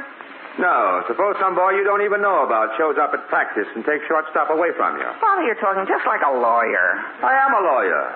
Sam, if Henry feels confident he's a pushover. Alice, he's just counting his chickens before they're hatched. But gee whiz, they even gave me a uniform. That's how set I am. You had a uniform last year. Sure, but this one fits. It's even got a number on it. Gee whiz, last year they wouldn't let anyone know who I was. Sam, the evidence certainly sounds very convincing. Alice, I'm not saying Henry won't be the shortstop. I just think he ought to keep quiet about it until he's certain. But, Father... Then, Henry, there'll be no chance of your making a fool of yourself. Hey, Henry! Oh, gee whiz, is that Homer already? I had the same reaction. I'll be right with you, Homer. Henry, your breakfast. Mother, I finished all but a few grape nuts, and I'll crunch them on the way to school. Hi, Homer. Henry, hurry up. We're going to be late. What are you eating? My breakfast. Yeah?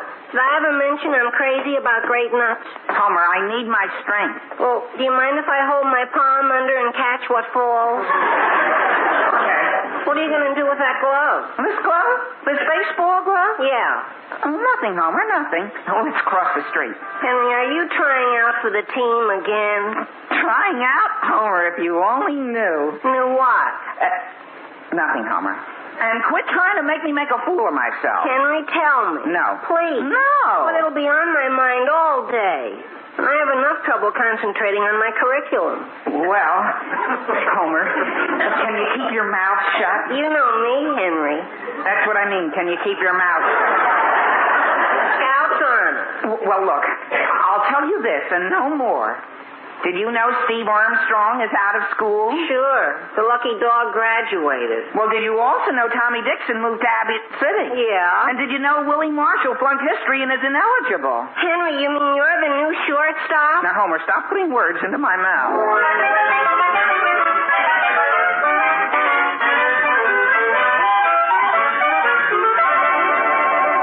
Hey, hit a few this way, Butch. Yeah, let's have one out here. Come on, kid.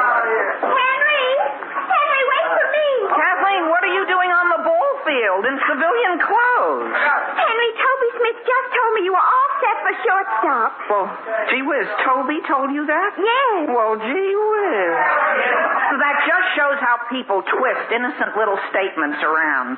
All I said to Toby was that when he takes the official pictures of the team, I'd like an enlargement of shortstop to give to my mother on her birthday. Oh, then it isn't true. Well, all I can tell you, Kathleen, is that at the end of the season, I may have a little something for your charm bracelet. My charm bracelet? Henry, it isn't gold, is it? Why, it might be. And round? Well, Henry, you're giving me your gold varsity baseball. Now, Kathleen, I didn't mention anything specifically. Okay, all you infielders over here. Oh, boy, that's Coach Nelson. I have to go now, Kathleen. Oh, of course, Henry. My goodness, Geraldine, wait for me. Aldrich. Were you calling I, Coach? Yes, get out there short. I'm going to hit some grounders for fielding practice. Sure thing, Coach. Now, lots for the old Pepper boys. Come on. Come on, let's go, gang. Give me old Pepper, the old Pepper. Oh, boy, oh, boy, oh, boy. Okay. Here it comes, Aldrich. I got it, oh, boy, oh, boy. Gee whiz, where did it go? Between your legs. It did? How'd it get down there? Okay, try it again, Aldrich. Get down a little lower. Here it comes. I got it. Gee whiz, was that the ball that bounced over my head? Aldrich, I didn't mean that low. Coach, are you sure those balls are perfectly round? What's the matter with you? Well, I don't want you to think I'm making excuses, Coach, but you see this glove? What's wrong with it? I'm glad you asked. Gee whiz, my father used it to rip barbed wire off the backyard fence. I see. But I'm planning on taking it to the shoemakers right after we're through. And maybe you better do it now. You're excused for the rest of the practice. Okay, everybody, over the sliding set. Thanks, Coach, and you'll see a big difference tomorrow. Gee whiz, Agnes. Why, Ted, am I proud of you? Am I proud of your shape? Agnes, quit. That's my throwing hand. Say, you won't be getting 2 gold baseballs, will you? Well, gee whiz. Did Kathleen tell you about that? No, Margot Hammersmith. Well, how could she? I don't even know her. Sure, but she pumped it out of Geraldine Lovell, pumped it out of Kathleen. Boy, where's Kathleen now? Oh, we're being pumped by Nancy Adams. So what do you say, Henry? If you get 2 gold baseballs, you won't forget your old pal Agnes, will you? Oh, listen, Agnes, I'll thank you not to go counting any chickens. Well, when did I do that? You know darn well. The next thing you know, it'll be all over school, and there I'll be making a fool of myself. Listen, kid, you don't have to worry about me. I can keep a secret as well as the next guy. Hey, Charlie, wait till I tell you!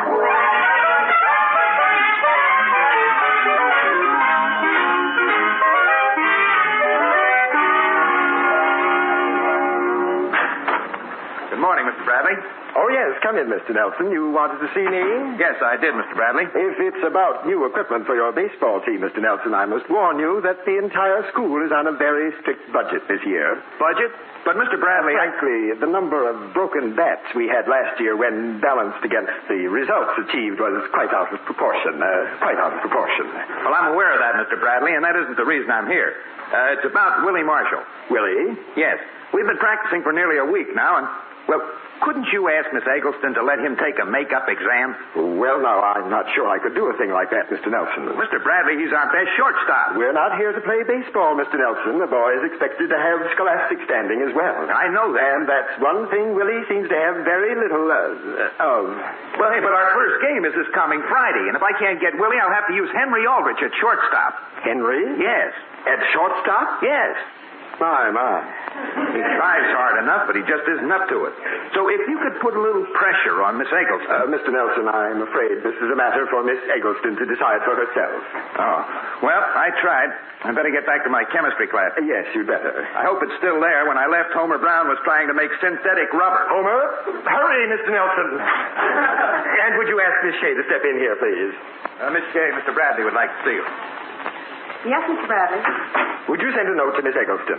Say I'd like to see her when she's free. Yes, Mr. Bradley. Tell her it's about that series of slides on the War of 1812 she's been asking for. But, Mr. Bradley, I thought you decided we couldn't afford those. I know, Miss Shea, but it certainly won't hurt to discuss the matter.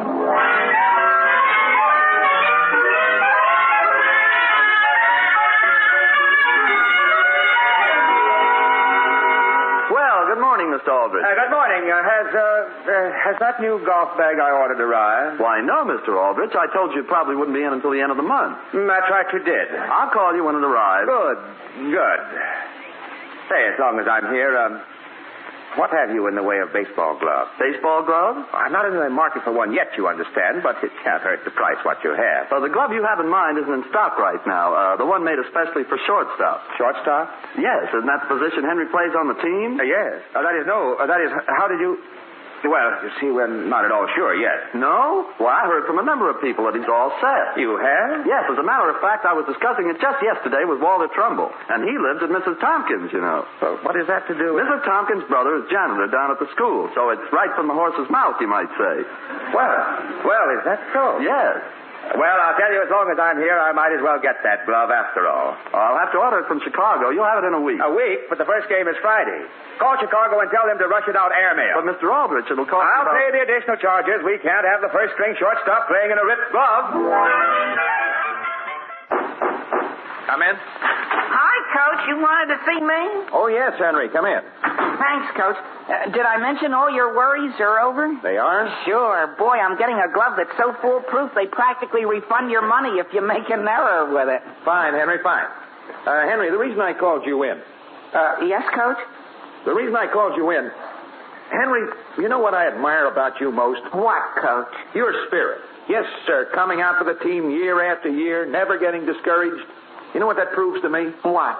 That you realize it isn't only the man in the pitcher's mound is important. Oh, gee whiz, sure. The shortstop's pretty important, too. Of course, but the man behind the scenes is sometimes just as valuable. He is? That's why I feel I can give you a job like this. Because you'll realize that tutoring Willie is as important as being out there on the field yourself. What? Henry, Miss Eggleston has agreed to give Willie a makeup exam tomorrow. But, Coach, So what do you say, Henry? I know you can help him. You got the highest marks in the class on that exam. Why, Coach, could I sort of get something straightened out in my mind first? Sure, Henry. Well, if Willie passes, he'll play shortstop in the game tomorrow, won't he? Why, yes. But you'll be the one who made it possible. Oh. So, Henry, will you do it? Why, sure. Henry, I'd like to shake your hand. Sure, Coach. Shake. Shake. Shake. Yes, sir. You've really got the kind of spirit I admire. Gee whiz, that's okay, Coach. I'm always glad to do what I can for the team.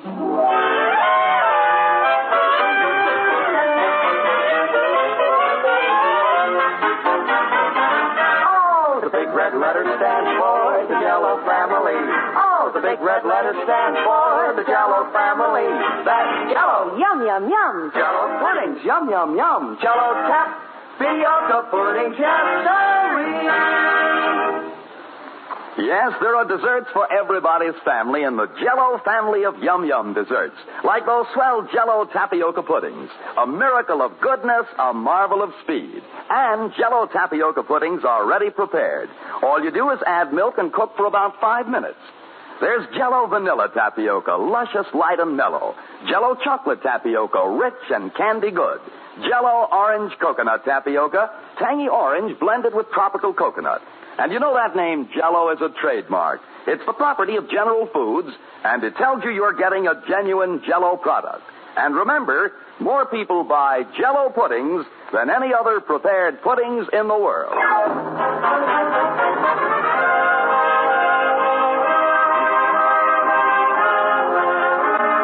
And now getting back to the troubles of Henry Aldrich. Henry has been so confident he was going to make shortstop on the baseball team that he spread the rumor all over school. Then Coach Nelson asked him to help Willie Marshall pass a makeup exam which would enable Willie to play shortstop. The scene opens in the Aldrich living room. It is after dinner. Mother, is Father very upset? No, dear. He just thought a walk in the fresh air might do him good. Oh. But in the future, Henry, when you have news like that to tell him, why not wait until after dinner? Hey, Henry. Dear, when Willie comes, I put a bowl of fruit in the living room. Hi, Hen, old-timer. Here, I brought something to cheer you up. What is it? Bubble gum. I made it in chemistry. Henry, you're not really going to go through with helping Willie, are you? Homer, I promised the coach. You'll be cutting your own throat. I know, but Besides, Willie's too dumb to teach anything to. Willie? Sure. Dumb? Homer, have you ever tried to do business with him? I know, Henry, I know. But when it comes to history, he comes apart at the seams. Gee whiz, the only thing Miss Eggleston's ever been able to make him understand is a Louisiana Purchase. That's true. And she's a professional. Homer, you're right. If it would do Willie any good, I'd be glad to make the sacrifice. Hey, but... Henry! There he is, Hen. Tell him you're not going to do it. Hiya, fellas. Well, here I am, Hen. Look, Willie. Boy, I sure appreciate what you're doing for me, Henry. Willie, I've been thinking the whole thing over, and I've decided... Well, it isn't that you're hopeless, you understand. Henry, please answer the phone. When I'm just about to break the news to Willie... Hopeless about what, Henry? Dear, please answer it. I'm busy. Henry? Wait here, Willie. What am I hopeless about, Homer? You'll find out, Willie. Hello? Hi, Hen. This is Toby Smith. Hi. Do you have a picture of yourself for the school paper? Of me? Yeah, we're going to run a story on how you're sacrificing yourself for the good of the school. Well, Toby, about that... Boy, a lot of kids in the school have changed their entire conception of your character. They have, but... So bring a picture to school tomorrow, will you? So long, Hen. But Toby... Oh, boy. Henry, is it all right to let Willie have an apple, considering you're throwing him out in a few minutes? Homer, I can't throw him out now. I've got to try to help him pass. Are you crazy? Well, if I don't, I won't be able to show my face around school again. But if you do, you won't play shortstop. I know, Homer. That's the spot I'm in. Willie! You're calling me, Henry? You're going to tell me why I'm not hopeless? Willie, forget about that. Where's your book? We've got to start studying. Here it is. Willie, what did you have the most trouble with on the exam? The date. When a number's not in dollars and cents, I just can't keep it in my head. Miss Eggleston will probably ask me all about dates. Well, let's start with the date then. When was the Constitution put into force? The Constitution? Yeah. You want the day and the month or just the year? The year, Willie, the year. Oh, let's see now. It wasn't 1776, I know that. That was the 4th of July. Willie, are you dumb? Is that so? I can name the president on every piece of money we've got. Can you? Willie, I've got to get you to remember. Look, the Constitution was signed in 1789, but don't think of it as 1789. Just think of it as $17.89. Yeah? Sure, like you were buying a jacket, see? Oh. What kind of a jacket? What do you mean, what kind? Well, is it wool or cotton or what? What difference does that make? Listen, Homer, I'm not paying $18.89 for a jacket I don't know anything about. Willie. I'm no fool. It won't work. Willie, forget about the jacket and see if you can remember this. The Constitution, it was signed in 1789. Say that rhyme. Sure. Now, when was the Constitution signed? The Constitution, it was signed in 1789. Hey, give me another, Hen. Give me another.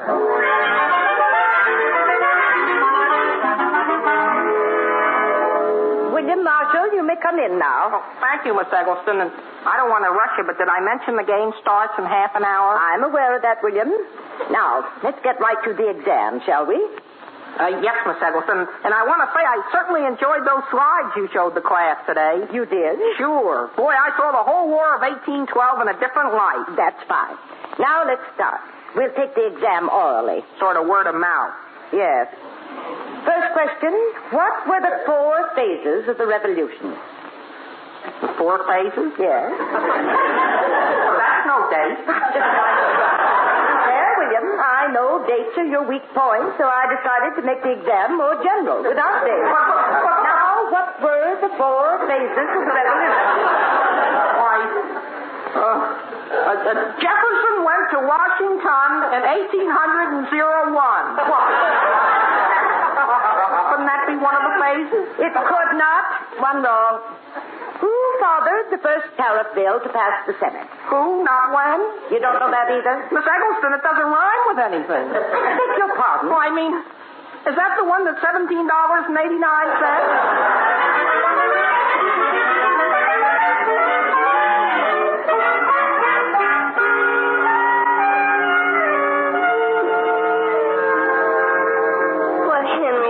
if you're a substitute, you can see the games for nothing. Gee whiz, what's so special about that? I mean, boy, have you ever sat on that bench, Homer? No. The sun's beating down on you all the time. You get sunburned. It's 100 times more comfortable in the grandstand. Yeah? Besides, you're right out in public view where everybody can what?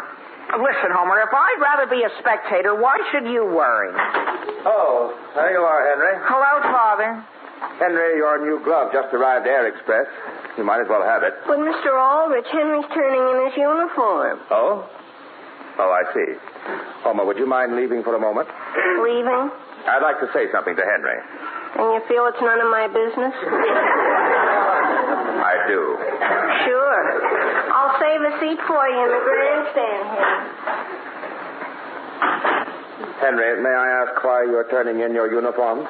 Well, since Willie's going to play shortstop. I see. So if you can't be top man, you're going to take your ball and go home. What? Henry, don't you know it's harder to fail than to win? Gee, I've never had any trouble. Henry, in later life, Willie may have his letter for baseball, but you'll have the respect of the community, and that's much more important. It is? Aldrich, where have you been? Why aren't you in uniform? Oh, why, I was about to put it on. Well, hurry, you're starting at shortstop. What?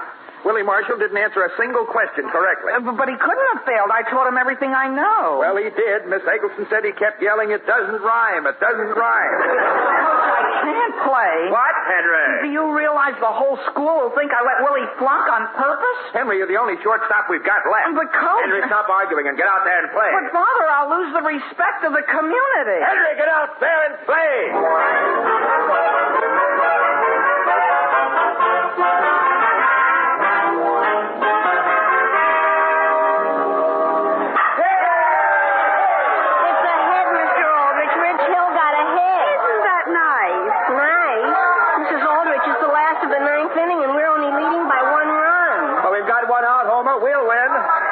It was very nice of the coach to let Henry play right out there in the middle of the whole field. Alice, that's where the shortstop usually plays. Oh? Well, I think he's doing beautifully so far. Sure. There hasn't been a ball hit to him all game. I still don't understand why all the young people boo every time he comes up to bat. Alice, it's a little hard to explain. Walked another Ridge Hill man. Now there are 2 on. Oh, but we're still ahead. But they're heavy sluggers coming up, and if those 2 runners score, we'll lose. Strike 'em out, George. Strike 'em out. He couldn't hit the side of a barn door. Oh, boy. It's going right at Henry. Henry, get out of the way. Grab it. Oh, boy. What happened? What happened? Down in front. Grandma, boy. Down in front. Down in front.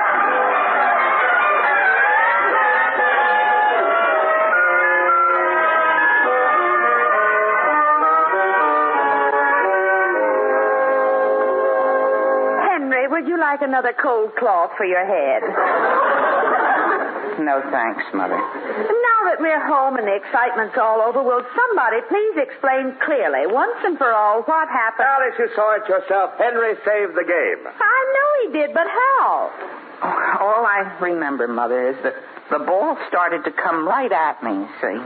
And when I bent down to field it, the lights went out. Yeah, the ball hit you in the head. I know that. It's what happened afterwards I'm confused about. Alice, it's simple.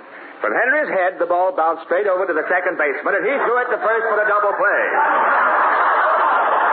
Well, my goodness, I should think there'd be an easier way to make a double play. There is, Alice. Mother, when can I get out of bed? In a few days, dear. But Dr. Bennington doesn't think you should try to play any more this season. Anyway, not until the buzzing goes away. Oh, but the buzzing doesn't bother me, Mother. No? No. It sort of has a little tune to it. Rigoletto? Henry, are you in your room? Yes, dear, he is, but try to be quiet. Well, that's good news for him. Henry, Willie told all the kids how Miss Eggleston double-crossed him, and they asked me to give you their official apology. No kidding. They forgive me? Sure. They're even sending you flowers. No kidding. Willie's over at the undertaking parlor right now making... Well, what do you know?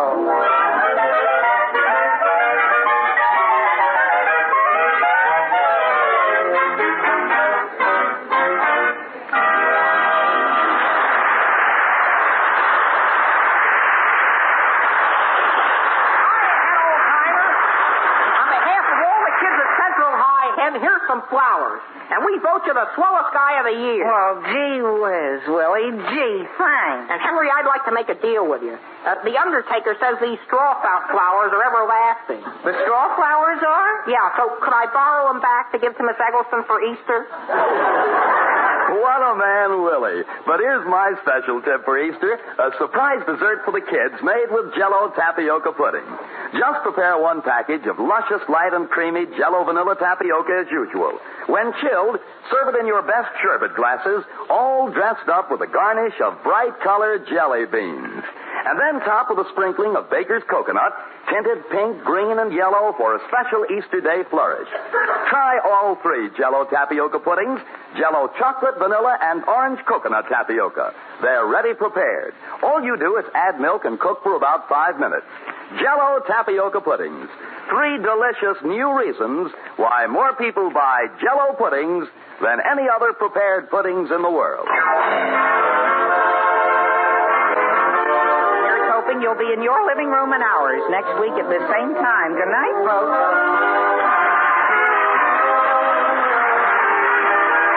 The Aldrich Family, starring Ezra Stone as Henry with Jackie Kelk as Homer, is written by Norman Tokar and Ed Jurist with music by Jack Miller. Mr. and Mrs. Aldrich are House Jameson and Catherine Ross. And this is Dan Seymour in New York saying, the Aldrich Family is brought to you by the Jell-O family. The big red letters stand for the Jell-O family. Oh, the big red letters stand for the Jell-O family. That's Jell-O, yum, yum, yum. Jell-O puddings, yum, yum, yum. Jell-O tapioca pudding, yes, sirree.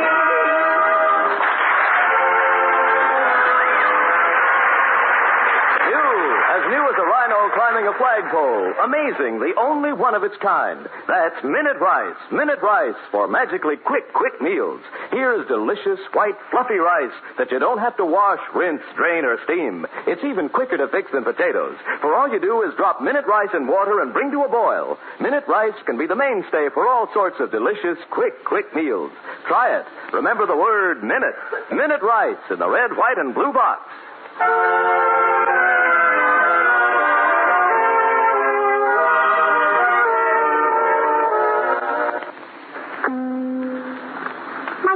George, look at Bill Goodwin. He's wearing knickers and a beanie. Gracie, you're looking at Henry Aldrich. This is the Aldrich family program. Well, sure, Gracie. I'm on your program, Burns and Allen. Next on NBC.